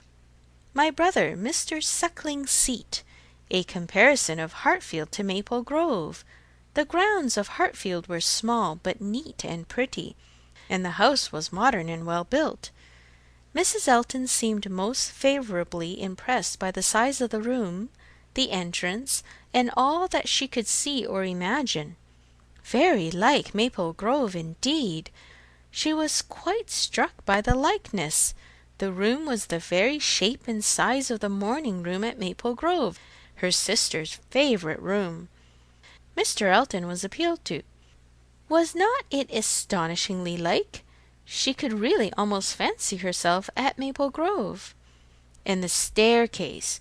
You know, as I came in, I observed how very like the staircase was, placed exactly in the same part of the house. I really could not help exclaiming. I assure you, Miss Woodhouse, it is very delightful to me to be reminded of a place I am so extremely partial to as Maple Grove. I have spent so many happy months there.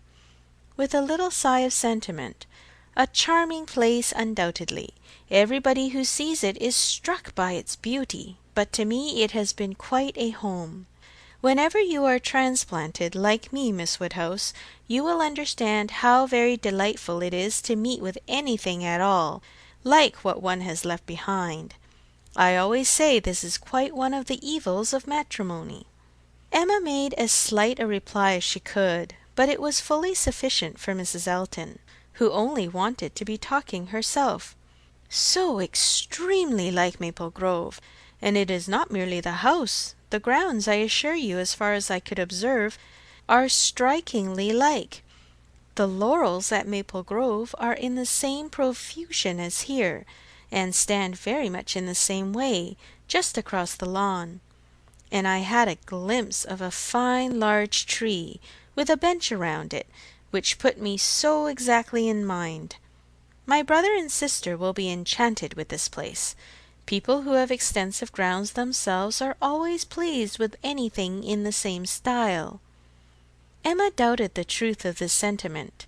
She had a great idea that people who had extensive grounds themselves cared very little for the extensive grounds of anybody else. But it was not worth while to attack an error so double-dyed, and therefore only said in reply, "When you have seen more of this country, I am afraid you will think you have overrated Hartfield. Surrey is full of beauties." "Oh, yes, I am quite aware of that. It is the garden of England, you know. Surrey is the garden of England." "Yes, but we must not rest our claims on that distinction. Many counties, I believe, are called the garden of England as well as Surrey." "No, I fancy not," replied Mrs. Elton, with a most satisfied smile. "I never heard any county but Surrey called it." Emma was silenced. "My brother and sister have promised us a visit in the spring or summer at farthest," continued Mrs. Elton, "and that will be our time for exploring. While they are with us we shall explore a great deal, I dare say. They will have their baroche landau, of course, which holds four perfectly, and therefore, without saying anything of our carriage, we should be able to explore the different beauties extremely well. They would hardly come in their chaise, I think, at that season of the year. Indeed, when the time draws on, I shall decidedly recommend their bringing the baroche landau. It will be so very much preferable. When people come into a beautiful country of this sort, you know, Miss Woodhouse, one naturally wishes them to see as much as possible. And Mr. Suckling is extremely fond of exploring. We explored to King's Weston twice last summer, in that way most delightfully, just after their first having the baroche landau. You have many parties of that kind here, I suppose, Miss Woodhouse, every summer? No, not immediately here. We are rather out of distance of the very striking beauties which attract the sort of parties you speak of, and we are a very quiet set of people, I believe, more disposed to stay at home than engage in schemes of pleasure. Ah, there is nothing like staying at home for real comfort. Nobody can be more devoted to home than I am. I was quite a proverb for it at Maple Grove. Many a time has Selina said, when she has been going to Bristol, I really cannot get this girl to move from the house. I absolutely must go in by myself, though I hate being stuck up in the baroche landau without a companion. But Augusta, I believe, with her own good will, would never stir beyond the parking paling. Many a time has she said so, and yet I am no advocate for entire seclusion. I think, on the contrary, when people shut themselves up entirely from society, it is a very bad thing, and that it is much more advisable to mix in the world in a proper degree, without living in it either too much or too little. I perfectly understand your situation, however, Miss Woodhouse," looking towards Mr. Woodhouse. "Your father's state of health must be a great drawback. Why does he not try Bath? Indeed he should. Let me recommend Bath to you. I assure you I have no doubt of its doing Mr. Woodhouse good." "My father tried it more than once, formerly, but without receiving any benefit. And Mr. Perry, whose name I dare say is not unknown to you, does not conceive it would be at all more likely to be useful now." "Ah, that's a great pity, for I assure you, Miss Woodhouse, where the waters do agree, it is quite wonderful the relief they give. In my Bath life I have seen such instances of it, and it is so cheerful a place, that it could not fail of being of use to Mr. Woodhouse's spirits, which I understand are sometimes much depressed. And as to its recommendations to you, I fancy I need not take pains to dwell on them. The advantages of Bath to the young are pretty generally understood. It would be a charming introduction for you, who have lived so secluded a life, and I could immediately secure you some of the best society in the place. A line from me would bring you a little host of acquaintance, and my particular friend, Mrs. Partridge, the lady I have always resided with when in Bath, would be most happy to show you any attentions, and would be the very person for you to go into public with." It was as much as Emma could bear without being impolite. The idea of her being indebted to Mrs. Elton for what was called an introduction, of her going into public under the auspices of a friend of Mrs. Elton's, probably some vulgar dashing widow, who with the help of a boarder just made a shift to live. The dignity of Miss Woodhouse of Hartfield was sunk indeed.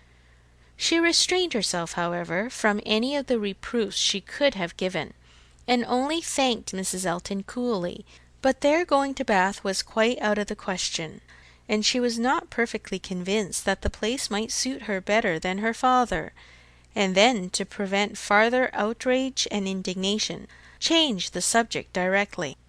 "I do not ask whether you are musical, Mrs. Elton. Upon these occasions a lady's character generally precedes her, and Highbury has long known that you are a superior performer." "Oh, no, indeed. I must protest against any such idea. A superior performer! Very far from it, I assure you. Consider from how partial a quarter your information came. I am dotingly fond of music, passionately fond, and my friends say I am not entirely devoid of taste. But as to anything else, upon my honour, my performance is mediocre to the last degree. You, Miss Woodhouse, I well know, played delightfully. I assure you it has been the greatest satisfaction, comfort, and delight to me to hear what a musical society I am got into. I absolutely cannot do without music. It is a necessity of life to me, and having always been used to a very musical society, both at Maple Grove and in Bath, it would have been a most serious sacrifice. I honestly said as much to Mr. Elton when he was speaking of my future home, and expressing his fears lest the retirement of it should be disagreeable, and the inferiority of the house too, knowing what I had been accustomed to. Of course he was not wholly without apprehension. When he was speaking of it in that way, I honestly said that the world I could give up, parties, balls, plays, for I had no fear of retirement. Blessed with so many resources within myself, the world was not necessary to me. I could do very well without it. To those who had no resources it was a different thing, but my resources made me quite independent, and as to smaller sized rooms than I had been used to, I really could not give it a thought. I hoped I was perfectly equal to any sacrifice of that description. Certainly I had been accustomed to every luxury at Maple Grove, but I did assure him that 2 carriages were not necessary to my happiness, nor were spacious apartments. But, said I, to be quite honest, I do not think I can live without something of a musical society. I condition for nothing else, but without music life would be a blank to me. We cannot suppose, said Emma, smiling, that Mr. Elton would hesitate to assure you of there being a very musical society in Highbury, and I hope you will not find he has outstepped the truth more than may be pardoned, in consideration of the motive. No, indeed, I have no doubts at all on that head. I am delighted to find myself in such a circle. I hope we shall have many sweet little concerts together. I think, Miss Woodhouse, you and I must establish a musical club, and have regular weekly meetings at your house or ours. Will not it be a good plan? If we exert ourselves, I think we shall not be long in want of allies. Something of that nature would be particularly desirable for me, as an inducement to keep me in practice. For married women, you know, there is a sad story against them in general. They are but too apt to give up music. But you, who are so extremely fond of it, there can be no danger. I should hope not, but really when I look around among my acquaintance, I tremble. Selina has entirely given up music, never touches the instrument, though she played sweetly, and the same may be said of Mrs. Jeffreys, Clara Partridge, that was, and of the 2 Millmans, now Mrs. Bird and Mrs. James Cooper, and of more than I can enumerate. Upon my word, it is enough to put one in a fright. I used to be quite angry with Selina, but really I begin now to comprehend that a married woman has many things to call her attention. I believe I was half an hour this morning shut up with my housekeeper. But everything of that kind, said Emma, will soon be in so regular a train. Well, said Mrs. Elton, laughing, we shall see. Emma, finding her so determined upon neglecting her music, had nothing more to say, and after a moment's pause Mrs. Elton chose another subject. We have been calling at Randalls, said she, and found them both at home, and very pleasant people they seem to be. I like them extremely. Mr. Weston seems an excellent creature, quite a first-rate favourite with me already, I assure you, and she appears so truly good, there is something so motherly and kind-hearted about her, that it wins upon one directly. She was your governess, I think? Emma was almost too much astonished to answer, but Mrs. Elton hardly waited for the affirmative before she went on. Having understood as much, I was rather astonished to find her so very ladylike, but she is really quite the gentlewoman." "Mrs. Weston's manners," said Emma, "were always particularly good. Their propriety, simplicity, and elegance would make them the safest model for any young woman." "And who do you think came in while we were there?" Emma was quite at a loss. The tone implied some old acquaintance, and how could she possibly guess? "Knightley," continued Mrs. Elton. "Knightley himself. Was not it lucky? For not being within when he called the other day, I had never seen him before, and of course, as so particular a friend of Mr. Elton's, I had a great curiosity. My friend Knightley had been so often mentioned that I was really impatient to see him, and I must do my caro sposo the justice to say that he need not be ashamed of his friend. Knightley is quite the gentleman. I like him very much.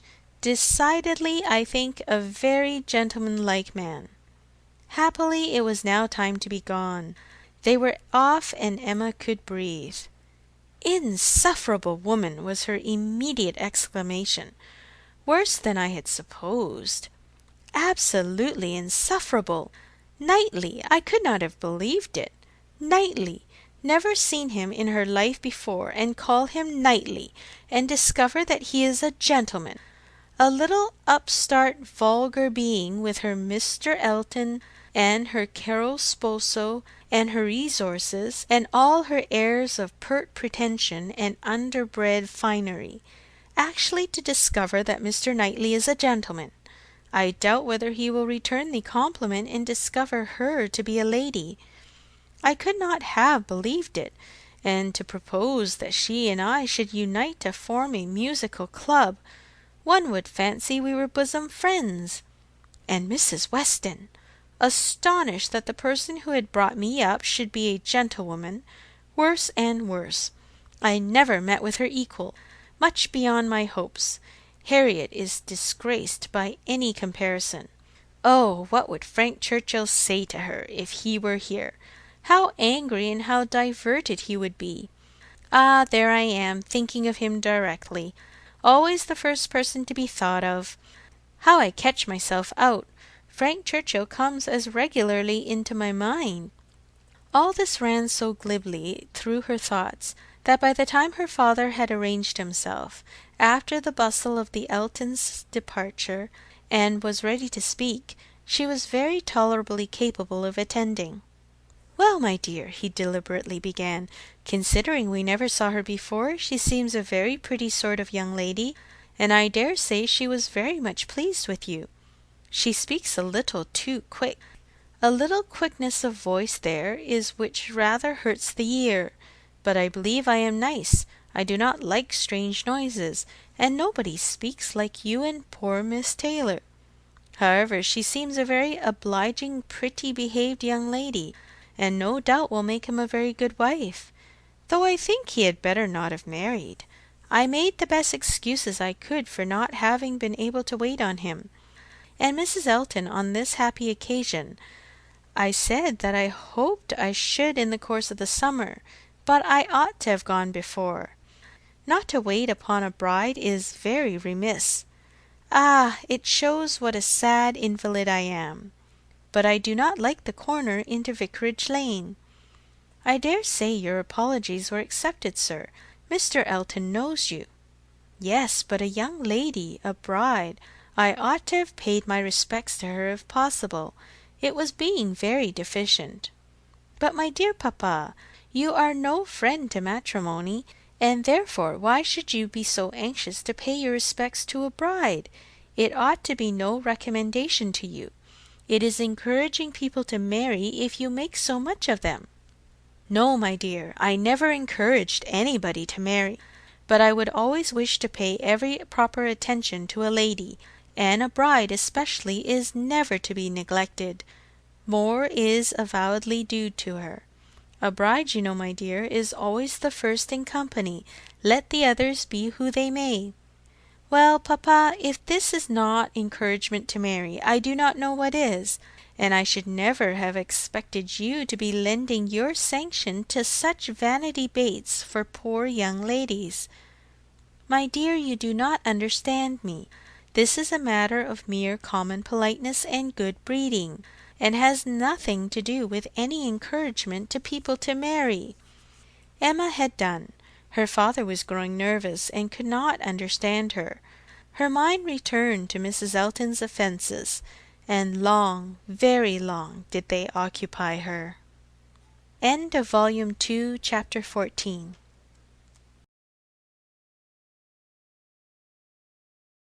Chapter 15. Mr. Woodhouse was soon ready for his tea, and when he had drank his tea he was quite ready to go home, and it was as much as his three companions could do to entertain away his notice of the lateness of the hour before the other gentlemen appeared. Mr. Weston was chatty and convivial, and no friend to early separations of any sort, but at last the drawing-room party did receive an augmentation. Mr. Elton, in very good spirits, was one of the first to walk in. Mrs. Weston and Emma were sitting together on the sofa. He immediately joined them, and with scarcely an invitation, seated himself between them. Emma, in good spirits too, from the amusement afforded her mind by the expectation of Mr. Frank Churchill, was willing to forget his late improprieties, and be as well satisfied with him as before, and on his making Harriet his very first subject, was ready to listen with most friendly smiles. He professed himself extremely anxious about her fair friend, her fair, lovely, amiable friend. Did she know? Had she heard anything about her since their being at Randalls? He felt much anxiety. He must confess that the nature of her complaint alarmed him considerably, and in this style he talked on for some time very properly, not much attending to any answer, but altogether sufficiently awake to the terror of a bad sore throat, and Emma was quite in charity with him. But at last there seemed a perverse turn. It seemed all at once as if he were more afraid of its being a bad sore throat on her account than on Harriet's, more anxious that she should escape the infection than that there should be no infection in the complaint. He began with great eagerness to entreat her to refrain from visiting the sick chamber again, for the present, to entreat her to promise him not to venture into such hazard till he had seen Mr. Perry and learnt his opinion. And though she tried to laugh it off and bring the subject back into its proper course, there was no putting an end to his extreme solicitude about her. She was vexed. It did appear, there was no concealing it, exactly like the pretence of being in love with her instead of Harriet, an inconstancy, if real, the most contemptible and abominable, and she had difficulty in behaving with temper. He turned to Mrs. Weston to implore her assistance. Would not she give him her support? Would not she add her persuasions to his, to induce Miss Woodhouse not to go to Mrs. Goddard's till it were certain that Miss Smith's disorder had no infection?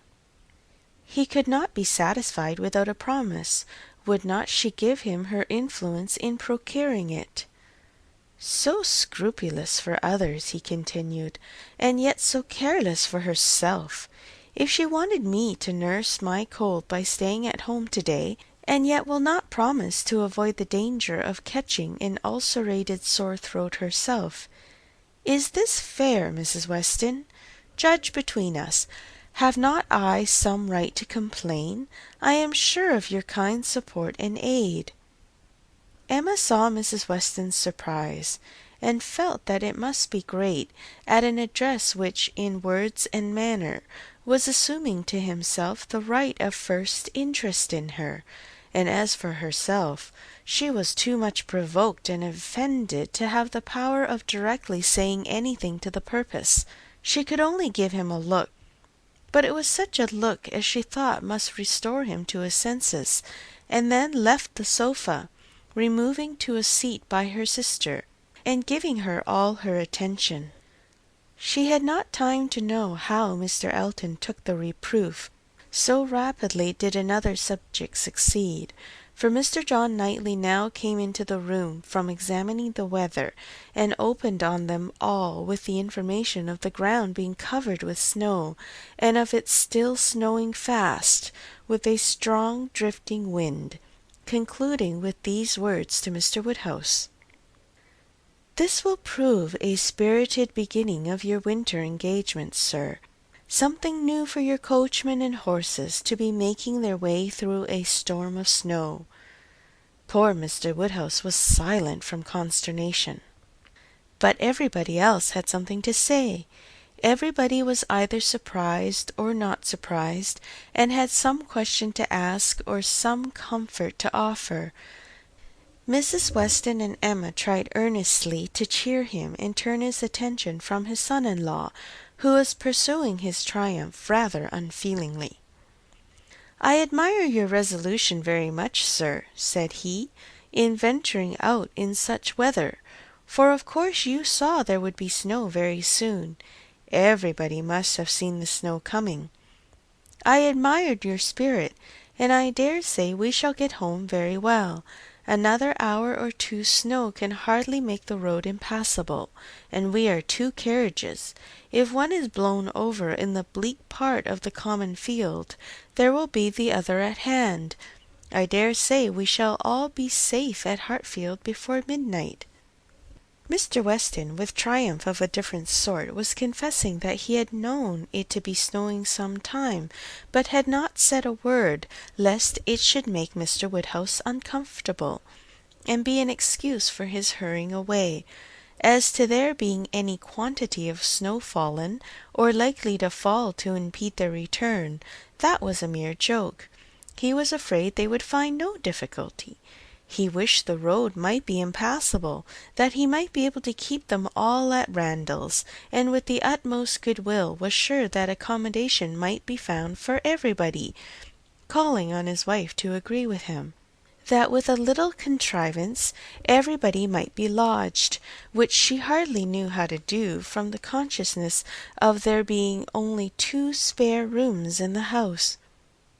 "What is to be done, my dear Emma? What is to be done?" was Mr. Woodhouse's first exclamation, and all that he could say for some time.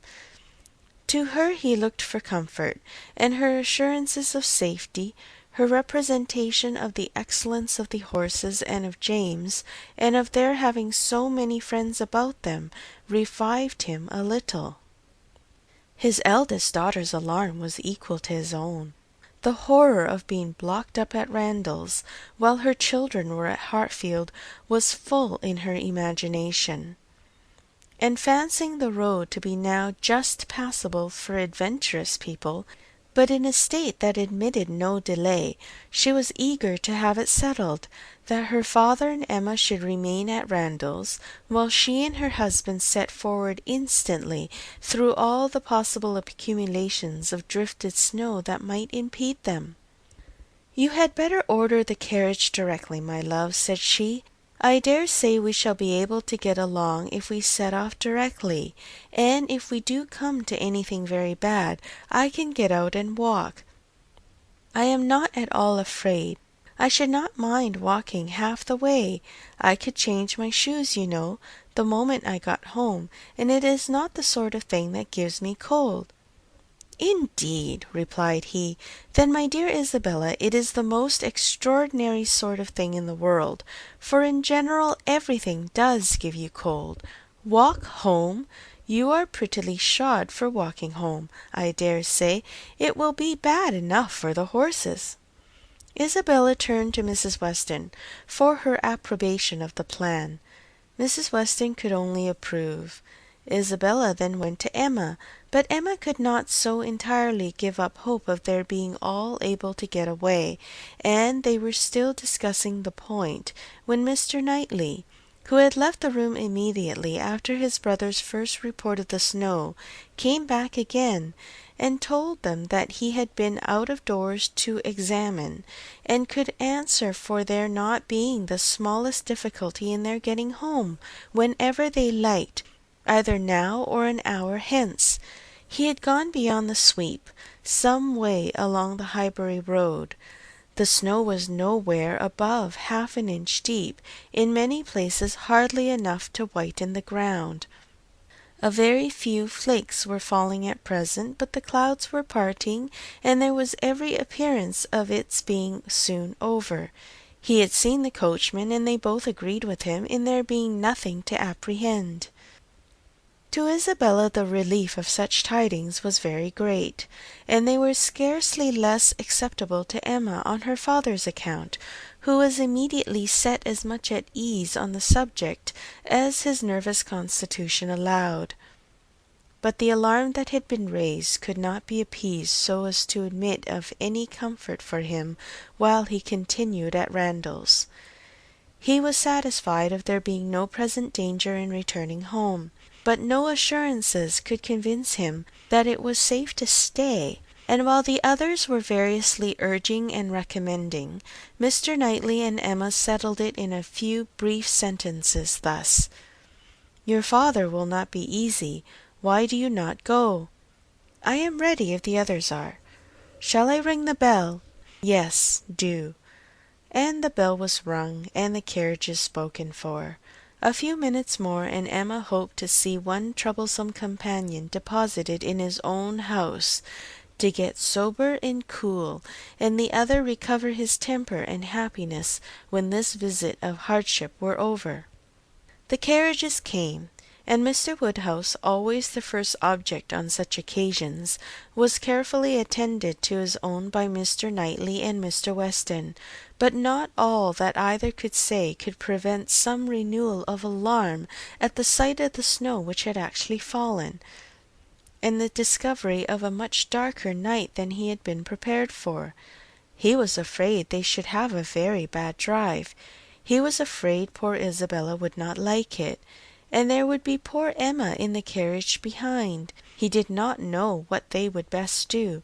They must keep as much together as they could, and James was talked to and given a charge to go very slow and wait for the other carriage. Isabella stepped in after her father. John Knightley, forgetting that he did not belong to their party, stepped in after his wife very naturally, so that Emma found, on being escorted and followed to the second carriage by Mr. Elton, that the door was to be lawfully shut on them, and that they were to have a tete-a-tete drive. It would not have been the awkwardness of a moment, it would have been rather a pleasure, previous to the suspicions of this very day. She could have talked to him of Harriet, and the 3/4 of a mile would have seemed but one. But now she would rather it had not happened. She believed he had been drinking too much of Mr. Weston's good wine, and she felt sure that he would want to be talking nonsense. To restrain him as much as might be, by her own manners, she was immediately preparing to speak with exquisite calmness and gravity of the weather and the night.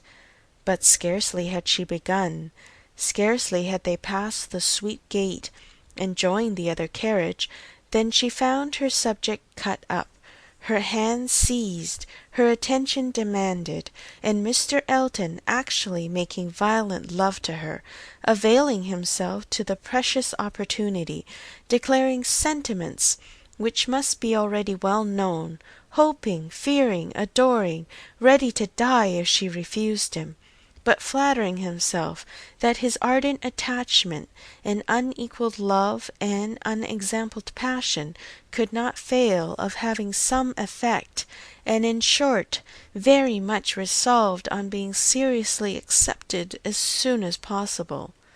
It really was so.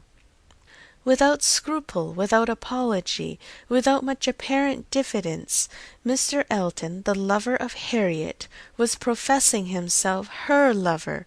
She tried to stop him, but vainly he would go on, and say it all.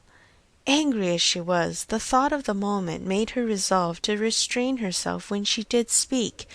She felt that half this folly would be drunkenness, and therefore could hope that it might belong only to the passing hour. Accordingly, with a mixture of the serious and the playful, which she hoped would best suit his half and half state, she replied, "I am very much astonished, Mr. Elton. This is me. You forget yourself. You take me for my friend. Any message to Miss Smith I shall be happy to deliver, but no more of this to me, if you please." Miss Smith? Message to Miss Smith? What could she possibly mean? And he repeated her words with such assurance of accent, such boastful pretence of amazement, that she could not help replying with quickness, "Mr. Elton, this is the most extraordinary conduct, and I can account for it only in one way. You are not yourself, or you could not speak either to me or to Harriet in such a manner. Command yourself enough to say no more, and I will endeavour to forget it." But Mr. Elton had only drunk wine enough to elevate his spirits, not at all to confuse his intellects. He perfectly knew his own meaning, and having warmly protested against her suspicion as most injurious, and slightly touched upon his respect for Miss Smith as her friend, but acknowledging his wonder that Miss Smith should be mentioned at all, he resumed the subject of his own passion, and was very urgent for a favourable answer.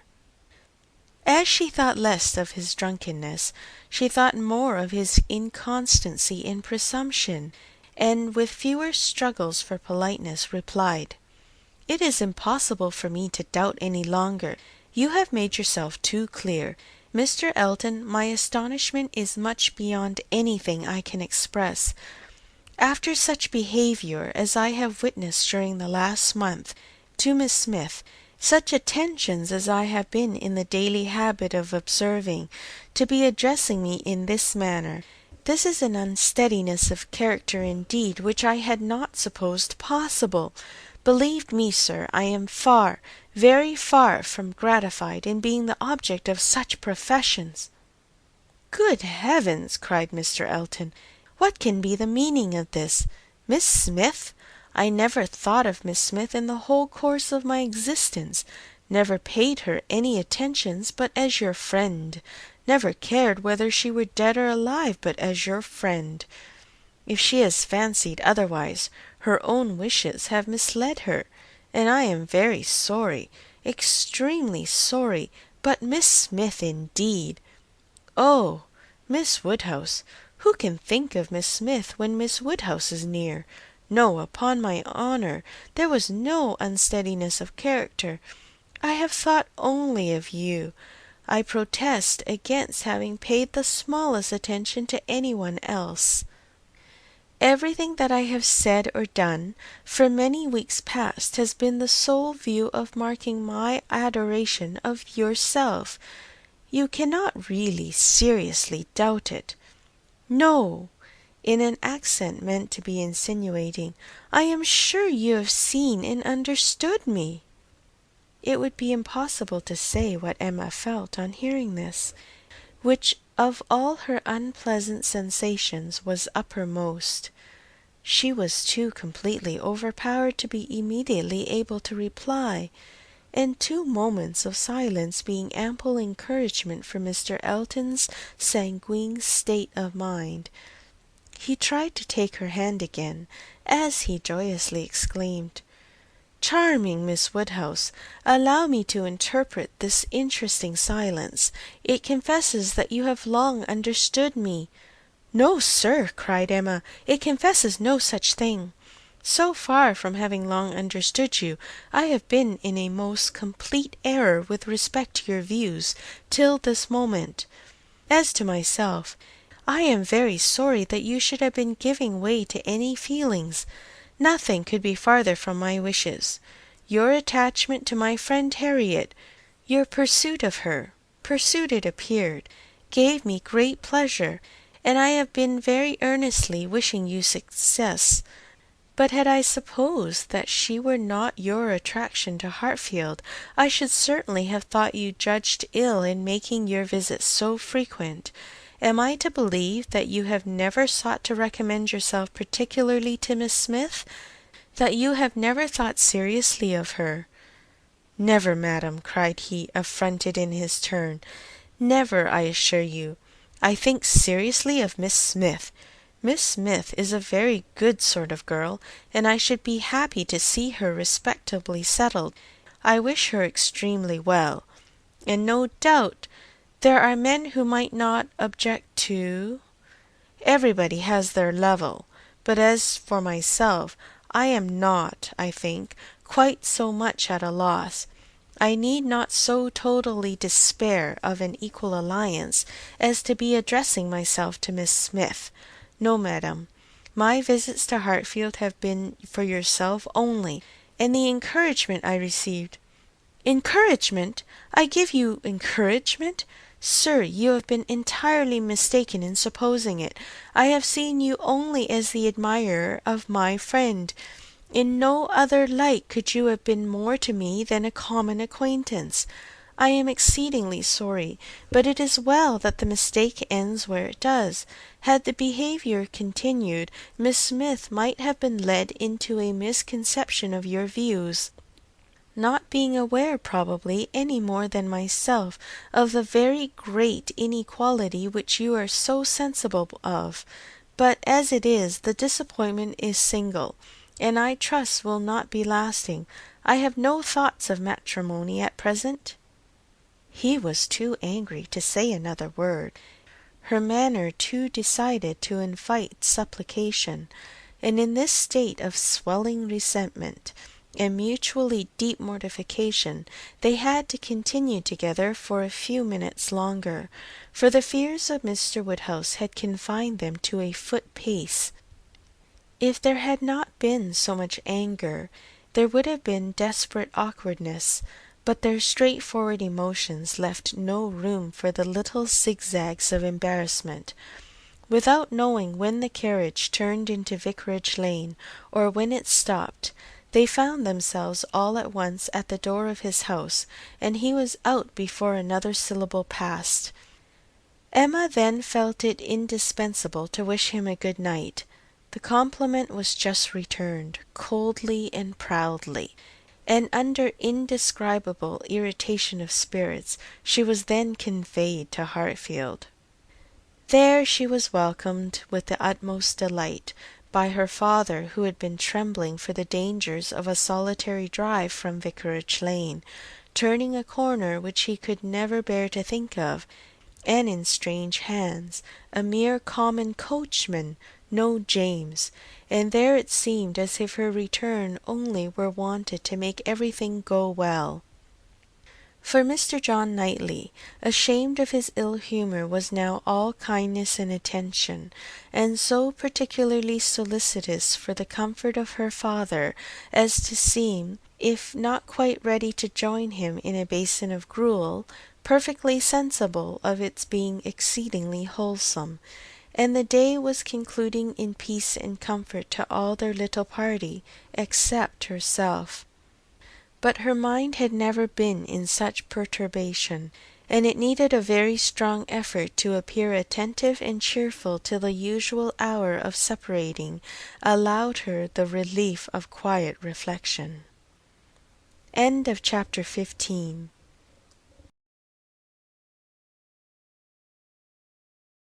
Chapter 16. Everybody in and about Highbury who had ever visited Mr. Elton was disposed to pay him attention on his marriage. Dinner parties and evening parties were made for him and his lady, and invitations flowed in so fast that she had soon the pleasure of apprehending they were never to have a disengaged day.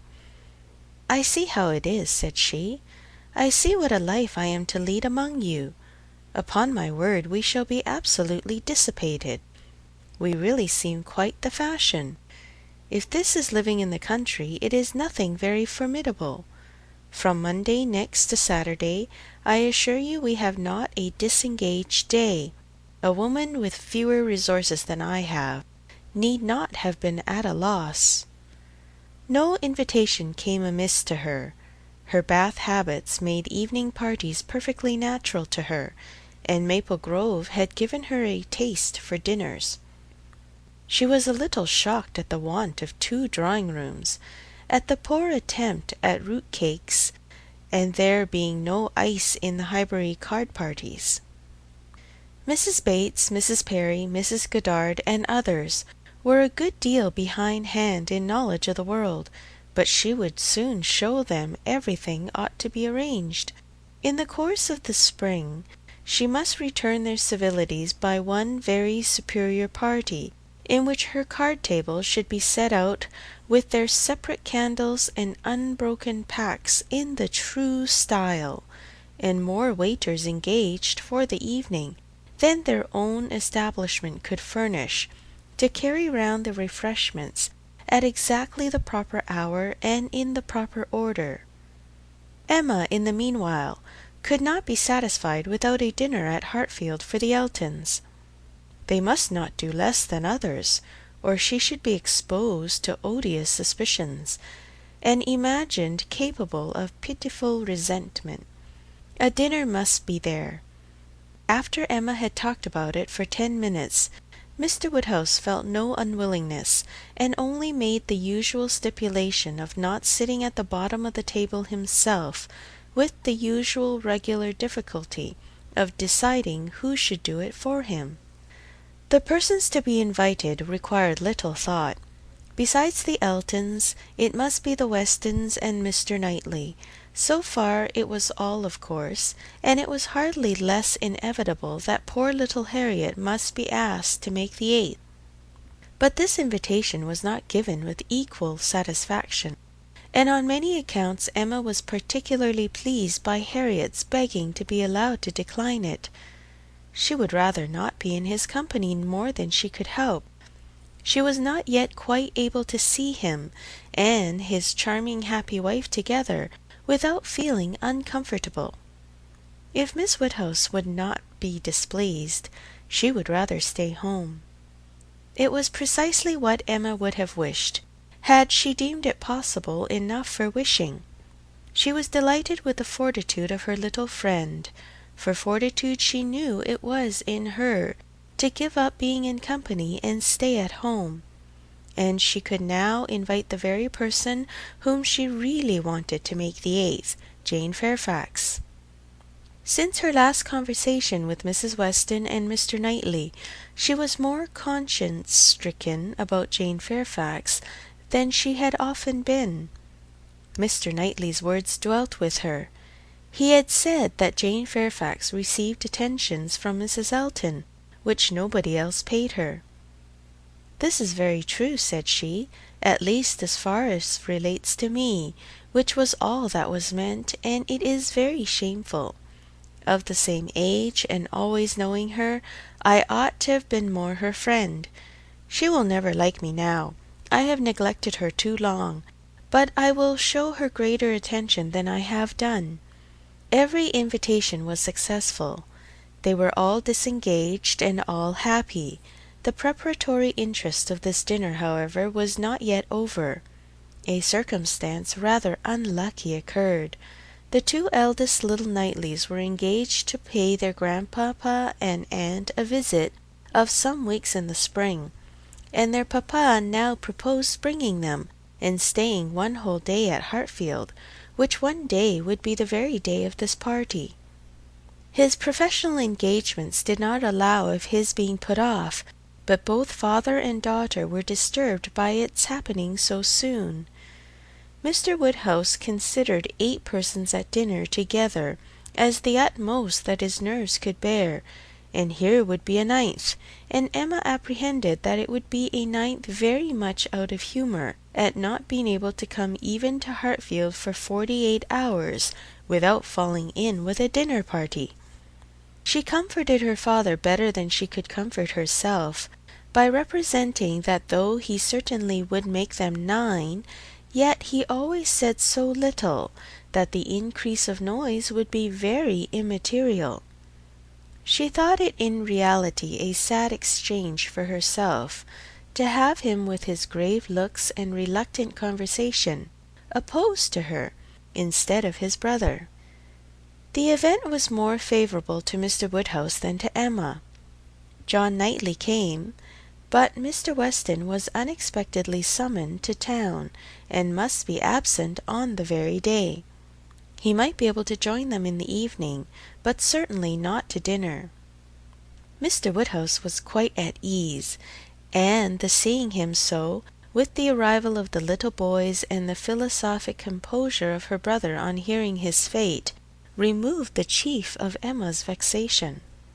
The day came, the party were punctually assembled, and Mr. John Knightley seemed early to devote himself to the business of being agreeable.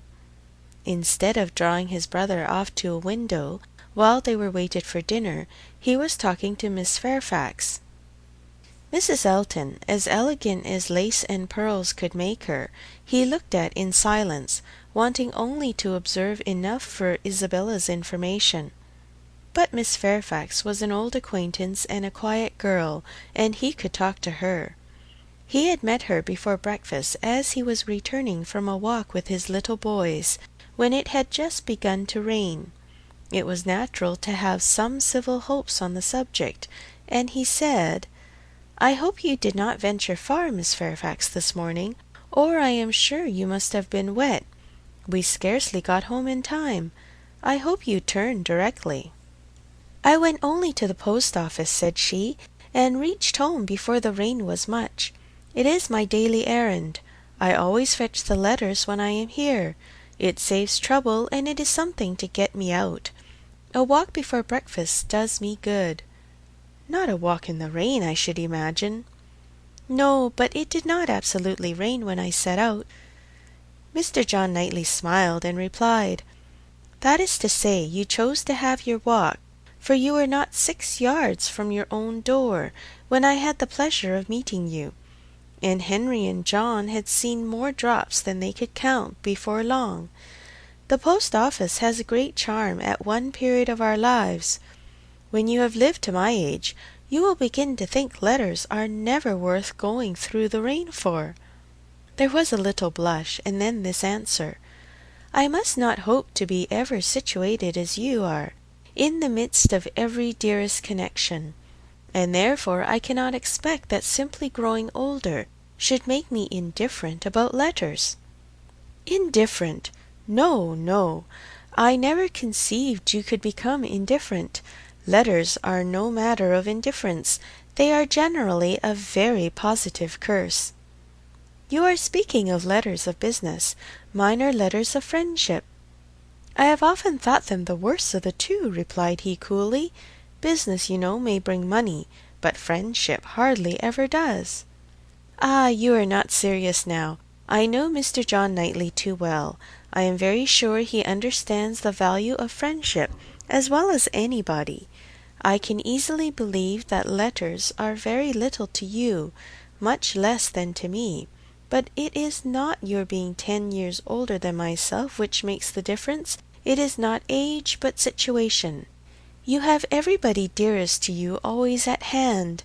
I probably never shall again, and therefore till I have outlived all my affections, a post office, I think, must always have power to draw me out, in worse weather than to-day." "When I talked of your being altered by time, by the progress of years," said John Knightley, "I meant to imply the change of situation which time usually brings. I consider one as including the other. Time will generally lessen the interest of every attachment not within the daily circle, but that is not the change I had in view for you. As an old friend, you will allow me to hope, Miss Fairfax, that 10 years hence you may have as many concentrated objects as I have." It was kindly said, and very far from giving offence. A pleasant "thank you" seemed meant to laugh it off, but a blush, a quivering lip, a tear in the eye, showed that it was felt beyond a laugh. Her attention was now claimed by Mr. Woodhouse, who being, according to his custom on such occasions, making the circle of his guests, and paying his particular compliments to the ladies, was ending with her, and with all his mildest urbanity said, "I am very sorry to hear, Miss Fairfax, of your being out this morning in the rain. Young ladies should take care of themselves. Young ladies are delicate plants. They should take care of their health and their complexion. My dear, did you change your stockings?" "Yes, sir, I did indeed, and I am very much obliged by your kind solicitude about me. My dear Miss Fairfax, young ladies are very sure to be cared for. I hope your good grandmamma and aunt are well. They are some of my very old friends. I wish my health allowed me to be a better neighbour. You do us a great deal of honour to-day, I am sure. My daughter and I are both highly sensible of your goodness, and have the greatest satisfaction in seeing you at Hartfield." The kind-hearted, polite old man might then sit down and feel that he had done his duty, and made every fair lady welcome and easy. By this time the walk in the rain had reached Mrs. Elton, and her remonstrances now opened upon Jane. "My dear Jane, what is this I hear? Going to the post-office in the rain? This must not be, I assure you. You sad girl, how could you do such a thing? It is a sign I was not there to take care of you." Jane very patiently assured her that she had not caught any cold. "Oh, do not tell me! You really are a very sad girl, and do not know how to take care of yourself. To the post-office, indeed! Mrs. Weston, did you ever hear the like? You and I must positively exert our authority." "My advice," said Mrs. Weston kindly and persuasively, "I certainly do feel tempted to give. Miss Fairfax, you must not run such risks, liable as you have been to severe colds. Indeed, you ought to be particularly careful, especially at this time of year. The spring I always think requires more than common care. Better wait an hour or two, or even half a day for your letters, than run the risk of bringing on your cough again. Now, do not you feel that you had? Yes, I am sure you are much too reasonable. You look as if you would not do such a thing again." "Oh, she shall not do such a thing again," eagerly rejoined Mrs. Elton. "You will not allow her to do such a thing," and nodding significantly. "There must be some arrangement made. There must indeed. I shall speak to Mr. E., the man who fetches our letters every morning. One of our men, I forget his name, shall inquire for yours too, and bring them to you. That will obviate all difficulties, you know. And from us, I really think, my dear Jane, you can have no scruple to accept such an accommodation." "You are extremely kind," said Jane, "but I cannot give up my early walk. I am advised to be out of doors as much as I can. I must walk somewhere, and the post-office is an object. And upon my word, I have scarcely ever had a bad morning before." "My dear Jane, say no more about it. The thing is determined. That is," laughing affectedly, "as far as I can presume to determine anything without the concurrence of my lord and master. You know, Mrs. Weston, you and I must be cautious how we express ourselves. But I do flatter myself, my dear Jane, that my influence is not entirely worn out. If I meet with no insuperable difficulties, therefore, consider that point as settled." "Excuse me," said Jane earnestly, "I cannot by any means consent to such an arrangement, so needlessly troublesome to your servant. If the errand were not a pleasure to me, it could be done as it always is when I am not here, by my grandmamma's." "Oh, my dear, but so much as Patty has to do, and it is a kindness to employ our men." Jane looked as if she did not mean to be conquered, but instead of answering, she began speaking again to Mr. John Knightley. "The post-office is a wonderful establishment," said she. "The regularity and dispatch of it, if one thinks of all that it has to do, and all that it does so well, it is really astonishing." "It is certainly very well regulated." "So seldom that any negligence or blunder appears, so seldom that a letter, among the thousands that are constantly passing about the kingdom, is even carried wrong, and not one in a million, I suppose, actually lost. And when one considers the variety of hands, and of bad hands too, that are to be deciphered, it increases the wonder. The clerks grow expert from habit. They must begin with some quickness of sight and hand, and exercise improves them. If you want any farther explanation, continued he, smiling, they are paid for it. That is the key to a great deal of capacity. The public pays and must be served well. The varieties of handwriting were farther talked of, and the usual observations made. I have heard it asserted, said John Knightley, that the same sort of handwriting often prevails in the family, and where the same master teaches, it is natural enough. But for that reason I should imagine the likeness must be chiefly confined to the females, for boys have very little teaching after an early age, and scramble into any hand they can get. Isabella and Emma, I think, do write very much alike. I have not always known their writing apart. Yes, said his brother hesitatingly, there is a likeness. I know what you mean, but Emma's hand is the strongest. Isabella and Emma both write beautifully, said Mr. Woodhouse, and always did, and so does poor Mrs. Weston, with half a sigh and half a smile at her. I never saw any gentleman's handwriting, Emma began, looking also at Mrs. Weston, but stopped on perceiving that Mrs. Weston was attending to some one else, and the pause gave her time to reflect. Now, how am I going to introduce him? Am I unequal to speaking his name at once before all these people? Is it necessary for me to use any roundabout phrase? Your Yorkshire friend? Your correspondent in Yorkshire? That would be the way, I suppose, if I were very bad. No, I can pronounce his name without the smallest distress. I certainly get better and better now for it. Mrs. Weston was disengaged, and Emma began again. Mr. Frank Churchill writes one of the best gentleman's hands I ever saw. I do not admire it, said Mr. Knightley. It is too small, wants strength. It is like a woman's writing. This was not submitted to by either lady. They vindicated him against the base aspersion. No, it by no means wanted strength. It was not a large hand, but very clear and certainly strong. Had not Mrs. Weston any letter about her to produce? No, she had heard from him very lately, but having answered the letter, had put it away.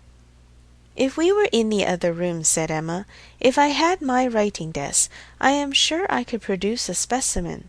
I have a note of his. Do you not remember, Mrs. Weston, employing him to write for you one day? He chose to say he was employed. Well, well, I have that note, and can show it after dinner to convince Mr. Knightley. Oh, when a gallant young man like Mr. Frank Churchill, said Mr. Knightley dryly, writes to a fair lady like Miss Woodhouse, he will, of course, put forth his best. Dinner was on the table.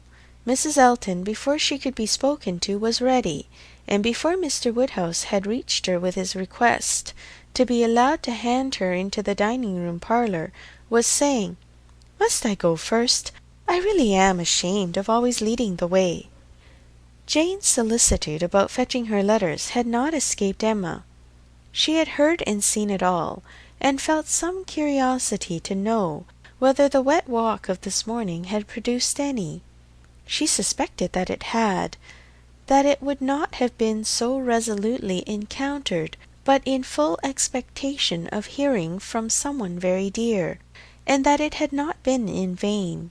She thought there was an air of greater happiness than usual, a glow both of complexion and spirits. She could have made an inquiry or two as to the expedition and the expense of the Irish mails. It was at her tongue's end, but she abstained. She was quite determined not to utter a word that should hurt Jane Fairfax's feelings, and they followed the other ladies out of the room arm in arm, with an appearance of good-will highly becoming to the beauty and grace of each. End of Volume 2, Chapter 16. Volume 2, Chapter 17. When the ladies returned to the drawing-room after dinner, Emma found it hardly possible to prevent their making two distinct parties. With so much perseverance in judging and behaving ill, did Mrs. Elton engross Jane Fairfax and slight herself. She and Mrs. Weston were obliged to be almost always either talking together or silent together. Mrs. Elton left them no choice. If Jane repressed her for a little time, she soon began again, and though much that passed between them was in a half-whisper, especially on Mrs. Elton's side, there was no avoiding a knowledge of their principal subjects. The post-office, catching cold, fetching letters, and friendship were long under discussion, and to them succeeded one, which must be at least equally unpleasant to Jane. Inquiries whether she had yet heard of any situation likely to suit her, and professions of Mrs. Elton's meditated activity. "Here is April come," said she. "I get quite anxious about you. June will soon be here." "But I have never fixed on June or any other month, merely looked forward to the summer in general." "But have you really heard of nothing?" "I have not even made an inquiry. I do not wish to make any yet." "Oh, my dear, we cannot begin too early. You are not aware of the difficulty of procuring exactly the desirable thing." "I not aware!" said Jane, shaking her head. "Dear Mrs. Elton, who can have thought of it as I have done?" "But you have not seen so much of the world as I have. You do not know how many candidates there are for the first situations. I saw a vast deal of that in the neighbourhood round Maple Grove. A cousin of Mr. Suckling, Mrs. Bragg, had such an infinity of applications. Everybody was anxious to be in her family, for she moves in the first circle. Wax candles in the schoolroom. You may imagine how desirable. Of all houses in the kingdom, Mrs. Bragg's is the one I would most wish to see you in." "Colonel and Mrs. Campbell are to be in town again by midsummer," said Jane. "I must spend some time with them. I am sure they will want it. Afterwards I may probably be glad to dispose of myself, but I would not wish you to take the trouble of making inquiries at present." "Trouble! Ay, I know your scruples. You are afraid of giving me trouble, but I assure you, my dear Jane, the Campbells can hardly be more interested about you than I am. I shall write to Mrs. Partridge in a day or two, and shall give her a strict charge to be on the lookout for anything eligible." "Thank you, but I would rather you did not mention the subject to her till the time draws nearer. I do not wish to be giving anybody trouble." "But, my dear child, the time is drawing near. Here is April, and June, or say even July, is very near, with such business to accomplish before us. Your inexperience really amuses me. A situation such as you deserve, and your friends would require for you, is no everyday occurrence, is not obtained at a moment's notice. Indeed, we must begin inquiring directly. Excuse me, ma'am, but this is by no means my intention. I make no inquiry myself, and should be sorry to have any made by my friends. When I am quite determined as to the time, I am not at all afraid of being long unemployed. There are places in town, offices, where inquiry would soon produce something. Offices for the sale, not quite of human flesh, but of human intellect." "Oh, my dear, human flesh! You quite shock me. If you mean a fling at the slave trade, I assure you Mr. Suckling was always rather a friend to the abolition."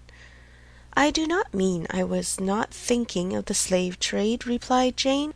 "Governess trade, I assure you, was all that I had in view. Widely different, certainly, as to the guilt of those who carry it on, but as to the greater misery of the victims, I do not know where it lies. but I only mean to say that there are advertising offices, and that by applying to them I should have no doubt of very soon meeting with something that would do." "Something that would do," repeated Mrs. Elton. "Ay, that may suit your humble ideas of yourself. I know what a modest creature you are, but it will not satisfy your friends to have you taking up anything that may offer any inferior, commonplace situation, in a family not moving in a certain circle, or able to command the elegancies of life."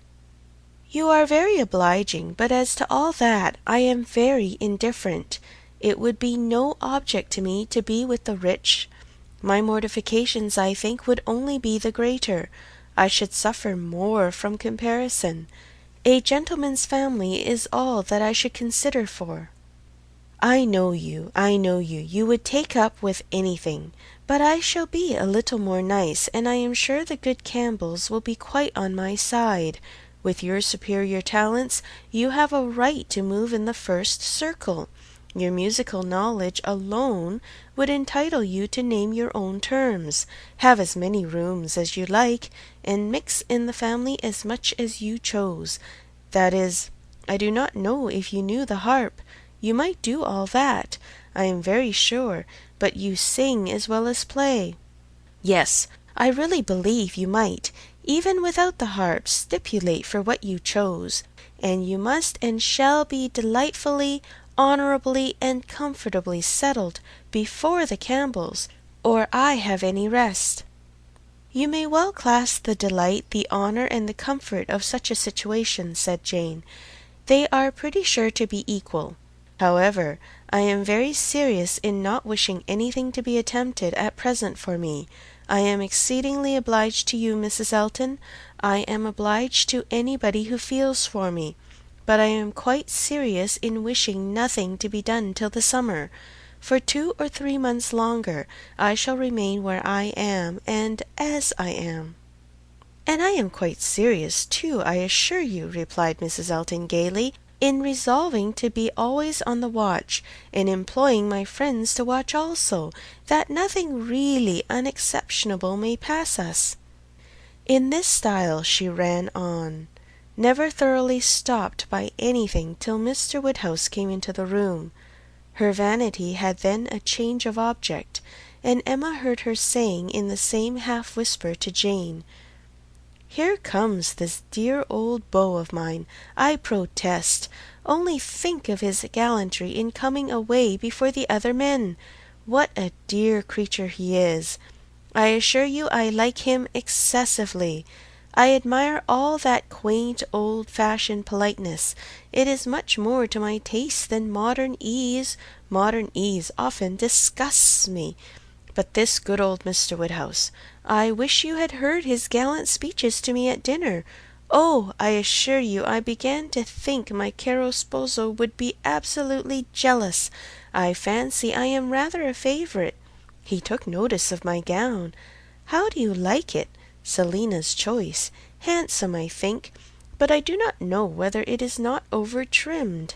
I have the greatest dislike to the idea of being over-trimmed. Quite a horror of finery.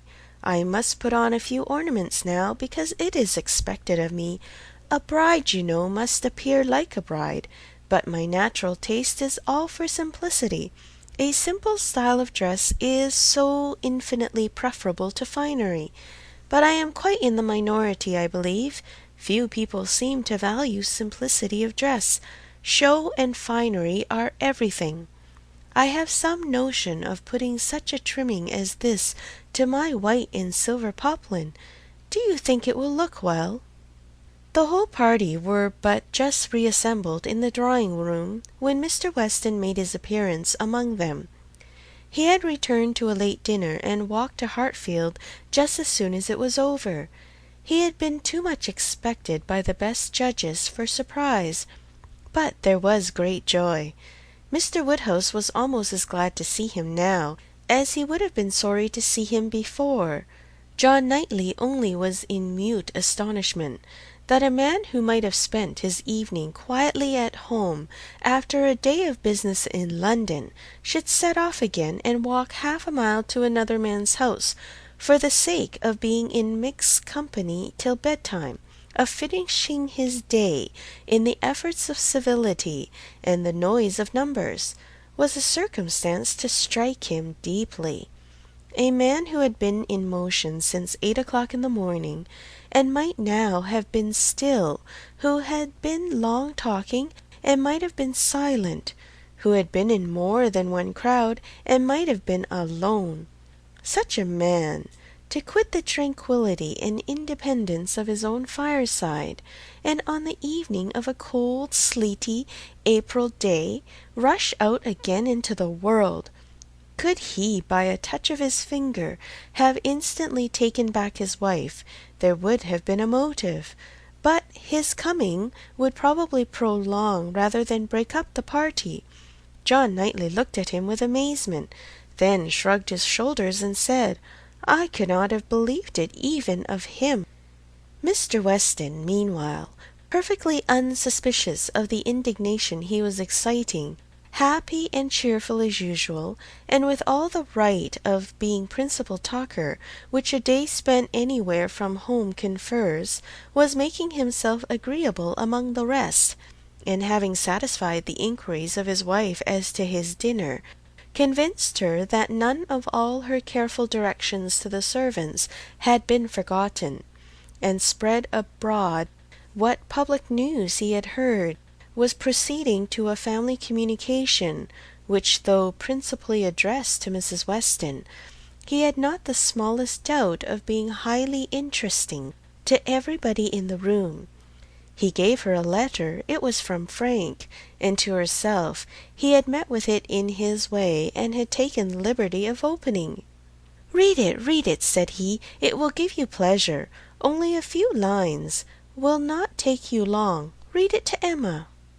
The two ladies looked it over together, and he sat smiling and talking to them the whole time, in a voice a little subdued, but very audible to everybody. "Well, he is coming, you see.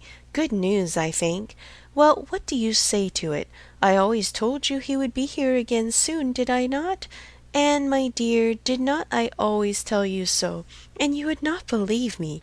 In town next week, you see, at the latest, I dare say, for she is as impatient as the black gentleman when anything is to be done. Most likely they will be there to-morrow or Saturday. As to her illness, all nothing, of course, but it is an excellent thing to have Frank among us again, so near as town.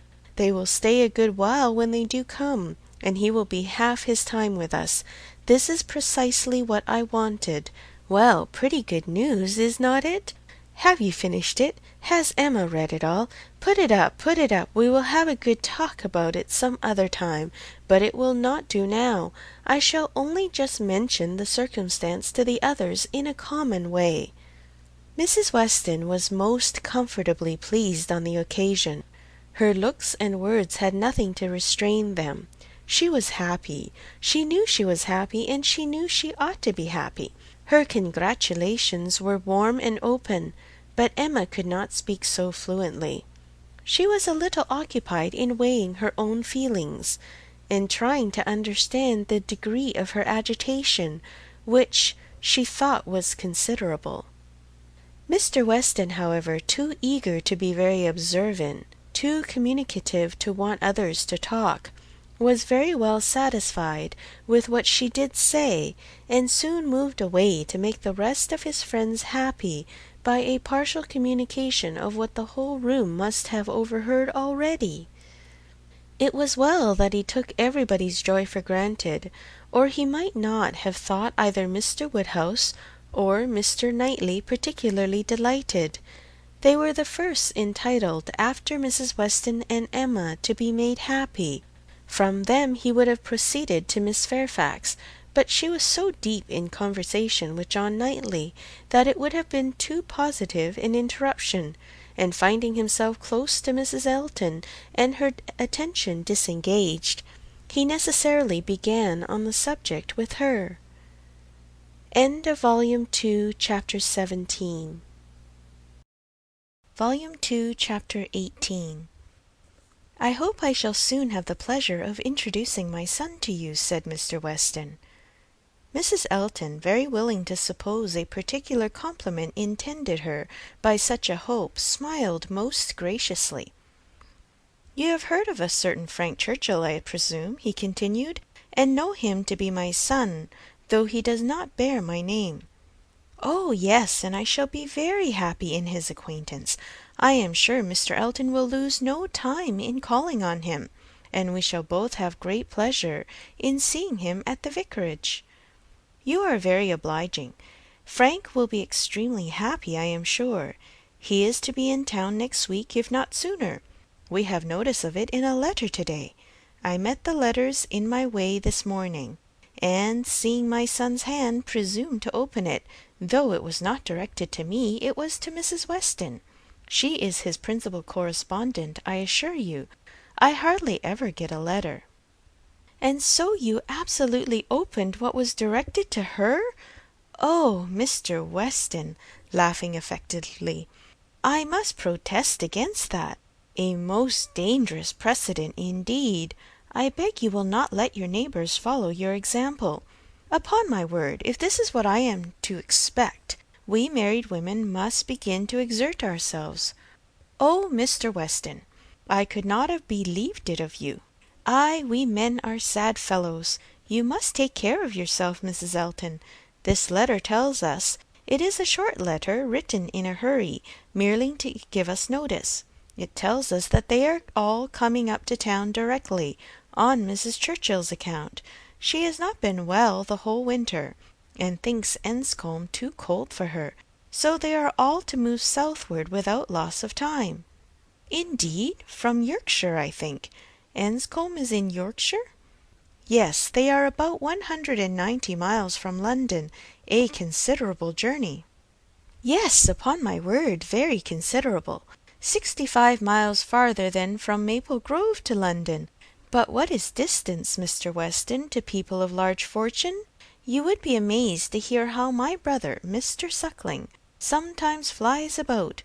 You will hardly believe me, but twice in 1 week he and Mr. Bragg went to London and back again with 4 horses. "The evil of the distance from Enscombe," said Mr. Weston, "is that Mrs. Churchill, as we understand, has not been able to leave the sofa for a week together. In Frank's last letter she complained, he said, of being too weak to get into her conservatory, without having both his arm and his uncle's. This, you know, speaks a great degree of weakness. But now she is so impatient to be in town, that she means to sleep only 2 nights on the road, so Frank writes word. Certainly delicate ladies have very extraordinary constitutions, Mrs. Elton. You must grant me that." "No, indeed, I shall grant you nothing. I always take the part of my own sex. I do indeed. I give you notice you will find me a formidable antagonist on that point. I always stand up for women, and I assure you, if you knew how Selina feels with respect to sleeping at an inn, you would not wonder at Mrs. Churchill's making incredible exertions to avoid it. Selina says it is quite horror to her, and I believe I have caught a little of her nicety. She always travels with her own sheets, an excellent precaution. Does Mrs. Churchill do the same?" "Depend on it, Mrs. Churchill does everything that any other fine lady ever did. Mrs. Churchill will not be second to any lady in the land for—" Mrs. Elton eagerly interposed with, "Oh, Mr. Weston, do not mistake me. Selina is no fine lady, I assure you. Do not run away with such an idea." "Is not she? Then she is no rule for Mrs. Churchill, who is as thoroughly a fine lady as anybody ever beheld." Mrs. Elton began to think she had been wrong in disclaiming so warmly. It was by no means her object to have it believed that her sister was not a fine lady. Perhaps there was this want of spirit in the pretence of it, and she considering in what way she had best retract, when Mr. Weston went on. Mrs. Churchill is not much in my good graces, as you may suspect, but this is quite between ourselves. She is very fond of Frank, and therefore I would not speak ill of her. Besides, she is out of health now, but that indeed by her own account she has always been. I would not say so to anybody, Mrs. Elton, but I have not much faith in Mrs. Churchill's illness. If she is really ill, why not go to Bath, Mr. Weston? To Bath or to Clifton. She has taken it into her head that Enscombe is too cold for her. The fact is, I suppose, that she is tired of Enscombe. She has now been a longer time stationary there than ever was before, and she wants to change. It is a retired place, a fine place, but very retired. Ay, like Maple Grove, I dare say. Nothing can stand more retired from the road than Maple Grove. Such an immense plantation all round it. You seem shut out from everything, in the most complete retirement. And Mrs. Churchill probably has not health or spirit like Selina to enjoy that sort of seclusion. Or perhaps she may not have resources enough in herself to be qualified for a country life. I always say a woman cannot have too many resources, and I feel very thankful that I have so many myself as to be quite independent of society. Frank was here in February for a fortnight. So I remember to have heard. He will find an addition to the society of Highbury when he comes again, that is, if I may presume to call myself an addition. But perhaps he may never have heard of there being such a creature in the world. This was too loud a call for a compliment to be passed by, and Mr. Weston, with a very good grace, immediately exclaimed, "My dear madam, nobody but yourself could imagine such a thing possible. Not heard of you! I believe Mrs. Weston's letters lately have been full of very little else than Mrs. Elton." He had done his duty, and could return to his son. "When Frank left us," continued he, "it was quite uncertain when we might see him again, which makes this day's news doubly welcome. It had been completely unexpected. That is, I always had a strong persuasion he would be here again soon. I was sure something favourable would turn up, but nobody believed me. He and Mrs. Weston were both dreadfully desponding. How could he contrive to come? And how could it be supposed that his uncle and aunt would spare him again? And so forth. I always felt that something would happen in our favour, and so it has, you see. I have observed, Mrs. Elton, in the course of my life, that if things are going untowardly one month, they are sure to mend the next." "Very true, Mr. Weston, perfectly true. It is just what I used to say to a certain gentleman in company in the days of courtship, when, because things did not go quite right, did not proceed with all the rapidity which suited his feelings. He was apt to be in despair, and exclaimed that he was sure at this rate it would be May before Hymen's saffron robe would be put on for us. Oh, the pains I have been at to dispel those gloomy ideas, and give him cheerfuller views. The carriage. We had disappointments about the carriage. One morning, I remember he came to me quite in despair." She was stopped by a slight fit of coughing, and Mr. Weston instantly seized the opportunity of going on. "You were mentioning May. May is the very month which Mrs. Churchill is ordered, or has ordered herself, to spend in some warmer place than Enscombe. In short, to spend in London, so that we have the agreeable prospect of frequent visits from Frank the whole spring, precisely the season of the year which one should have chosen for it, days almost at the longest, weather genial and pleasant, always inviting one out, and never too hot for exercise. When he was here before, we made the best of it, but there was a good deal of damp, wet, cheerless weather. There always is in February, you know, and we could not do half that we intended. Now will be the time.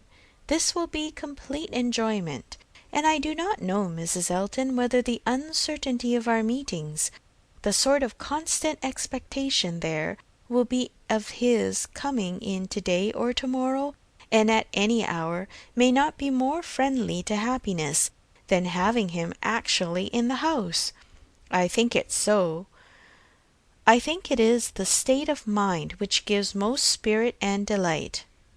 I hope you will be pleased with my son, but you must not expect a prodigy. He is generally thought a fine young man, but do not expect a prodigy. Mrs. Weston's partiality for him is very great, and, as you may suppose, most gratifying to me. She thinks nobody equal to him. And I assure you, Mr. Weston, I have very little doubt that my opinion will be decidedly in his favour. I have heard so much in praise of Mr. Frank Churchill. At the same time, it is fair to observe that I am one of those who always judge for themselves, and are by no means implicitly guided by others. I give you notice that as I find your son, so I shall judge of him. I am no flatterer. Mr. Weston was musing. I hope, said he presently, I have not been severe upon poor Mrs. Churchill. If she is ill, I should be sorry to do her injustice, but there are some traits in her character which make it difficult for me to speak of her with the forbearance I could wish. You cannot be ignorant, Mrs. Elton, of my connection with the family, nor of the treatment I have met with, and between ourselves the whole blame of it is to be laid to her. She was the instigator. Frank's mother would never have been slighted as she was but for her. Mr. Churchill has pride, but his pride is nothing to his wife's. His is a quiet, indolent, gentlemanlike sort of pride that would harm nobody, and only make himself a little helpless and tiresome. But her pride is arrogance and insolence, and what inclines one less to bear? She has no fair pretence of family or blood. She was nobody when he married her, barely the daughter of a gentleman. But ever since her being turned into a Churchill, she has out-Churchilled them all in high and mighty claims. But in herself, I assure you, she is an upstart. Only think! Well, that must be infinitely provoking. I have quite a horror of upstarts. Maple Grove has given me a thorough disgust to people of that sort, for there is a family in that neighbourhood who are such an annoyance to my brother and sister from the airs they give themselves. Your description of Mrs. Churchill made me think of them directly. People of the name of Tupman, very lately settled there, and encumbered with many low connections, but giving themselves immense airs, and expecting to be on a footing with the old established families. A year and a half is the very utmost that they can have lived at West Hall, and how they got their fortune nobody knows. They came from Birmingham, which is not a place to promise much, you know, Mr. Weston. One has not great hopes for Birmingham. I always say there is something direful in the sound, but nothing more is positively known of the Tupmans, though a good many things, I assure you, are suspected. And yet by their manners they evidently think themselves equal even to my brother Mr. Suckling, who happens to be one of their nearest neighbours. It is infinitely too bad. Mr. Suckling, who has been 11 years a resident at Maple Grove, and whose father had it before him. I believe, at least I am almost sure, that old Mr. Suckling had completed the purchase before his death.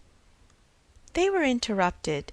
Tea was carrying around, and Mr. Weston, having said all that he wanted, soon took the opportunity of walking away. After tea, Mr. and Mrs. Weston and Mr. Elton sat down with Mr. Woodhouse to cards. The remaining 5 were left to their own powers, and Emma doubted their getting on very well, for Mr. Knightley seemed little disposed for conversation. Mrs. Elton was wanting notice which nobody had inclination to pay, and she was herself in a worry of spirits which would have made her prefer being silent. Mr. John Knightley proved more talkative than his brother. He was to leave them early the next day, and he soon began with, "Well, Emma, I do not believe I have anything more to say about the boys, but you have your sister's letter, and everything is down at full length there, we may be sure.